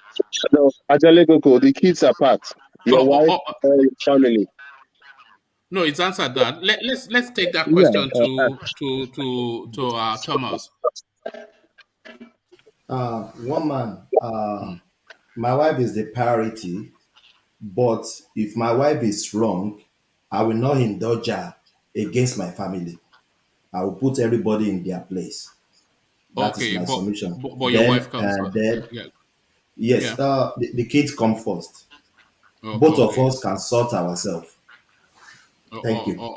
No, not for both of you. I'm talking about you as an individual, just you. Yes, I can sort myself. The kids are the first. No, I'm talking about I'm talking about affection. In affection, not material or taken care of. Oh, the wife's first. That is it. The wife's first. Affection. And for the versus the children. Oh, the children first. Why not? The children first. Okay. The children first. So the question, DOG. My wife is a priority, obviously, over my family, and the kids always come first. Any good woman too will tell you that. All right. You know why I'm asking? There was a thing that that I read some time ago that they said men, they prioritize their wife above their children, but women, they prioritize their children above their men. But this is not playing out according to that data. But Mike, the question. Yeah, well, to me in life, principles always come first. You understand? I look at principle before anything else. You understand? So if I look at a situation and I see that okay, my wife is dead wrong against my relative or anybody, even a stranger, I won't say because you're my wife, oh, I'm loyal to you, I'll just jump on your side and support it. I will correct you. You understand? If my relative or another person is dead wrong against my wife, then I will correct them. We were not talking situationally, though. We were just talking all things being equal. It's just really, I didn't want it narrowed to situations, but you understand the question, Mike. Priority in terms of you're saying who I have more. Who comes first with you? Well, the wife and children. Principle comes first always, but no. Of course, I mean, who you immediately next to you that you have to care for on a daily basis is who you comes first. But if you're saying who do I care more about? I care about everybody equally. That's me. You understand? I care about all humans. Okay. Can you love your children equally? Absolutely. No, you cannot. In fact, what do you mean you cannot? You cannot. You cannot love anybody equally. Listen, I mean, you say I may not like people equally. That's one thing. But saying loving people equally, I love everyone equally. You understand? Even man, you love them differently, not equally. No, one man. People can love all their kids equally. No, you love them differently. You see, well, the point I'm trying to make, the point I'm trying to make is, when you love somebody, it's an individual connection, isn't it? Their characters, their quirks, what that thing about them that rhymes with you. So you can't. That doesn't replicate. That's more of affection. Affection is different from love, man. Look at this guy. All right, your feelings also has nothing to do with love. Love is. Sorry, go on. Love is your basic principle towards. Love is love is. You see, listen. Love, to me, that's why when people always I'm in love with this person, I'm in love with that person. That's not love. That's affection. You understand? Love does not change. You understand? Love is your basic principle. Is your universal principle. You understand? Towards something or towards someone, towards anything. So that doesn't change. But now we are saying your level of affection and things like that, because the affection. No, I wasn't saying level of affection. No, I know what I said. I said. So you know some people that will say they'll say that they used to love someone, they don't longer love that person. So I can love change. I can love disappear. You understand? So that's not love. What you had was affection towards someone, and it changed. You understand? That changes. But when you say love is a matter of principle. It's like this is what it is. This is the universal principle, and that's love. You understand? Which you are supposed to have for every creation. You understand? You're supposed to have love for every creation. Okay, I think you're the only one universally that has made that distinction between love and affection, because they both mean more or less the same thing. It's not the same thing. All right. Love doesn't change. Affection changes. My beloved doctor. Well, one man, I think someone can have same love for the children. The only thing that can change is preference on certain things. Maybe you prefer this one when it comes to doing this. You prefer that one when it comes to doing that. You prefer this one when it comes to doing. So you can have preference for them on certain things. But the love, I mean, everybody can die. Everybody can die for their children. That's where the love lies, Yeah, the love for children is very strong, and I think we have equal love for them. But we can prefer them that, this one, man, this guy, I don't need to push him before he do this one. You have to push him. This one, you have to remind him so you can know where they belong, where they are good on certain things. So you have preference for them. But love, I think you have same love for your children. That's the way I see it. Oh, all right, thank you. And to X0, the question. Thank you, Mike. To X0, the question. I'm not sure if we still have X0. All right, so we're going to Lord Michael, the question. Well, fortunately for me, my wife is part of my family. For some reason, she's even closer to me, to my family members than me. Sometimes they all plan against me because I have only sisters now. I lost my only brother some years ago. They plot to attack your wallet, Abby. I'm telling you. Yeah. So right now, they are all the same. I treat all of them the same way. All right. And wife versus children? No, come on, man. The kids are always the first priority. She knows that. All right. And Grand. All right. And Grand, I wonder if we still have you. Yeah, I'm here. The question? Yeah, my wife, actually. And versus the children? My wife.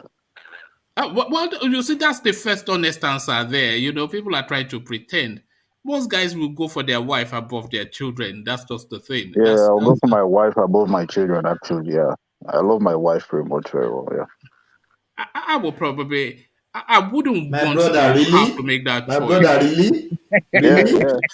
No, I'm not far from you, by the way, Grand. My brother, Grand. Yeah. Blood is thicker than water. Blood is thicker than water. Your children carry your blood. Your wife is just water. And they tell you, man. The wife they give her more. Wife can change. No. It's not that now. Okay, but look at. I've seen people that made that mistake. Everyone with theirs, but mine is what it is. Unfortunately.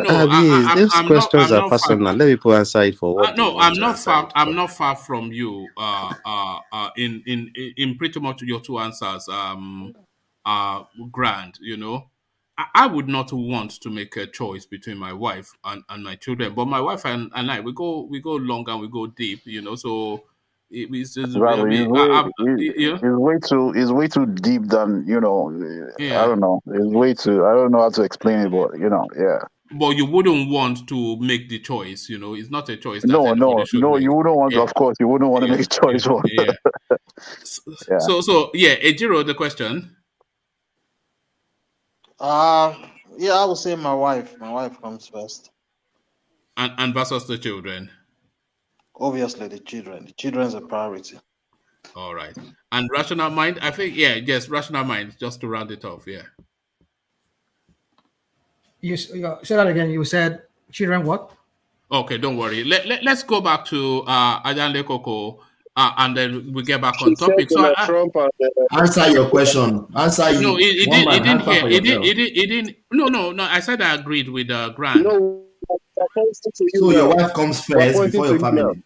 Yes. What about you? No. Yes, I've answered. I said I agree with Grant. Wife. So you pick your wife over your children, one man. Well, I wouldn't want to, but like I said, you know, it's not a choice. Your children are your blood man. They are your legacy. You can't pick a woman over them. No. They told you now that it's personal and individual. And you are saying a woman, that's his because wife. Of sex, that's his choice. Guys. Now, not just any woman. Come on, man. But one man, your wife can leave you. Your kids will not leave you. No.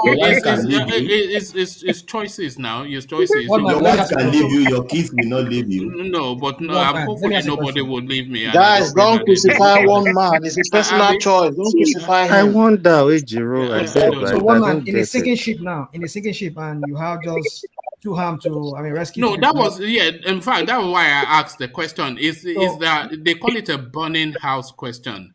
So what are you going to rescue? Your two kids, your wife. You can only rescue two people. What are you going to rescue? Rational mind. I need you to understand something. Leave Who are one you going man to rescue? alone. His wife is Everybody, watching Let this one man program, answer so that let's question. just no, No, rescue let one man everybody. answer the question now. I Let will him answer rescue that rational everybody man now. You can question. only I will rescue rescue one person at a time. Two everybody. person at a time. You see one man. One person at a time. Don't worry, I'm a know your man. I have One special man will think powers. about sex first.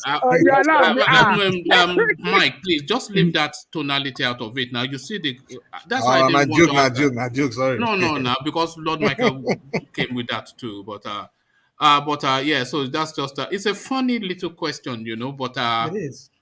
because the answers usually they are political answers rather than visceral answers. Often instances, people will say what tradition has to be, the go-to.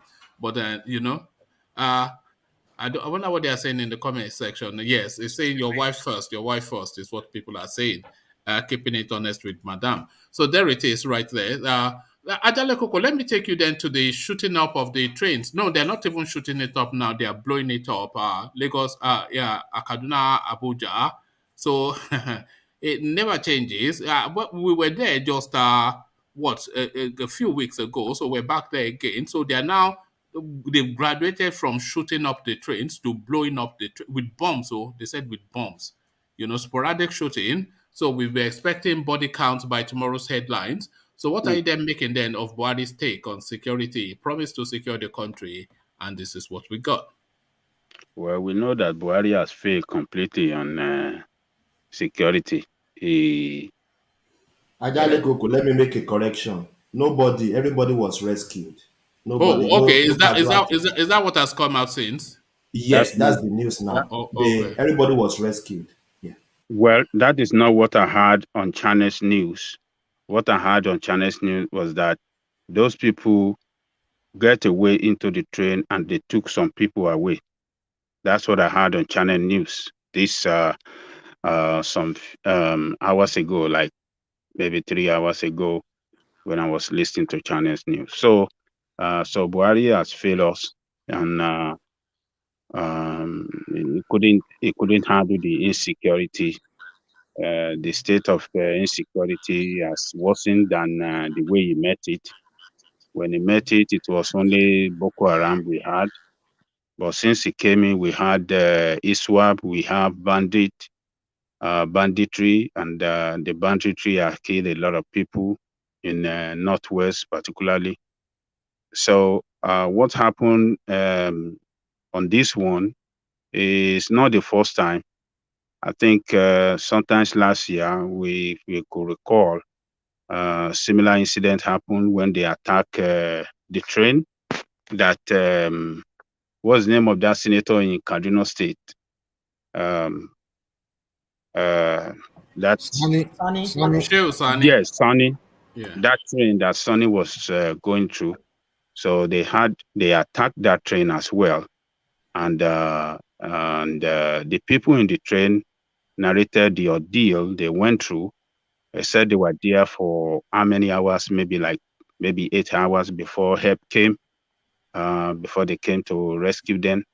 And according to them, the bathroom of the inside the train was not functioning, and they went through hell.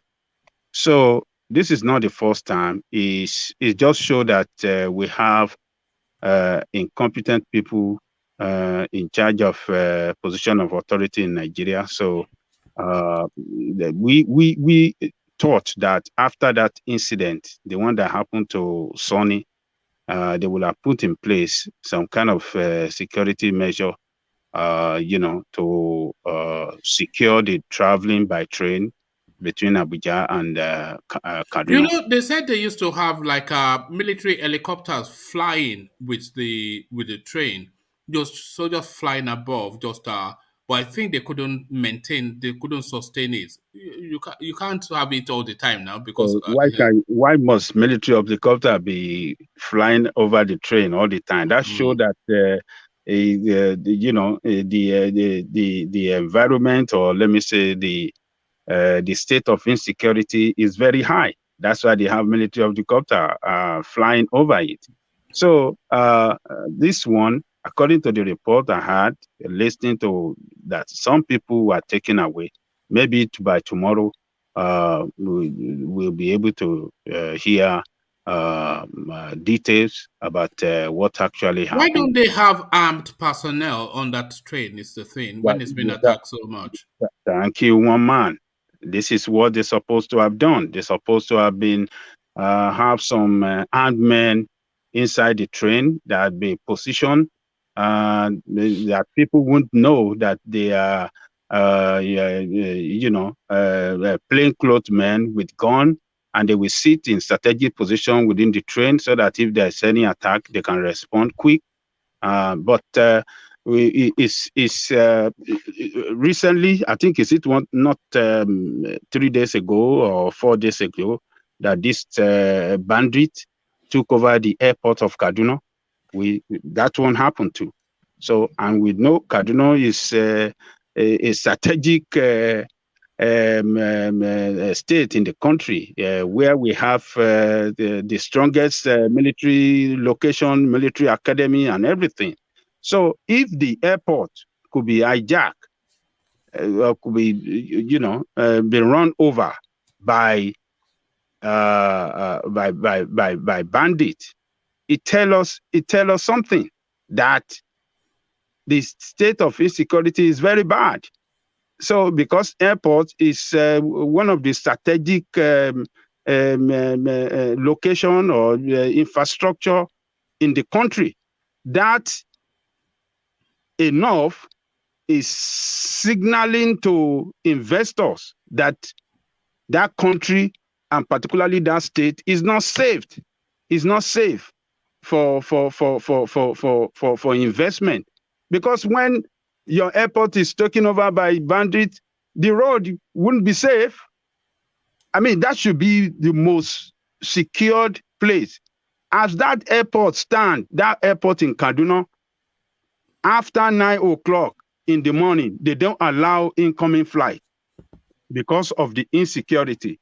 And the surrounding, it doesn't have fence. It's a fenceless airport. They have plenty of bush and forest around that airport where these people can move in and take over anytime. They have taken over these staff quarters of the airport workers. Sometimes ago, they took over and took some people. They took some people away as as they are captive. So these people have failed completely. So what is going to happen now? People cannot travel by road because the road is not safe between Abuja and Kaduna. And now that they started attacking train, do you think people will be going by train? People will not go by. People will be scared now that the train as well is not safe. So what is this nonsense that they are saying that they are putting money on infrastructure? Infrastructure that cannot be used, that insecurity cannot allow people to enjoy the infrastructure that they are talking about. Security force. When there is no security of life and property in any country, every other thing in that country will be useless. The economy will be useless, and everything with the business will run down. Nothing will work in that country. That is what we have seen happening here. I mean, I can't just believe it that this is happening. But some of us, when we are saying that this administration is killing Nigeria, is slicing Nigerian throat, and Nigeria is bleeding to death slowly, is dying, and that we should kick these people out of power. Some people still want to champion somebody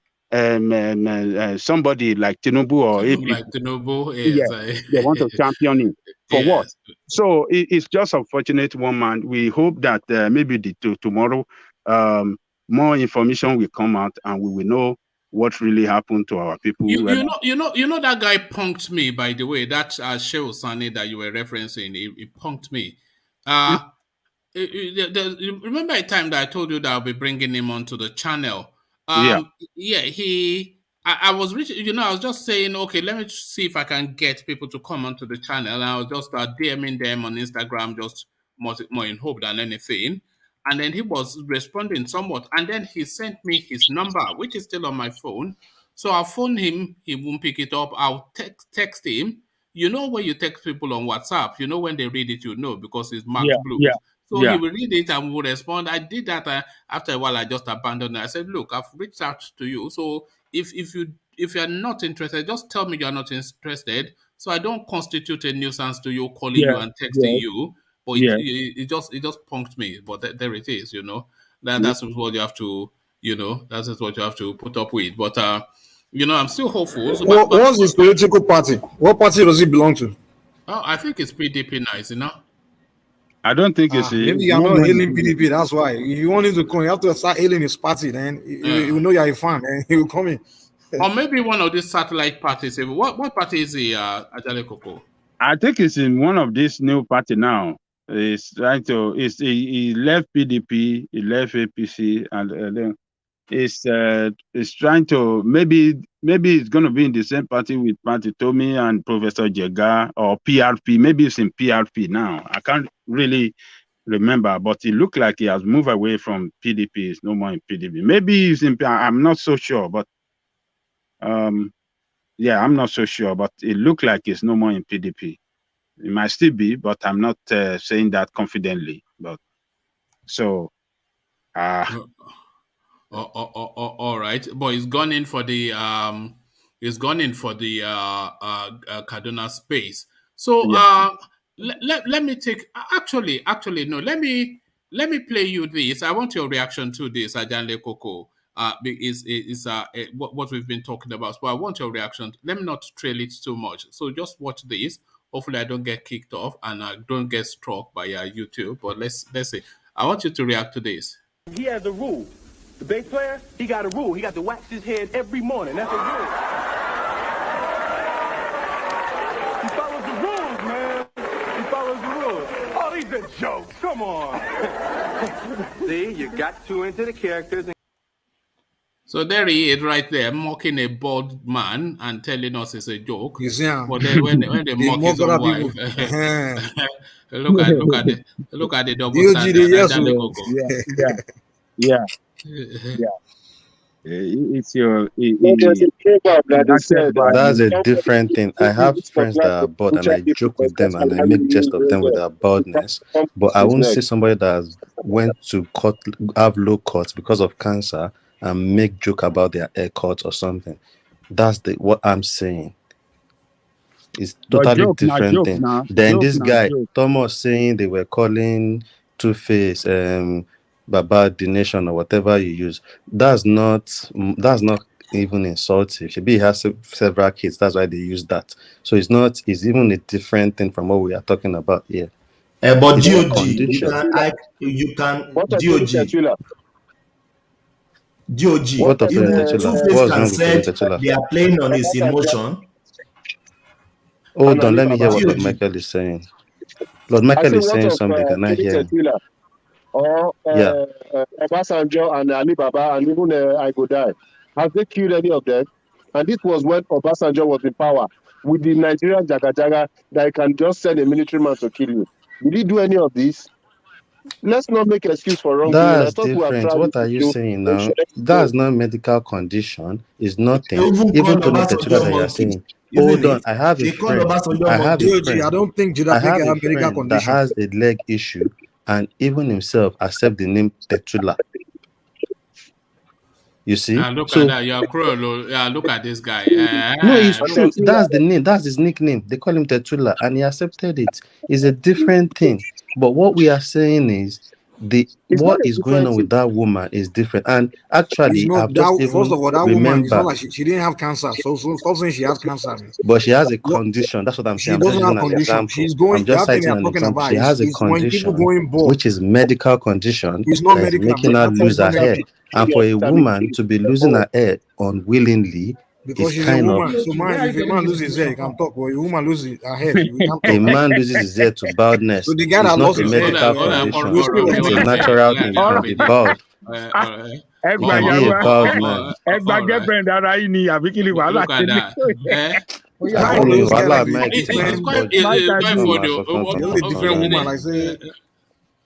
Look affection. Double standard. So Exactly. men can go broad. You can make jest of them. Baldness is not a medical condition. It is natural. It's either you are bald or you have hair in your head. It's simple. BOD, But when you have say hair you in your think head that and it's medical not condition is making you This lose is it, no medical and for a condition. woman, She's losing her hair with age. so You you it's say not understand? with age. it's not a It's with medical age. condition. It's not. Damn. No, Now she's what? in her 40s now. I don't think it's age. Oh, is she not in her 40s? It's called alopecia. You see, so They listen to that's the those people, they make up condition. names. So Boarding and it's boarding. We are going board, you are going board. anyways, Mike. Oh, Your condition let's is critical. So let me just leave it there. Some I women, can't some do. women go bald. Some women destroy their hair by not using the right. Doesn't too much take of care of it. cosmetics. They use some kind of. Ajale Koko. Some and women even grow Yoruba. They have Yoruba. Women grow so Yoruba. What of so that? most Anyway, of the time Chris Rock has taken the slap. when they He are will losing reset their his hair, brain for next they time. use wig, you know. Of So course, yeah, I mean, a lot of them, yeah. yeah, a lot of them will use. Companies are advertising here hair loss Yes. companies for women. So and women, men. yes. What are we talking about?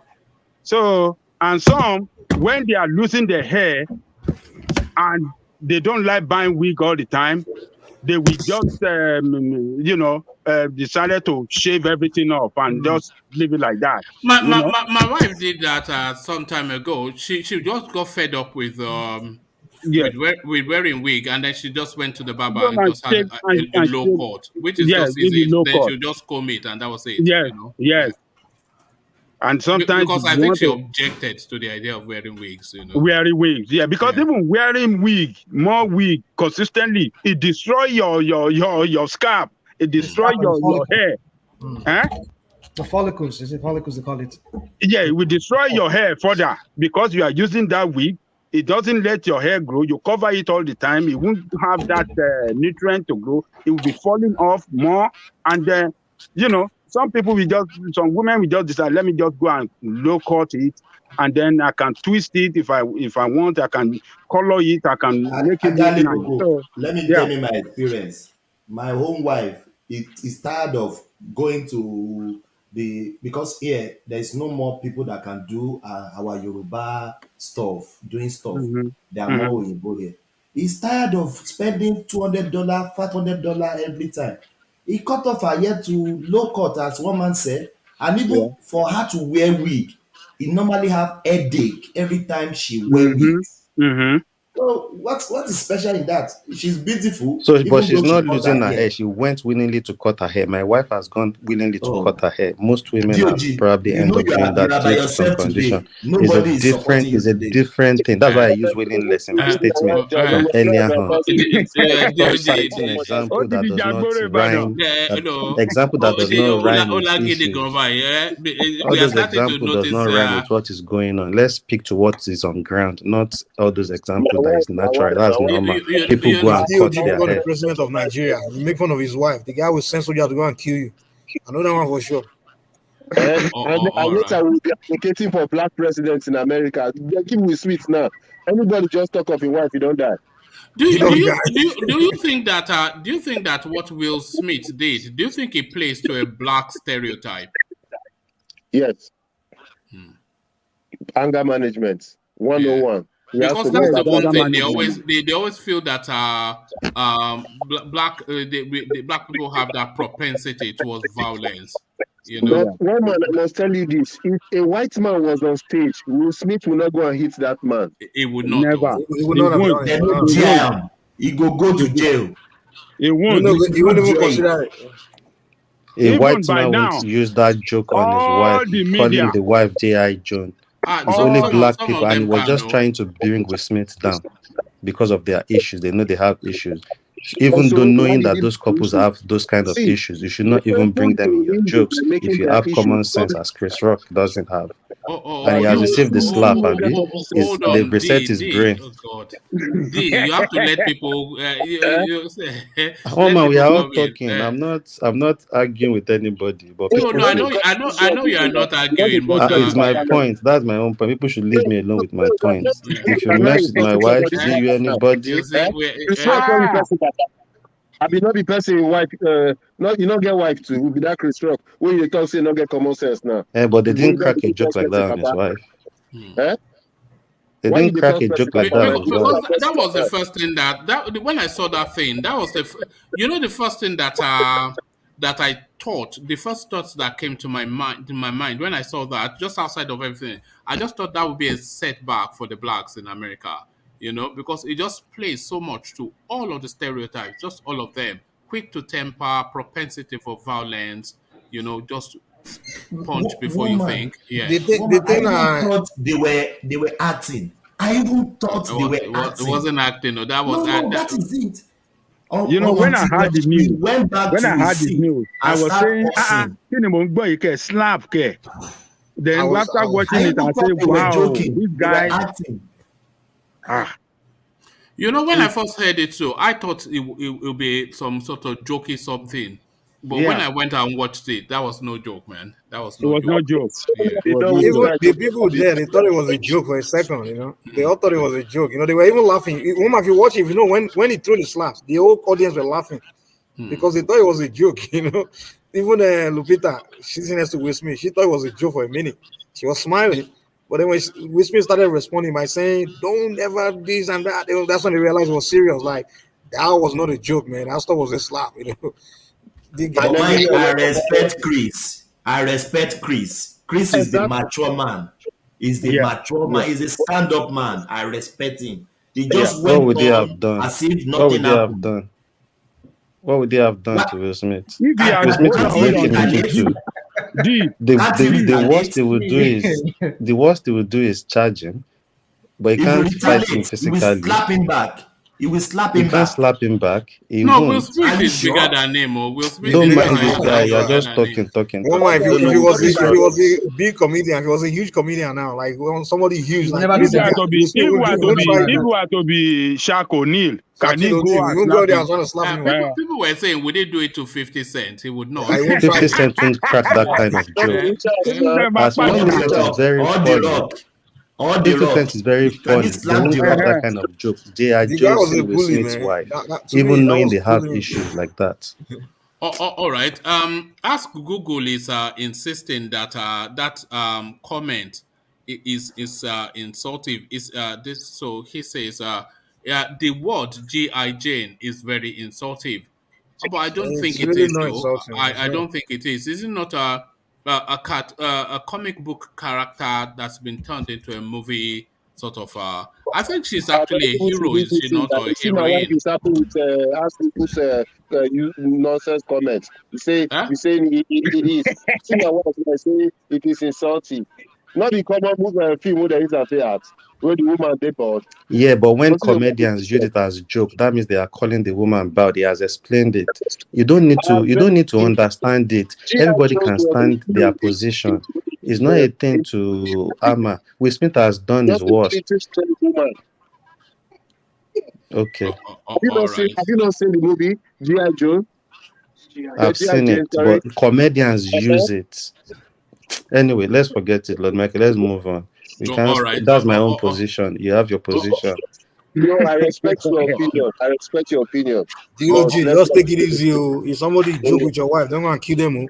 If you joke with my family, my wife, anybody in a silly manner, you probably will get a slap to reset your brain. D, you can't live in America. Hold on, D. If you live in America and you are a gun owner, Ajale Koko, kekpe fun wa sir. Nǹkan tí mò ń sọ yóò mean pé I will now shoot somebody, but I can slap somebody for that. I can point somebody for that. I won't kill for that. Smith won't be that. Now be slap. If Will Smith hold gun, with that anger, he go shoot. He won't shoot him. He won't shoot him. Come on, Lord Michael. Once in Nigeria now, he won't just shoot him like that. Now. That's the worst he would have done. If he couldn't control himself on the Oscar floor, I imagine if he had a gun, he would use him now. Now. Ajali Koko, kẹ́pẹ́ fún wa, èmi ti sọ tèmi. Ìgbà tí náà ló máa jà. Let's move on. This is not yielding. Hosted the position straight. Is pick on Kẹ́pẹ́ fún D-Day. wa, but Pick on yes, D-Day, I Lily. won't Pick shoot, on I won't D-Day. stab, but that is it. But well done for sticking to your grounds. This is what I admire. People come here and you want, but they try stick. we try to sway him and change it, but the guy said no, no. I mean, it's, so well done, D. So Ajale Koko, yeah. Do you know what my wife asked me? If somebody disrespect me like that, you will not defend me. I did not even answer her. Thank you, Lord Michael, thank you. Because this is what I'm saying, that women are now using this as the standard. This is now the expectation, no? Women like men that can protect them all the time now, that can fight for them. That's their own now. We have to. I saw a cartoon that said it's Tupac would have shot him down. So what was the answer to your wife, Lord Michael? No, I don't get a reply. She didn't hear me, so now I don't even answer her. Look at that. The story get as a deal. Lord Michael, they missed you when I was going to risk my life because of a woman. Section. Now go slap and say when they can't shoot me. Because of woman. Oh boy. I don't know how to do that. So make you not worry, forget her, you not guesses. You can't go to just imagine. Woman, this matter is very sensitive. Forget this matter. All right. Let me move you to something that we've spoken about endlessly on this space, Ajale Koko. But now it looks as though what you have been alarming to, the experts are now alarming to it as well. Ajale Koko, they say, expert warn against more debt amidst dwindling revenue. So, Ajale Koko, you don't even need to be an economist to do that you are earning less and less, you have less and less money coming in, and you are borrowing more and more. So there's bound to be a collision of some point, because they are now weighing the Nigerian economy against their borrowing. And increasingly, more and more, they're saying now, as at a few months ago, 76%, and they're anticipating that it will get to the 90s. That is just the country's revenue just going towards servicing. So what are you making then of this just overborrowing of the Buhari administration? We are already establishing that the infrastructures that they are claiming, even, they are not paying for it. So what's going on? Well, there's nothing wrong in borrowing, but when you borrow for consumption, that is when. Can you hear me? Yes, we can now. Yeah. Okay, I said there's nothing wrong in borrowing, but when you are borrowing for consumption and not for productivity, that is where Nigeria is getting it wrong. I don't know what they have done for that with all those borrowing down. Infrastructure they are talking about. They are building infrastructure. They build infrastructure. They increase the external debt from $8 billion to $42 billion. When they came in during the Jonathan time, $8 billion is now $42 billion. The internal debt from 10 trillion naira to about 45 trillion naira. The external, what do you call this money? This excess crude oil account in several banks, they have run it that they had they've emptied it completely. They emptied it. You know, the last time we did a session on that, I think they had about $35 million left from a few billion from Goodluck Jonathan. Yes, from maybe $2 billion or $3 billion. Yeah. So they run it down. Then from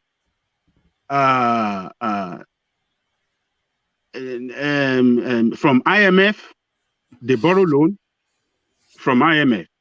From Exim Bank, they borrow loan. So even the foreign reserve, our foreign reserve, between January and and January and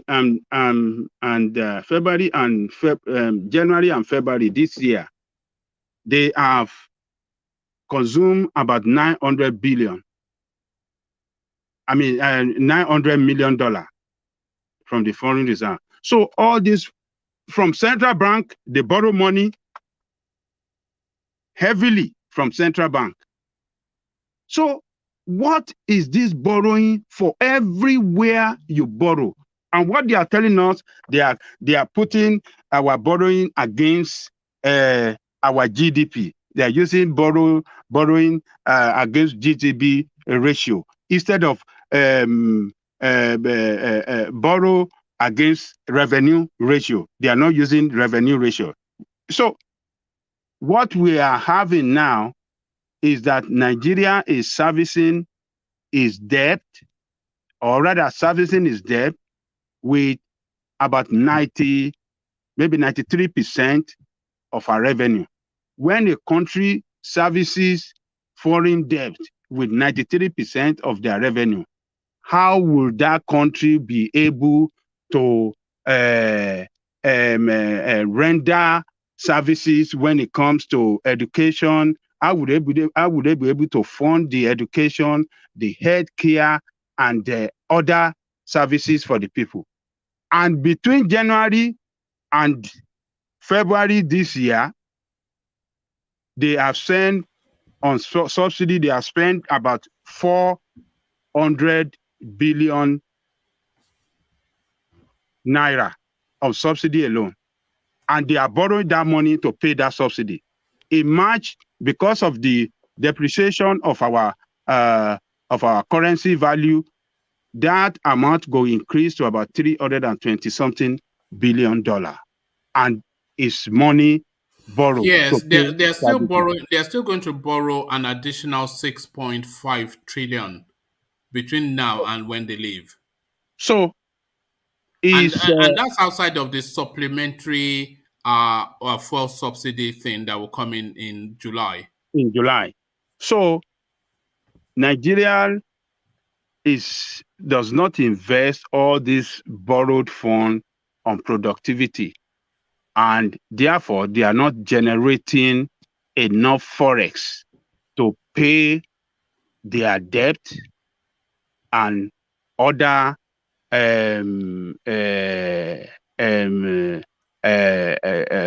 other commitment for the country. So, like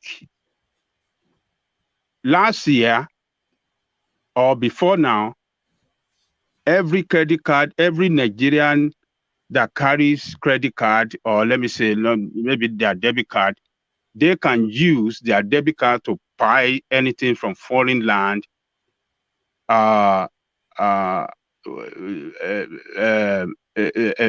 monthly with the maximum of $100. They can spend the maximum of $100 to buy anything in dollar on their credit card, or let me say their debit card in Nigeria. But now, because of insufficient forex, they have dropped it down to $10 per month. All this signaling to us that the economy is in a bad state, and companies are closing down because we have seen what has happened to the cost of what do you call this thing? Diesel. The cost of diesel is killing companies. Manufacturer Association of Nigeria just came out and said industries in Nigeria will go down if federal government don't do something about the cost, about the price of diesel, because Nigeria does not, the electricity is not stable, it's not even available. It is generator they uses to fire their production plant, and now they cannot afford. The cost of is taking about 70% of their cost. If you have one expenses, just only one out of several, is taking about 80%. 70% of your expenses. Do you think that business will survive? It's not going to survive. A lot of bakery companies in Nigeria are closing down. Businesses are closing down. So one man, it is now, and even the federal allocation they are giving the state, what they give them in January, in December, against what they give them in January and February, it's going down. That what they give them in December last year was higher than what they give them in January, and what they gave them in January was higher than what they just gave them in February. And so as long as we continue to have insufficient revenue, so the state government and other states won't have enough revenue given to them by federal government. So what some states are doing now, they are paying their salary, worker salary by percentage. They pay them like 50% of their monthly salary. Some maybe like 30%, depending on other expenses that they are committed to. So everything is collapsing, and it's going to get to a time, as we have said on this platform, when the servicing our debt will take all our revenue. When it takes all our revenue, that is when federal government won't be able to give that allocation to the state. And when that stops from the federal, that is the end of Nigeria. Police were not adequately funded. They couldn't pay the police well, and the military. Ajale Koko, a lot of experts spoke on this topic. That's why I brought it, because you've been pressing it, and now a lot of the experts in this space they are pressing it. But let me just bring you just a couple of paragraphs just to see how alarming this thing is.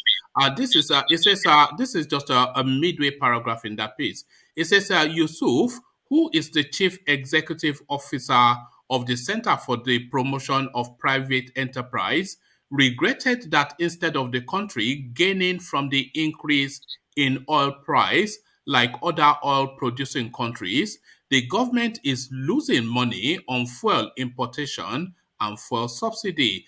With the increase in oil price, the subsidy price will have to increase beyond what NNPC requested. While other oil-producing countries are happy as their reserves are increasing and currency getting stronger, we are lamenting because we are not getting the full benefit of the oil windfall. On his part, a professor of economics, S. Tiller, criticized the government for the rate of increasing debt, pointing out that the money spent on debt servicing. Sorry, can somebody mute? Oh God, sorry, yeah. Whoever is not muted because it's yeah. On his part, a professor of economics, Estella, criticized the federal government for the rate of increasing debt, pointing out that the money spent on debt servicing is eating deep into the government revenue, which makes borrowing an unsustainable form of financing. He said, we are already in debt distress if we are spending a large portion of our revenue on debt servicing. We are in trouble and our revenue is not growing. The Minister of Finance recently told us we will have to borrow from Eurobond to finance subsidy. What kind of economics is that? The Minister of Finance deserves to be given an award for patronizing the debt market. She has made Nigeria the most active debtor in the world. That is not good. So on and on it goes. We are already in distress in terms of debt because we are spending our revenue, which is declining, on debt servicing and fuel importation. So what these people are saying is, it says, what is the money borrowed for? Every time we hear of things being unfunded, even the NNPC say they are underfunded, which is why they are unable to meet up with the OPEC quota for oil production. So what really is funded in this country? He further urged the government to stop borrowing money and focus on boosting revenue, especially by removing fuel subsidy. The federal government needs to stop borrowing money. They just borrow for consumption and not production. How can you borrow for subsidy on fuel when people are using more diesel, Teller queried. Industries, trains, trailers use diesel. Diesel is not enjoying subsidy. So what subsidy are they paying on petrol, which is for domestic use and not industrial use? Industries even have to use diesel steadily due to poor electricity supply. We need to get our priority. So on and on, it's just a distressing story. But what I wanted to highlight to you, Jalekoko, was that space when they are saying, in this era with the Russia-Ukraine thing, when every oil producing country, they're just throwing parties and dancing, just so much money coming in. We cannot take advantage of this because we cannot meet our quota. But then we are importing oil, being an oil exporting country, we're importing PMS. So we are now importing it at the rate of the market. Of the market, the high, you know, so when every oil producing country is making money, we are losing money because of the subsidy scam. Yeah, because when is Dangote refinery going to be ready? No more. It's too busy round tripping dollars, isn't it? Because the oil production, the crude oil, majority of our production are stolen. We had a report we had a report about that. Even the petrol, the one they import, they're stealing that one as well. Majority of it, they will take it somewhere, maybe across the border to a neighboring country to make more money. So we see the kind of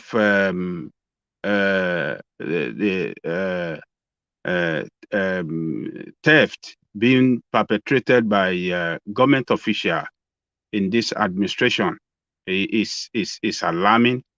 And Ajale Koko, they even said they can't even account for the crude oil we are getting every day. The crude oil, can't even account for it. Yes, and they are producing every day. They cannot account perfectly on that. The one they are bringing it, they cannot account perfectly on that. So it's just a looting spree that is going on by officials in this administration. So I have one quick question. Okay, this refined oil that we are importing, where are they coming from? Which countries are they coming from? And two, if we stop importing them, if Dangote start the refinery and start producing it, how many people will lose job in that country where this oil has been coming from all these years? Are we considering these things at all? That's a brilliant question. They are coming. Those guys are coming from Europe now. No, I think some of it. Other Abacha was coming from Brazil, but carry on, yeah. Yeah. So like the bad one, the adulterated one that they imported recently. I think that one came from Norway or somewhere, or Italy, one of the two countries. I can't remember which one specifically. So you see, Nigeria is a wasteful country. It's a country that does not invest in herself. Nigeria don't invest in areas of production that can create job and can energize the economic activities and generate wealth. You see, if Nigeria has invested on education and healthcare, all this money that we are wasting on tuition fee every year, and what do you call this thing? This health tourism. That money will have remain in our economy, and that will have sustained our economic growth. For example, last year, the amount Nigerians spent on what do you call this thing? On payments of tuition fees abroad, and healthcare services. I think it was about 30-something billion dollars. Could you imagine if that money is in our economy or injected in our economy? Do you know how many jobs, how many economic activity that will have generated? Do you know how much revenue government will have made for our economic growth? But everything is neglected. The ASU are on strike, everybody on strike. What kind of country is that under this administration? And all these things they promised Nigerians before they got elected, they failed woefully to fulfill them. They didn't fulfill anything. The only thing they are shouting, which is the area that gives them the avenue to loot heavily, is the infrastructure. Infrastructure, they say they're building, they will claim they are building, what do you call it? Lagos-Ibadan Express Road that Jonathan started. The second Niger Bridge that Jonathan started that even facilitated fund for it. And other thing, they talk about train, the Abuja, what do you call it? Kaduna Abuja train, it was about 90% completion when Jonathan left. The train in Abuja within airport and this thing, Jonathan completed it. It's about 95% completion. So what are the things that they have done? They promise us they're gonna create job. They're gonna create job for Nigerians. But what do they get? Nigeria lost more job during this time than ever in the history of that country. Right now, President asked the youth to stop expecting government to give them job after they graduate. That's why he eventually now said on live TV. It's a shame. It's a shame. Right now, where in the world is government giving people job when they've come from school? It's not government that do employment now. It's private sectors that do the employment. Create an enabling environment. Now, if you say create an enabling environment, I agree with that one. But if you're saying the government should have job for everyone coming out of school. Now, if you listen to what's his name, the vice president, he was talking about jobs. I don't know how that comes into their convention, their stupid convention they had on Saturday. And we're talking about job. Man, then you're talking about job, but are you creating an enabling environment? Look at the problem. Look at the state of insecurity. Look at the farmers. Yeah, they can't go to the farms. And you're telling them to go to farm and farm. I mean, I don't get it. I mean, sometimes it's just like these people just say one thing and then we see another thing they didn't done. And then you wonder, what are these people talking about? Right? In the 80s, we want to go back to the 80s. Nigerian workers are well paid in the 80s than what we are paid now. The minimum wage back then was around 120, between 120 and 150. And the rate of Naira then was equal to the rate of dollar. It was 1-on-1. Multiply 120 or $150, 150 Naira then, or let me say $150 back then, to the rate of the Naira now, and see what you are going to get. You are surely going to get like 80-something thousand or close to 90,000. That was what Nigerians were earning in the 80s. But today, how much is the minimum wage? 30,000. And they cannot pay it. But Nigerians were paying that money then. Everybody was paying that money. So Nigerians are poorer. Nigerians are very, very poor people. People should not just come here and say some Nigerians are rich. Nigerians are poor. Average worker in Nigeria, they are very, very poor. So we have this administration that came in when the rate of dollar to Naira, when the rate of Naira to dollar was 119 or 120 to a dollar, but now 600. And some foolish people say they still want to vote for them. What is it? Is something wrong with us as people, particularly those of us that are educated, and some parties saying they want to vote for APC, Some are still championing them. Some are still championing them that they build infrastructure. Ajale Koko, can I make this statement, please? Ajale Koko, as Australian dollar poorish, I sent money yesterday. It was 430. When I came into this country, it was 150. 430 to $1. How long ago was that? 7 years ago. Okay. 120 to $1. Today it was 420. I'm happy because I can send it less. Yes, Australian dollar. Yes, wow. As poor as Australian dollar was. Can you see that? And some people, and they still want to. And some people still want to champion them. Some people still want to make permutation. And when Tinubu get there, you can make things work. Nothing can work. They have destroyed it. Ajala Koko, say Jagaban. Jagaban of GBT. That is your code name. Jagaban of GBT. Look, it is sad. Our people are suffering.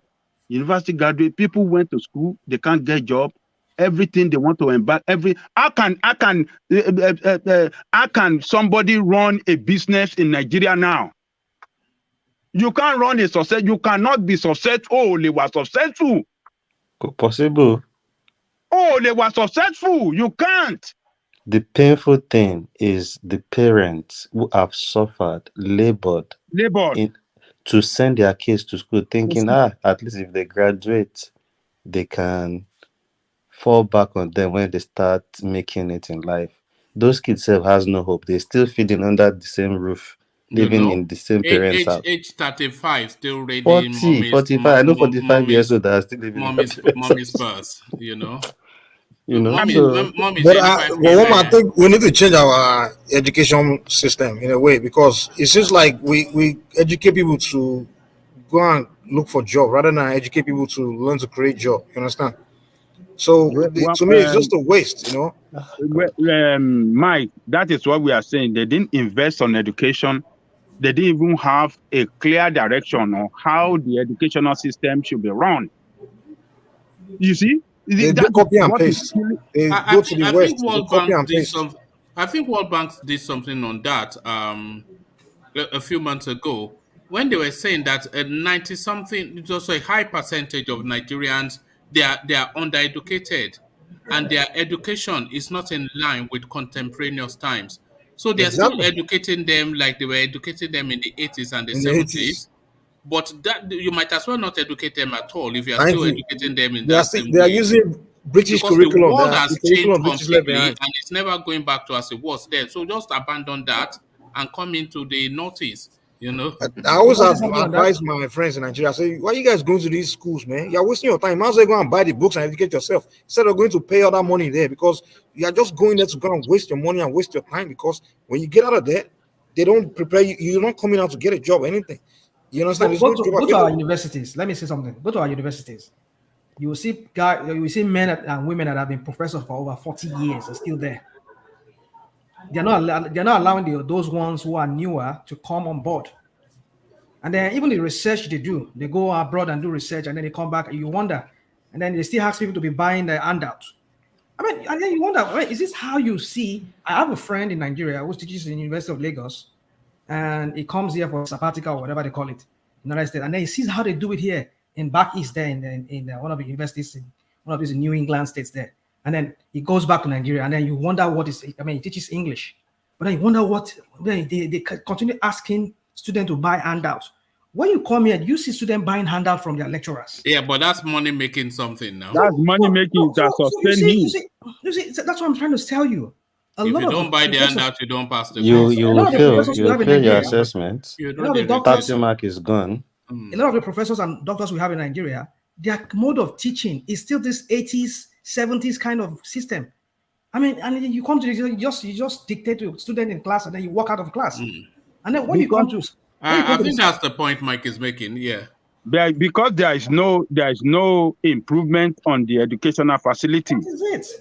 That is the problem. So these politicians are the people stealing all the money. They're looting it. They didn't invest on it. and that infrastructure is Every just university in Nigeria should have libraries that has free internet access for research. How many has it? Maybe they will have to ration it, or because people will just go there and start to want to use With it for what light, sir? You know, one man there, Nigerian education system is copy and memorize. It's not based on theory and research. It's just come and memorize this and come and take an exam and give me what you memorize and give the answer. And what they don't understand is They things you call it memorize eventually downpour. later you forget Memorize it. and downpour. So the whole the system there is just Agberu. exactly. And when the British came to design our system there, they did it for their own purpose. You understand? They want you to learn what they are coming there to, so you understand they can use you. But we haven't designed. No. I think they just brought it's the same template they use. They brought their template to prepare you for their own industry, their own workforce. Because they were running workforce in Nigeria. Workforce. Now, why do you always? How are they preparing you for their own workforce? Nigeria was under their colony now, so the jobs they have there, they have to educate some people to do those jobs. You understand? So they came to teach us things for their own interest. You understand? The knowledge they came to give you is the knowledge they can use you for their own benefit. You understand? Man, blame our government for not I don't even think this British something. The British have let the educational system. They have led, but everything we do today is they have template now. It's their template. When are we going to see? Even everything we do in Nigeria is colonial templates. When are we going to say, okay, listen, what kind of society do we want? What kind of knowledge do we want to acquire? And let's design our own templates that will work for us, work for our own unique nature. You understand? So we haven't got to that point. So we're using something that doesn't belong to us. So that's one mistake we are making there. That's why we're not moving anywhere, because you've missed your way. We don't know what we are doing. Mike, what kind of template do you think we can adopt? We have to come together and study ourselves, study our own society, understand who we are, where we're coming from, and where we're trying to go, and then design a template that will work. The template is more like the vehicle. You understand? It's more like the mechanism to take you to where you are trying to go. First of all, we don't have a vision. We don't even know ourselves. Different part of Nigeria you go to, everyone have different mentality, different ideology. So we don't have a nation, man. So we can sit here and just complain. I have something I think we can follow, but if I say it, none of you will support me. The Yoruba has a template. The Igbo people have a template. If I say the former regions have a template, that is the only way we can go forward. We will keep beating around the bush and driving and blaming ourselves and fighting, and we will continue like this in this circle. We already have ourselves. If we can actualize ourselves, what we call self-actualization, actualize ourselves, give ourselves back into the regions, empower the regions, we will be the great power. We can even bear the same name like Nigeria, but if the power is left for the regions, for people of ethnic nationalities to handle their resources, just like the way Dubai is, just like the way you have Europe, we will not go nowhere. This is the only thing we have seen that has really worked this war. Why are we refusing to try it? If any of us try it, everybody comes out to eat that person up. And yet, this problem persists. My question is, when are we going to start telling ourselves the truth? The problem is people don't want to listen to the truth. But is that even the truth is the thing? Because I think the world pretty much operates on a standardized system, which is then localized to their own space. Science is science now. So, woman, can I say something? Can I say something? Let Thomas come in, and then you come in after him. Yeah. Thomas, I'll be going to work now. Let me just make this statement and leave you guys. Woman, it's very pathetic. A family member called me. He just finished his youth service. The guy is frustrated. That's why did I go to school? When he go out there, nothing to do, nothing, zero. So when we come here, people should go to school. Where Nigeria is not educated, people should not do this, should not do that. Those that have went to school, what is it? I said, you graduates, we are looking for what? Even professors. masters holders are driving taxi. So you fresh graduates. It's funny the level of hypocrisy that we have on this platform. Your electrical engineering something that you got from Nigeria propelled you to Australia. Every DOG with his medical degree from Nigeria propelled him to the UK. But then you ask the rest of them. That's the only place they can use it now. But where did they acquire it? Yeah. Your certificate back in your country, it doesn't count here. I just want you to know that it doesn't count here. You have to study here to make headway. Do you see that? Do you have to study or do you have to do a conversion course? No, zero. You got to start afresh. No, me, I just did a upgrade course, and I used it with my chemistry degree back from Nigeria, and I've been doing other similar course after I got my job.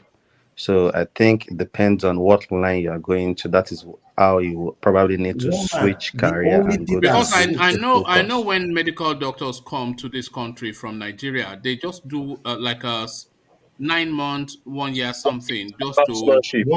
It's only nursing and doctors. You will go for 6 months. Well, engineering is engineering, though. What? Exactly. That's what I was going to say. It's That's not taking Australia. In America, engineers, you can write the board exam and begin to practice. Exactly. Even in the UK, I have friends that are top guys with Jaguar Land Rover, and they did electrical engineering in my school. You can't get a job. No, it doesn't work here. It doesn't work here. You must have a funding system in Australia. That's in Australia. But the Australian system is similar to the UK system. You can't tell me what is a thing here. I'm here. You can't tell me what is happening here. It's a different continent. It's a different continent. No, but like D is saying, the Australian system is predicated it's very similar to the UK. There is no difference. Yeah, but somebody on ground is telling you guys this is what is applicable. Yeah, so. but you know, Thomas says some funky things sometimes. No. Yeah. Remember when they told us that you press something on the bus and 10 police will come? Oh my God. It's only UK. It's only UK. They respect here. If you bring your certificate, that's what I'm saying. UK, the system is similar. It's more like Australia is governed by and Australia is almost the same thing. It's the same. There's nothing different. They respect the. I think Thomas' argument is if you bring your certificate from Africa, it's not acceptable. That's what he's saying. No, it's not tenable. It's not tenable here. If you come from UK, you don't even need to do any. You don't need to do any courses, no bridging courses, nothing. Straightforward, you are employed. So that is it. One man. See you guys. Have a nice day, you guys. Thank you. All right, thank you, Thomas. Drive safely to work. So that's Thomas. He has to rush off to work. So thank you, Thomas. So Ajale Koko round off, and then Anna starts to round off as well because we started late and we are getting to where I usually cap it off. So yeah, Ajale Koko, back to you. Nigeria economy is not moving towards the right direction. It's moving towards failure, and we are seeing it. It's happening right in front of us. We are looking at it. It's happening, and it's happening fast. And there's nothing that this administration can do to revive Nigeria economy because they have put Nigeria in a very bad, serious debt trap. Nigeria is in big debt trap, and to get out of it, it's gonna a lot of things has to be restructured in that country to get out of it, and it's not. I don't see it happening at all. But those of us that are saying we don't like the system, and we're calling for a better way to go about it. I mean, we have been saying this thing for a long time, and it is happening fast. It's going to hit the rock, and everything will come down very fast. It's going to be like a magic. It's going to happen very soon. Federal government will not be able to pay that federal allocation they give them every month. It won't come. And that is when the the prayer of us. That's when our prayer we come to pass. We're able to have our own nation. Everybody will pack up and go their own way. Some people, it might sound funny to some people that it's not going to happen. Some people say it's not going to happen. It's not even funny, sir. I think this is the vision. This is the vision that Michael is having about 2023.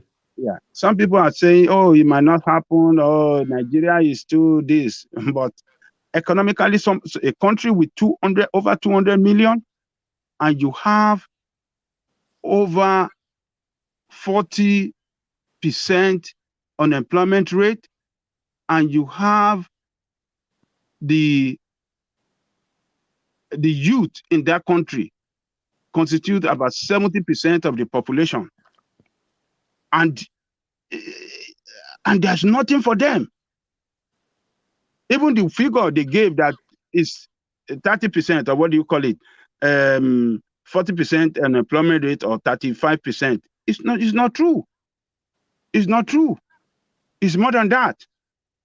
And the 70% of the population are youth. That's a country that should be making billions of dollars every day.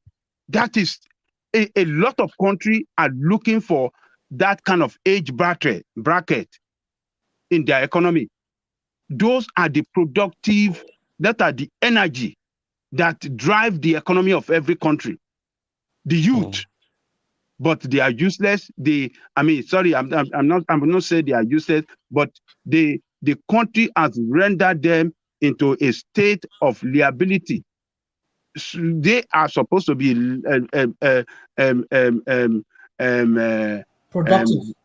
productive and what for the country, but they turn them to be liability on the country. And that liability is what we further worsen our state of insecurity. Because when young people cannot get jobs to do, they will resort to so many things. It's either they take on drug or they take on crime, and that will worsen the situation. It's just unfortunate, one man. We just have to keep. It's happening. We have been saying this, one man, since last year. Yes. Look at this. But the only thing that just depresses me somewhat is that when the country does implode, it will just be shortly after these people have left. So they will say, okay, so you see now, we were able to hold it together, but this guy that came in has collapsed it.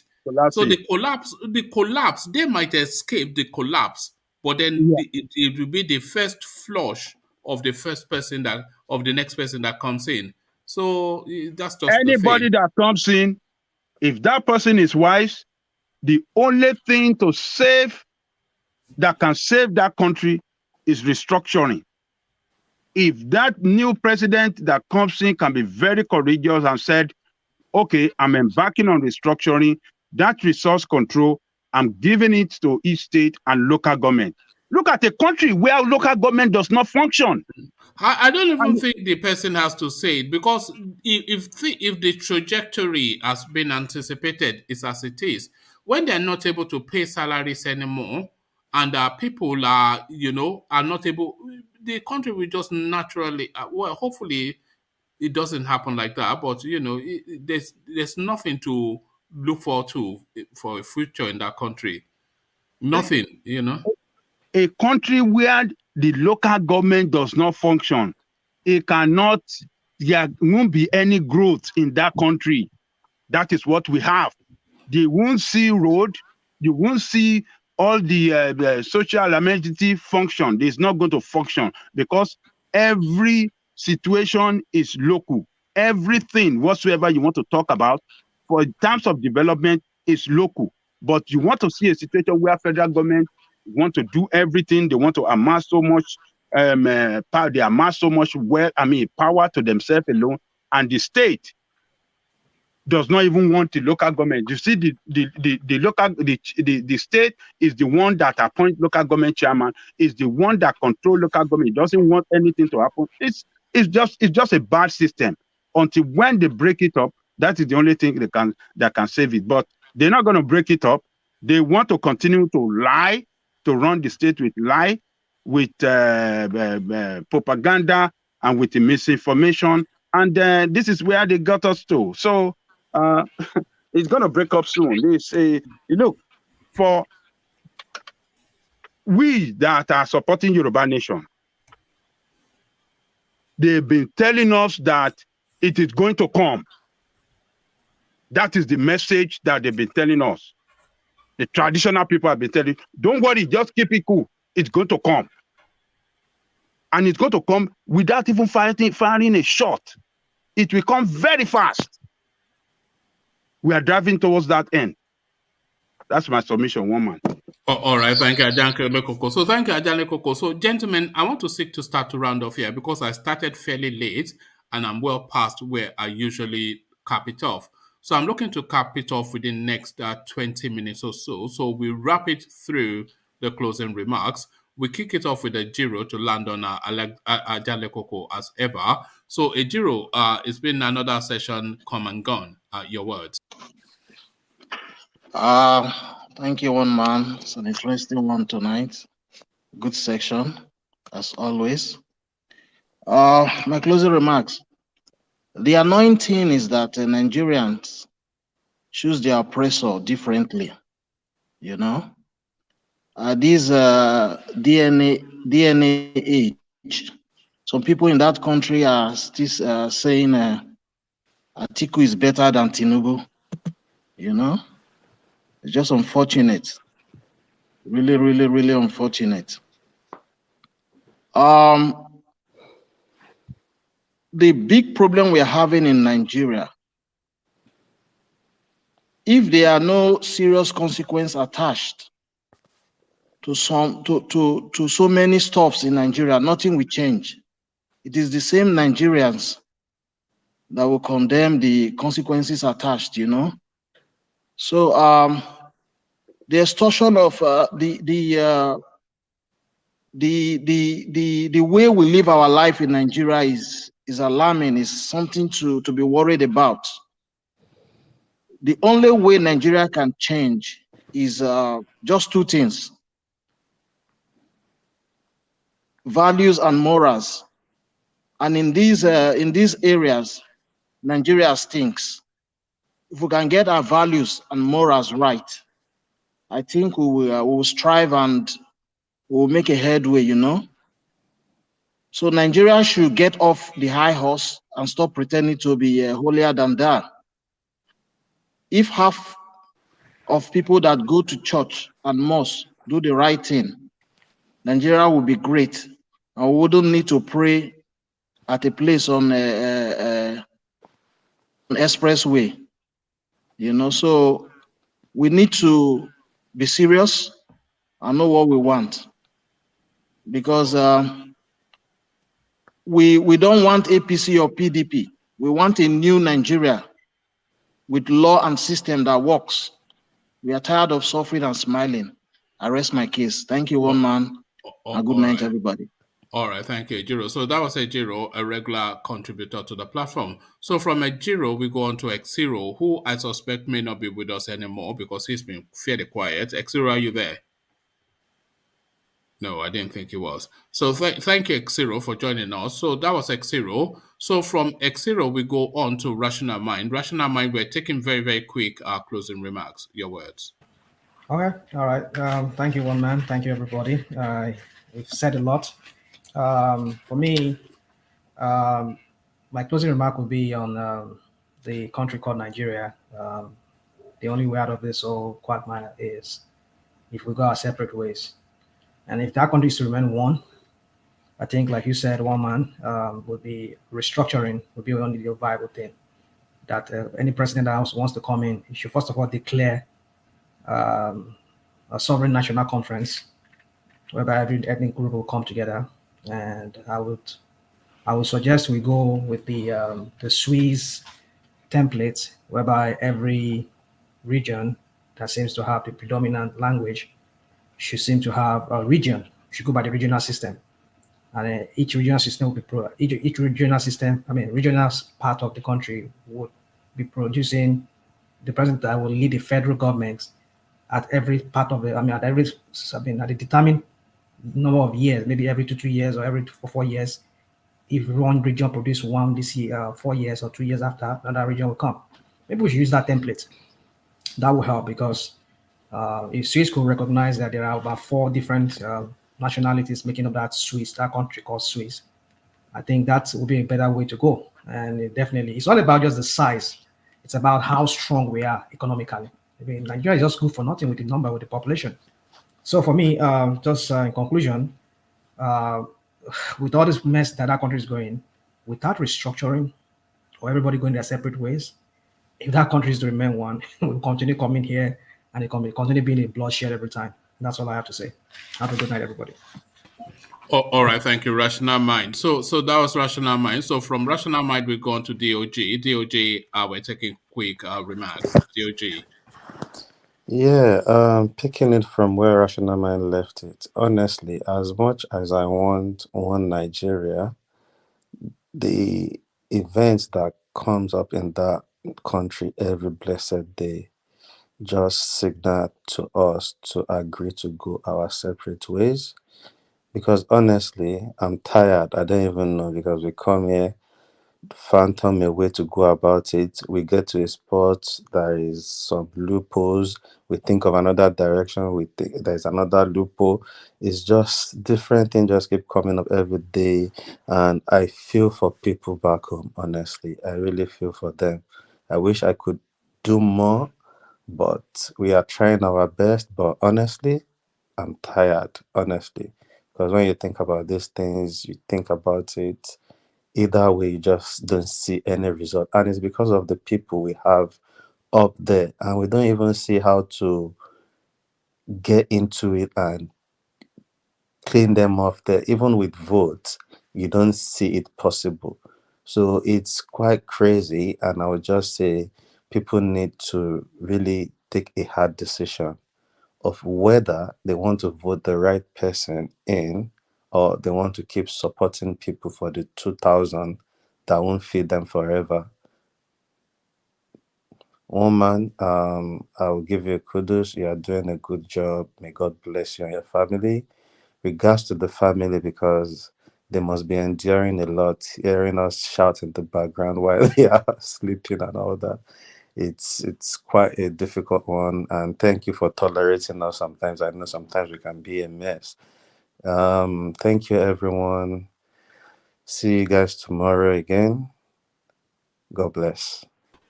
All right, thank you, Thomas. So no, they can't hear us because I'm in a completely different section of the house. But I thank you, DOG. So that was DOG. So from DOG to Lord Michael, we're taking rapid remarks.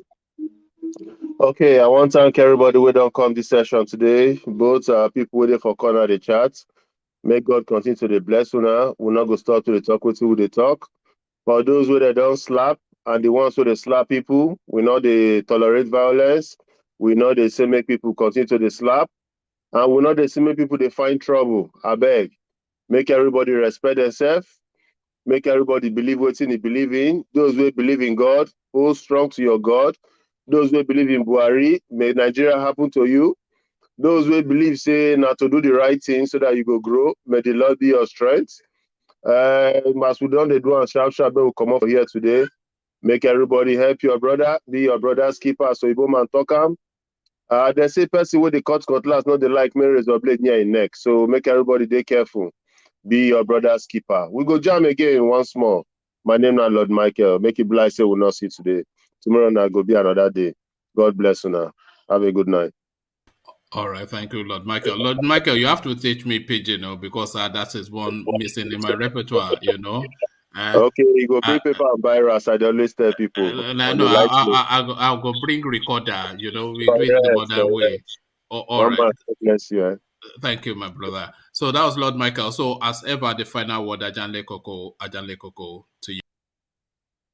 Thank you, woman, and I want to thank everybody that came on the platform this morning, this evening. Your contribution are quite meaningful.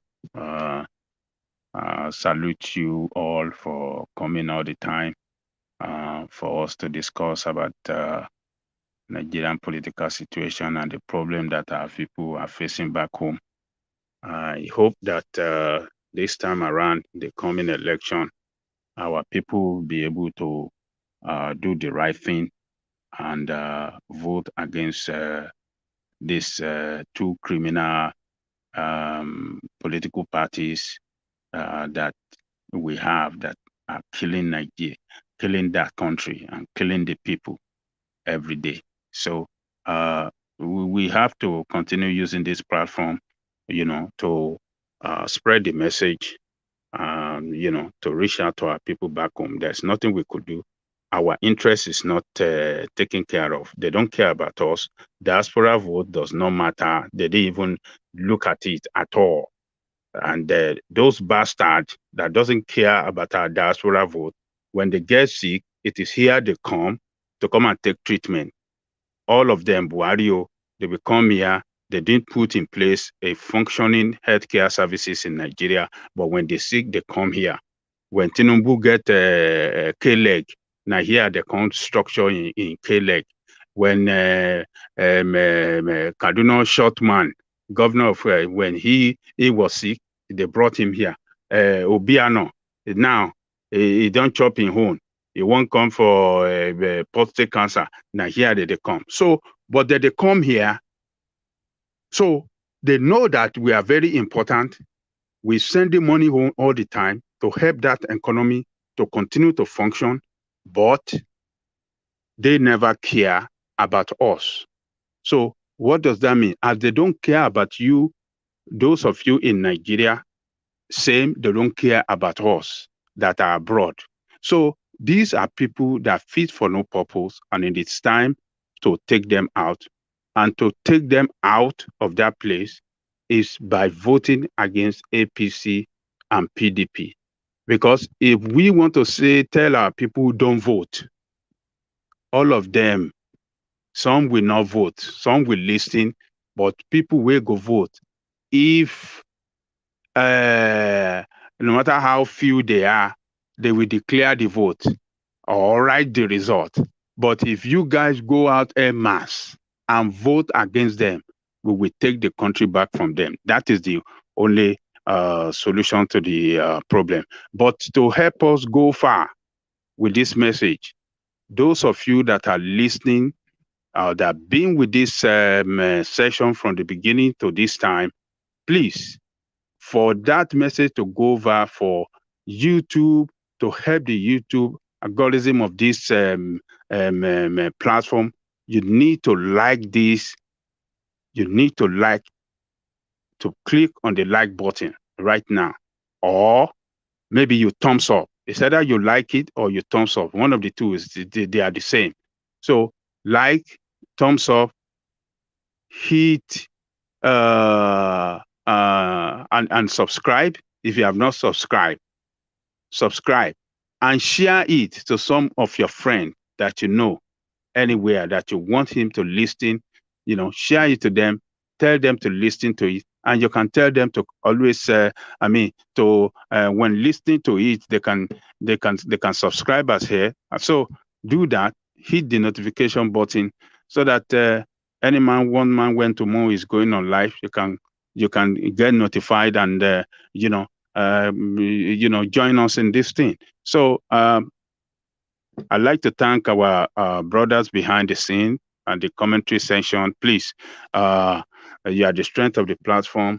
I know you are doing your best. So if you have not liked or thumbs up, please do that right now, because this is a war between us and them. It is a war between us and them. It's either we defeat them. If we fail, it's either we defeat them or they defeat us. But it's going to be very disastrous for us if they defeat us again in 2023. That means we are dead. They will kill us. Bye-bye. But when we defeat them, then we can have something to leave behind for our future generation. So please like right now. If you have not liked on this while you are still in the commentary section, please do that right now. And you are the strength of the platform. Alessandra our brother Alessandra Gomez. I thank you all the time. Alessandra Akashi, thank you. Asgugu, thank you. Jaja, thank you. Adewale, thank you. And even my friend from Saudi Arabia, Abdul Mumuni, thank you as well. You are very consistent. You come all the time. You're a good guy. And Mike, Ayo, all of you that on the commentary section, I thank you all. Please, you are the strength. Keep on doing what you know to do best. Those of you I couldn't mention your name. Oh, let me not forget my sister Bongma, our sister Bungsma. So thank you too. So those of you that couldn't mention your name, please just accept me like that. I respect you all. So one man, I really appreciate you for bringing us together all the time. You are the driver of this platform, and only keep praying for you for God to continue to give you the strength to do the job. And tomorrow definitely going to be another day when one man, the eagle, will land again, and we continue from there. Thank you, one man, the eagle. See you tomorrow. All right, thank you, John Lekoko. Always a delight. So it's really the company of you guys that makes it interesting. Yeah, just the fun of it. It's almost like going to have a beer with the boys. This is what it feels like. It's like gathered in some wine bar, or let's localize it to Nigeria, some beer parlor. Ordering pepper soup and beer and talking SHIT. So that's essentially what it is. We're ordering pepper soup and beer and talking SHIT. So gather tomorrow, let's talk a bit more SHIT, but in an elegant manner, hopefully. So that's been the session rounded off by Jale Koko. So do as Jale Koko recommended, all the click-ins that he has invited. You see those click-ins, they're so important, You see all of the new names that are coming into space now, especially over the last 2-3 days. There's been some really quite talented voices that I've heard. What's the name of that? Baba T. Yes, that's a talented voice right there. That I'm looking forward to him coming down so I can really press him hard even more. There's I think there are about three or so names that I've identified that you can hear real quality in their presentation. Not just the standard responses that you hear, but quite rueful, sort of reflective, sort of fact-based, knowledge-based, articulate. So yeah, so that essentially is what the Thumbs Up are bringing.